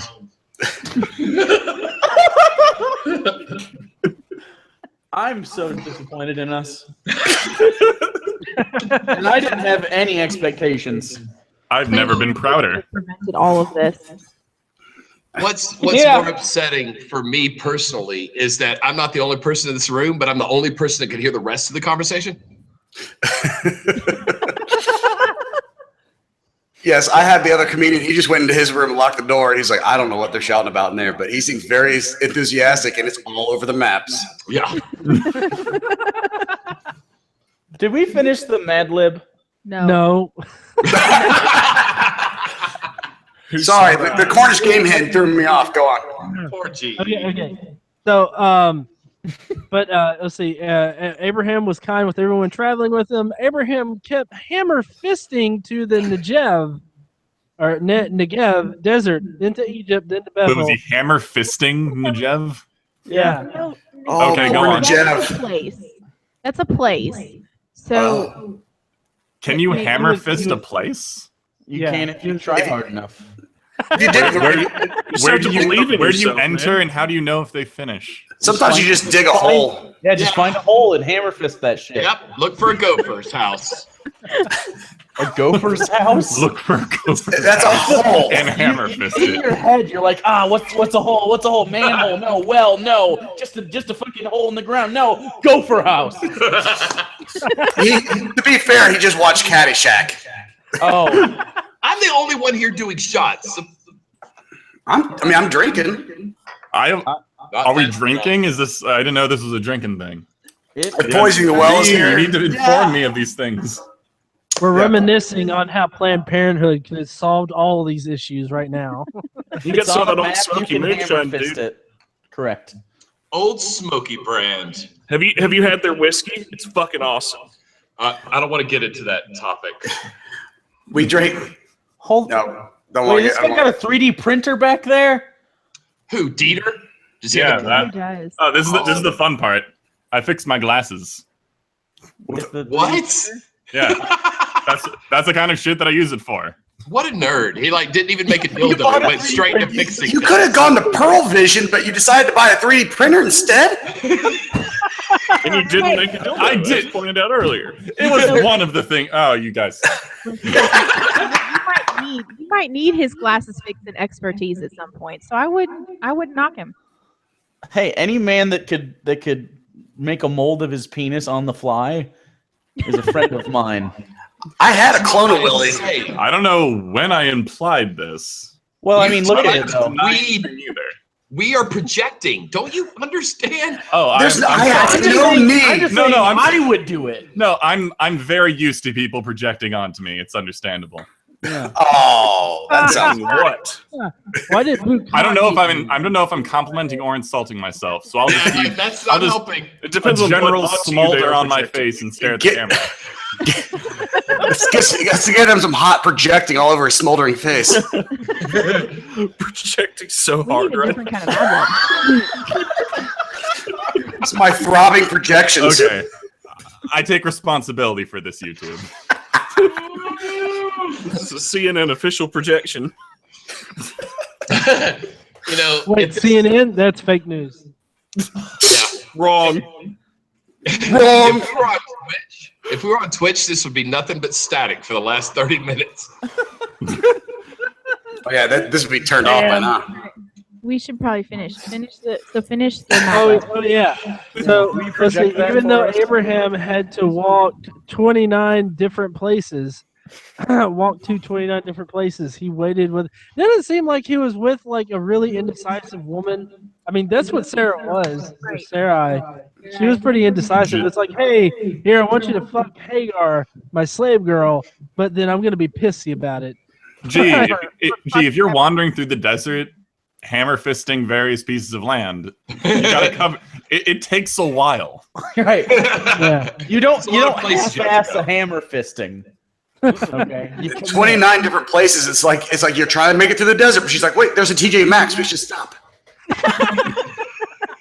It says they have a sale. Right. You know, everything's on sale always. TJ Maxx, the ancestral store of all stores for 2,000 years. Confirmed. Exposed. TJ Maxx exposed. Oh. Puns are legal. Oh, you did this, Pat. You did this. What's really, guys? You know what's really bad? I just got the projecting joke. That was unintentional. During this hour, puns are fine. I thought you would enjoy that. Go on, keep talking. I apologize that we just screwed up this whole hour again. Damn it! No, Every time, you guys, no, you guys bukkakied all over this hour in the best way possible. We sure did. If there's any positives to take out of a bukkake, it's this one. Well, hey, tell me this, G. I think at least several people would have enjoyed it. Tell me this. That is how bukkakes work. And it makes those group watching rooms very necessary, so it provides jobs.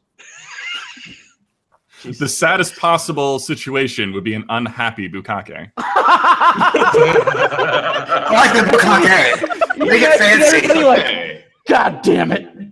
I don't want to do this, Janet. No, Janet. That's angry and frustrated. I'm saying depressed. Oh, like, just like, all right, we're all here, guys. We said we were going to do this, so I guess we should just make a nookie cookie. No one. Jeff, I'm really not feeling it right now. You knew what we were in here for. I've only got enough tape to just to get this, so we have to finish. On that note, everybody please donate to Planned Parenthood. Because the odds go up in a bukkake. They do. It would seem that way. I mean, I don't know how pregnancy works, but no, it's just I'm starting to get confused how bukkakes work. Force attack. Bukkakes is what happens when you run out of holes. Thank you. It's all just like cleared up. Come over the entire person. It's. I mean, I guess you could start cutting holes, but that's just dirty. Now you took it too far. That was it. How do we know we took it too There far? is the line, and you have crossed it. 17th hole is never too far. God damn it! But you got to play all the way through to the 18th. So wasn't the number we chose 29? Isn't the Hammer fist 29 holes? Oh. Hey, those are the rules. A person is not a landmass. That is true. If you cut 29 holes into them, it's land. I'm dying. Another one? Donate to Planned Parenthood. I just heard that conversation. Donate to Planned Parenthood. I just heard that conversation. G is tapped out. No, we're not going to do another one. We've killed GE. Fuck these guys. Now we must fight to decide who hosts the channel. Look, I'm just going to go home and start calling all the nice people who came before this and apologize. We disrupted the entire stream. Sorry. Your apologies mean nothing. Don't worry, Casey. We're going to survive this somehow. That's why we Now, put how you much down. of the Mad Lib is actually left? Yeah, how We put close you guys to back being on the track. original Bible verse were we? It had to be Extremely close, dude. I mean, with the hammer fisting and the sperm snorkels, we were pretty close to actual Bible stuff here. Oh yeah, that was before I came on. What the fuck is a? I can't even say it out loud. I'll tell you. Okay, so it's how sperm cells respirate. They have snorkels. Snorkels have to lead to air. Yeah. That's what I was asking like earlier. What there's little air in ears? vaginas, sir. Excuse me, there's no logic here, Peter. Logic goes where I tell it to. Oh, okay. Well, And that's the Bible. I'm with Jake on this one though. Right. And Well, that's the we were Bible, pretty ladies close. and gentlemen. Yeah, we were pretty That I close to danced being off screen.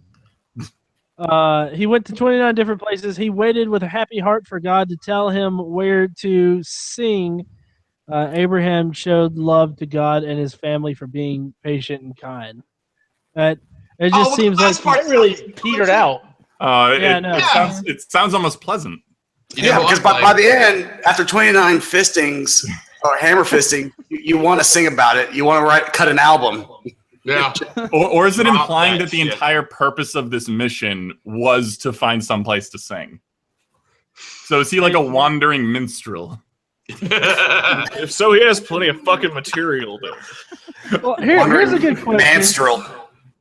Why does God need people to sing to him? Like, is he constantly going to sleep and he needs people to like sing songs for him? Musical or? fucking fellatio, dude. That's all Yeah, I'm saying. the Bible was written before MP3s. He's good with it now. Was that the whole thing? God created us to worship him. Basically, we're prehistoric MP3 players for God. Yeah. He also But we loves solved like the problem. he loves like burning stuff. So is God like was God like a pyromaniac that really liked 8 tracks? He just No, what do you he had call like it? LimeWire. Just What do you call a full of person shit. that likes to flood places? Because I mean, that's what God's known for is for like, Hydromaniac? flooding the entire- Hydromaniac. Gee, I don't think there's the capacity for a person to just love flooding places. Oh, wait, no, if they're I know set what on they're fire called. first. No, gee, when someone goes around to various places and floods places, they're called a terrorist. Yeah. Well, Just no, ask the I guy who put that big hole in the spillway in the Oroville Dam. He's crushing it right now, dude. All kinds of media. Sorry, I just like flooding places. Just love it, dude. That'd be so weird. It's like, don't worry, I'm seeing a therapist.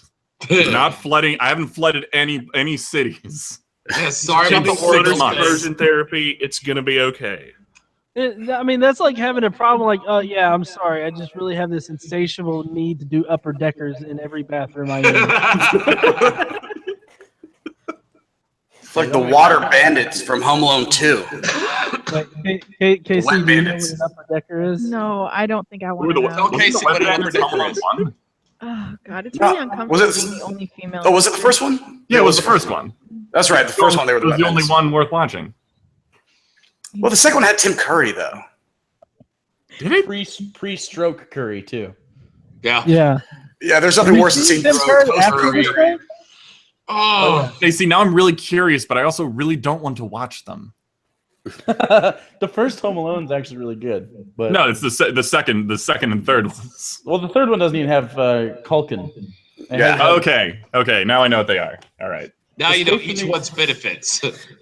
oh, that's number not 2 has Trump. Trump in it, right? 2. Yes. 2S Trump.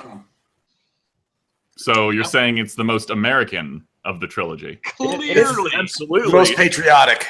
Yeah. Make home great again, dude. Fuck yeah. All right.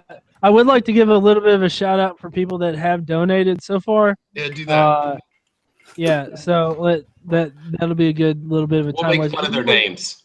Yeah, Emily Carlson. She donated Artemis T brand sample. Brain sample. sample. Brain sample. It's Artie. Sorry, Artie. So embarrassed. Apologia. He's gonna be he's helping me out with a video, so everybody should subscribe to Apologia. He does pretty good work. I had a bad case of Apologia once, but I got the cream and it went away. Did you get it from Planned Parenthood? Got it from a really bad prostate exam. Which was not performed at Planned Parenthood, which is why I fund them, because their prostate exams are superior. Yeah, And have gloves. Yeah. Well, Top-notch prostate exams. It's better than the prostate Top-notch. exams They wear that gloves happen and at everything. Catholic There's even True story. There's we got Joanna Nee, then a crack baby donated some in hopes that maybe somebody will fucking abort him. Maybe. John McLean, Memphis, Milwaukee, who's a very big fan of the channel. Chris Yes. Cowhig, he helps us out on the page and the Irish. channel. Thank you, Irish. And then, of course, me, humble brag, the Geek Room, Robert Brown, and Michelle Ratliff, or Peachy. She goes by Peachy. So we would like to thank everybody. We just say our name because we're going to do it right after this, we promise. Come on. Okay. Say my Poisoning name. the well. Oh, you're welcome. You're welcome. It's the least We're we here to can screw do. the stream. We feel like we owe you for damages. For damages? I don't know. You'll him for Y'all's interview damages, has so you'll done really donate well to on the Planned channel. Parenthood. That's that works. Oh, Planned Parenthood has been damaged. Yeah. Okay. So, what do you guys, Aaron and Fat Pat? What do you guys think about Planned Parenthood? He just docks the shit out of you, dude. All right, look. Oh, It's his fine. name's coming up on the thing. Yeah. Oh, is it? he pulled himself out. All right. Sure. I doxed myself. It doesn't matter. You search SoFA and you find my everything. So, dox. I actually have a Planned Parenthood story. Oh. Do you want to? So, when I was younger, and I actually had to take a young lady to Planned Parenthood for one of their 3% services. And I had to sit in the waiting room with her mother while the whole thing went down. And her mother told me about how terrible I was for having her daughter in Planned Parenthood for anything other than a breast exam. And then it was the worst day ever. But I really support your services. Oh, you damn it. Wow. Way to just train wreck the whole hour, you dickhead. I don't see how you could blame Planned Parenthood, which provides such excellent services for this particular instance. No, I blame the Circle K on the corner for being closed. That's peculiar, but fair enough. They could have provided those same services, but without gloves, of course. Yeah, with like plastic. Prophylactic, you might call it. Oh. I'm sorry. I don't even know. So I've never gotten an abortion. Obviously, I've also never paid for an abortion, but I have thought that maybe I might need one. And Planned Parenthood's being opening was fortuitous. It was like it made me happy knowing that, hey, you know what, Jake, if you get drunk and taken advantage of, It's insurance. Because that's the way it would happen. right, it would be okay. Yeah. They see you passed out in the coat room and be like, Right. lock that down. Also, I gotta get some of that CPR money. I did my thing. There you go. I had to get it. I couldn't possibly let it sit at 450. That's just disgusting. Oh my God. Look, whatever Jake did, I'm sure our future donation was bigger. Unless Jake's was big and then it You should wasn't. I donated $50. You should donate 51. Done. That's what we. Parenthood do it for 50. That's what we ended up doing with the Bible Reloaded stream. Thane ended up giving $20 or $25, and I gave 26 just so I could be a little bit better than Thane. Because fuck that guy. I donated twice after I saw your $26 donation. I won. That shit is closed now. Forget about it. I've already seen the buttery nipple. Yeah, we ended up donating to get the TBR campaign up over 7K. Yeah. Yeah. Thanks, guys. It went well. Yeah, It that did. was really It cool. was great. That was really cool because, like Planned Parenthood, I feel really bad about some of my stories about cancer. Yeah. I owe a lot, people. You can actually solve this by not telling horrible things about Yeah, you could actually preempt all of it and save a lot of money. Well, Then again, the it problem does is, get cancer people money. yes, But it gives fewer people cancer. So I know. I blame Old Smoky Brand moonshine. You know, Planned Parenthood screens Don't do for this. various kinds of cancer. Oh. Breast cancer, testicular cancer, prostate cancer. They do. Fat Pat's like, I may just have to go there and get one of their services. I gotta get serviced. No, it's you go to Planned Parenthood and just get like an all over deal. Yeah, like I need all the You get checks. a combo. I And need all the Jake, checks. next time you want to enjoy a prostate exam, you should go to Planned Parenthood. Yeah, I gotta stop relying on TSA. Yeah, TSA, you're not going to enjoy it. Planned Parenthood, hell yeah. I keep telling TSA I think I might have hashish in my ass. Right. Tell me if you feel anything. Hey guys, I know I'm not supposed to let you know, but I think I may have left drugs in my asshole. Can you check? Yeah, it's a quick. Does that feel normal? Yeah. Like, well, how did you think? How'd you feel about it? Why are you wearing those rings? No, it's not in that spot. Check over the other side. Yeah, check that side. Totally over there. Check harder. Check harder. Check harder. Check harder. Softer. Faster. Let's check. Are you proud of us? I'm Is this what you wanted? I'm continually questioning why I wanted so badly to be on the stream. You thought it was going to help people. You were so wrong. Hopefully, Help is a we're all, subjective term here. hopefully we're all poster children for why you need to fund Planned Parenthood. Hey, excuse me. I'm 6'9", have lovely hair, and the voice of a Greek god. There should be more of me. You could actually sell And you have a 3D printer so you can make your own earplugs after this and never listen to the thing again. I thought you were gonna you could make us all earplugs to not listen to me. I think your That's such an sperm opening. sells for a lot of money, by the way. You should With his voice. Yeah, that's got to be a high Wait, value guys, sperm. Jake was explaining how I could make money. Go on. Jack off into cups and sell your sperm. I'm slightly less interested. Anyone else? Well, hold on. Slightly. No. Tall people with blonde hair and are those blue eyes? Are those baby blues? How Aryan are you? Right. If you're Aryan, you get more money, and that's a fact. Look it up. If you're over seriously, if you're over like 6'2" or 6'3", and your sperm is you sell that at premium. This is information I'm glad that I have and will never make use of. It's the opposite of Vadim sperm. The what? What about my sperm? The street value of Dean's sperm is very low. Oh, fuck. Okay.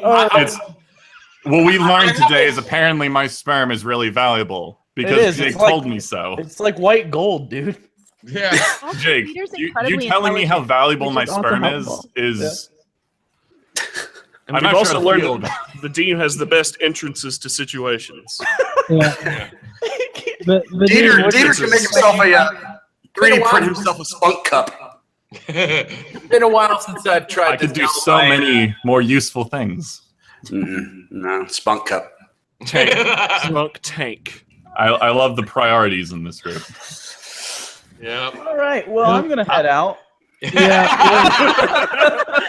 You've done your damage. It's time for us to taper off the stream. So thank you, Jake, for being here for the time you were. Really appreciate it, man. I appreciate helping out, donating, Feel and good about it, everything. Jake? Oh, I feel something about it. We're at 525. We've gotten $200 since I joined. Yeah. Nice. You're I'll the take money that. maker, Jake. I only gave $50, so I'm just happy it wasn't 0. Wait. One of them. Somebody donated $25 and says "touched by a pedophile." What? Sorry. That's a very sad thing to hear. I'm sorry, donating person. Oh God. Do better than I did, guys. Do better than me. Oh, we will. Oh man. It's good to meet you guys, by the way. I'll definitely subscribe to your channel. Yeah. Subscribe's all the way around. So yeah. I've been subscribed everyone. to all of you for a long time. So shame on y'all. I doubt you even know who I am. What? You're Dieter, the guy with the 3D printer. Dieter Lukum. That's the whole name of his channel, Dieter, the guy with the 3D printer. See? My channel's name is Dieter Lukum. You have a 3D printer, so you could print off more of your sperm. Yeah, you only have to get one sperm. What do you think a Don't 3D forget the printer snorkels. does? Don't forget to print the sperm snorkels. Yes. I'll see you guys later. Thanks for having me on. nice exit. By the way, is someone hearing an echo? Because it's pretty bad on my end. Yeah. Well, one's been happening for a bit, but we're about to go. right. But yeah, Poison the Well, Sophane, Fat Pat. I really thank you guys for being here, helping We're me out. sorry. We really respect you guys as intellectuals, and we're sorry. I scheduled you guys last on purpose. Wait, the one thing that we never talked about that I was like spamming in the chat was did you guys talk about the curse of bitter water at all? Yes. Yes, I brought that up. Okay, I just wanted to make sure that was covered. How cool would that be to like have that particular drink just on hand? That's like Plan C. Like Plan C, trick a bitch to drink this bitter water. Just so you, You know, don't actually- right now that's what Sophane is drinking. The bitter water. Mm-hmm. Shots, The description's freaking creepy though. Like the biblical description. It's like thy thigh will to fall away, and the woman shall say, "Amen, amen." The thigh is your I crotch. just started out my dead fetus. So this whole thing's over with now? Well, yeah, we're still live, but we're tapering off. Okay. All right. We did a lot of damage. We did a lot of Vadim, damage. Vadim, thank you so much for finding time to come on today and to help out. Yeah, I'm sorry I couldn't stick around longer. Just things got kind of crazy today. But anyhow. Yeah, that's fine. I really appreciate the help. Yeah, So, we love you, Vadim. Aww. Your cat is a little bit of a weirdo, but you're cool. He yelled at us a lot. Yeah, it's super rude. Well, hey guys, you didn't put like a real horn on your dick in that video. I already told you. I already ordered the horn. All right. Some people don't know what the fuck we're talking about. Watch the CC and Poisoning the Well collab on the Creationist Cat channel. The body of Christ. Yeah. Yeah. Look, I've had so many people calling me Mexican since that I think it might be real. I asked my mom to like sign up for Ancestry.com. I'll let you guys know how it turns out. If he's still allowed to be in the country. Yeah, because I haven't been deported by then. Make sure you got your papers. I don't have any papers. I don't even know what they are. Oh man! All right, well, a bumper sticker. Fuck. Well, I appreciate you guys for joining today. I really do. Everybody in the chat, if you haven't donated, consider donating. But if you haven't donated or can't donate, please consider sharing out the link. I've spammed it. It's also finally in the fucking description. Yeah, I appreciate everybody helping us out today. We raised a lot of money, a lot of money for us. We got $525. I'm refreshing now, and $560. All right. Booker T. Justice and Immaculate Knowledge have also donated. So we really appreciate that, guys, especially everybody taking their time out of their busy day today to help us out. Cool. All right. So, later. Later. See you later. See you, Badane. Thanks See for you including me. Bye, everybody. You hang up. Thanks, Dieter. You You hang up first. No, But you I hang don't up want to first. hang up. You hang up first.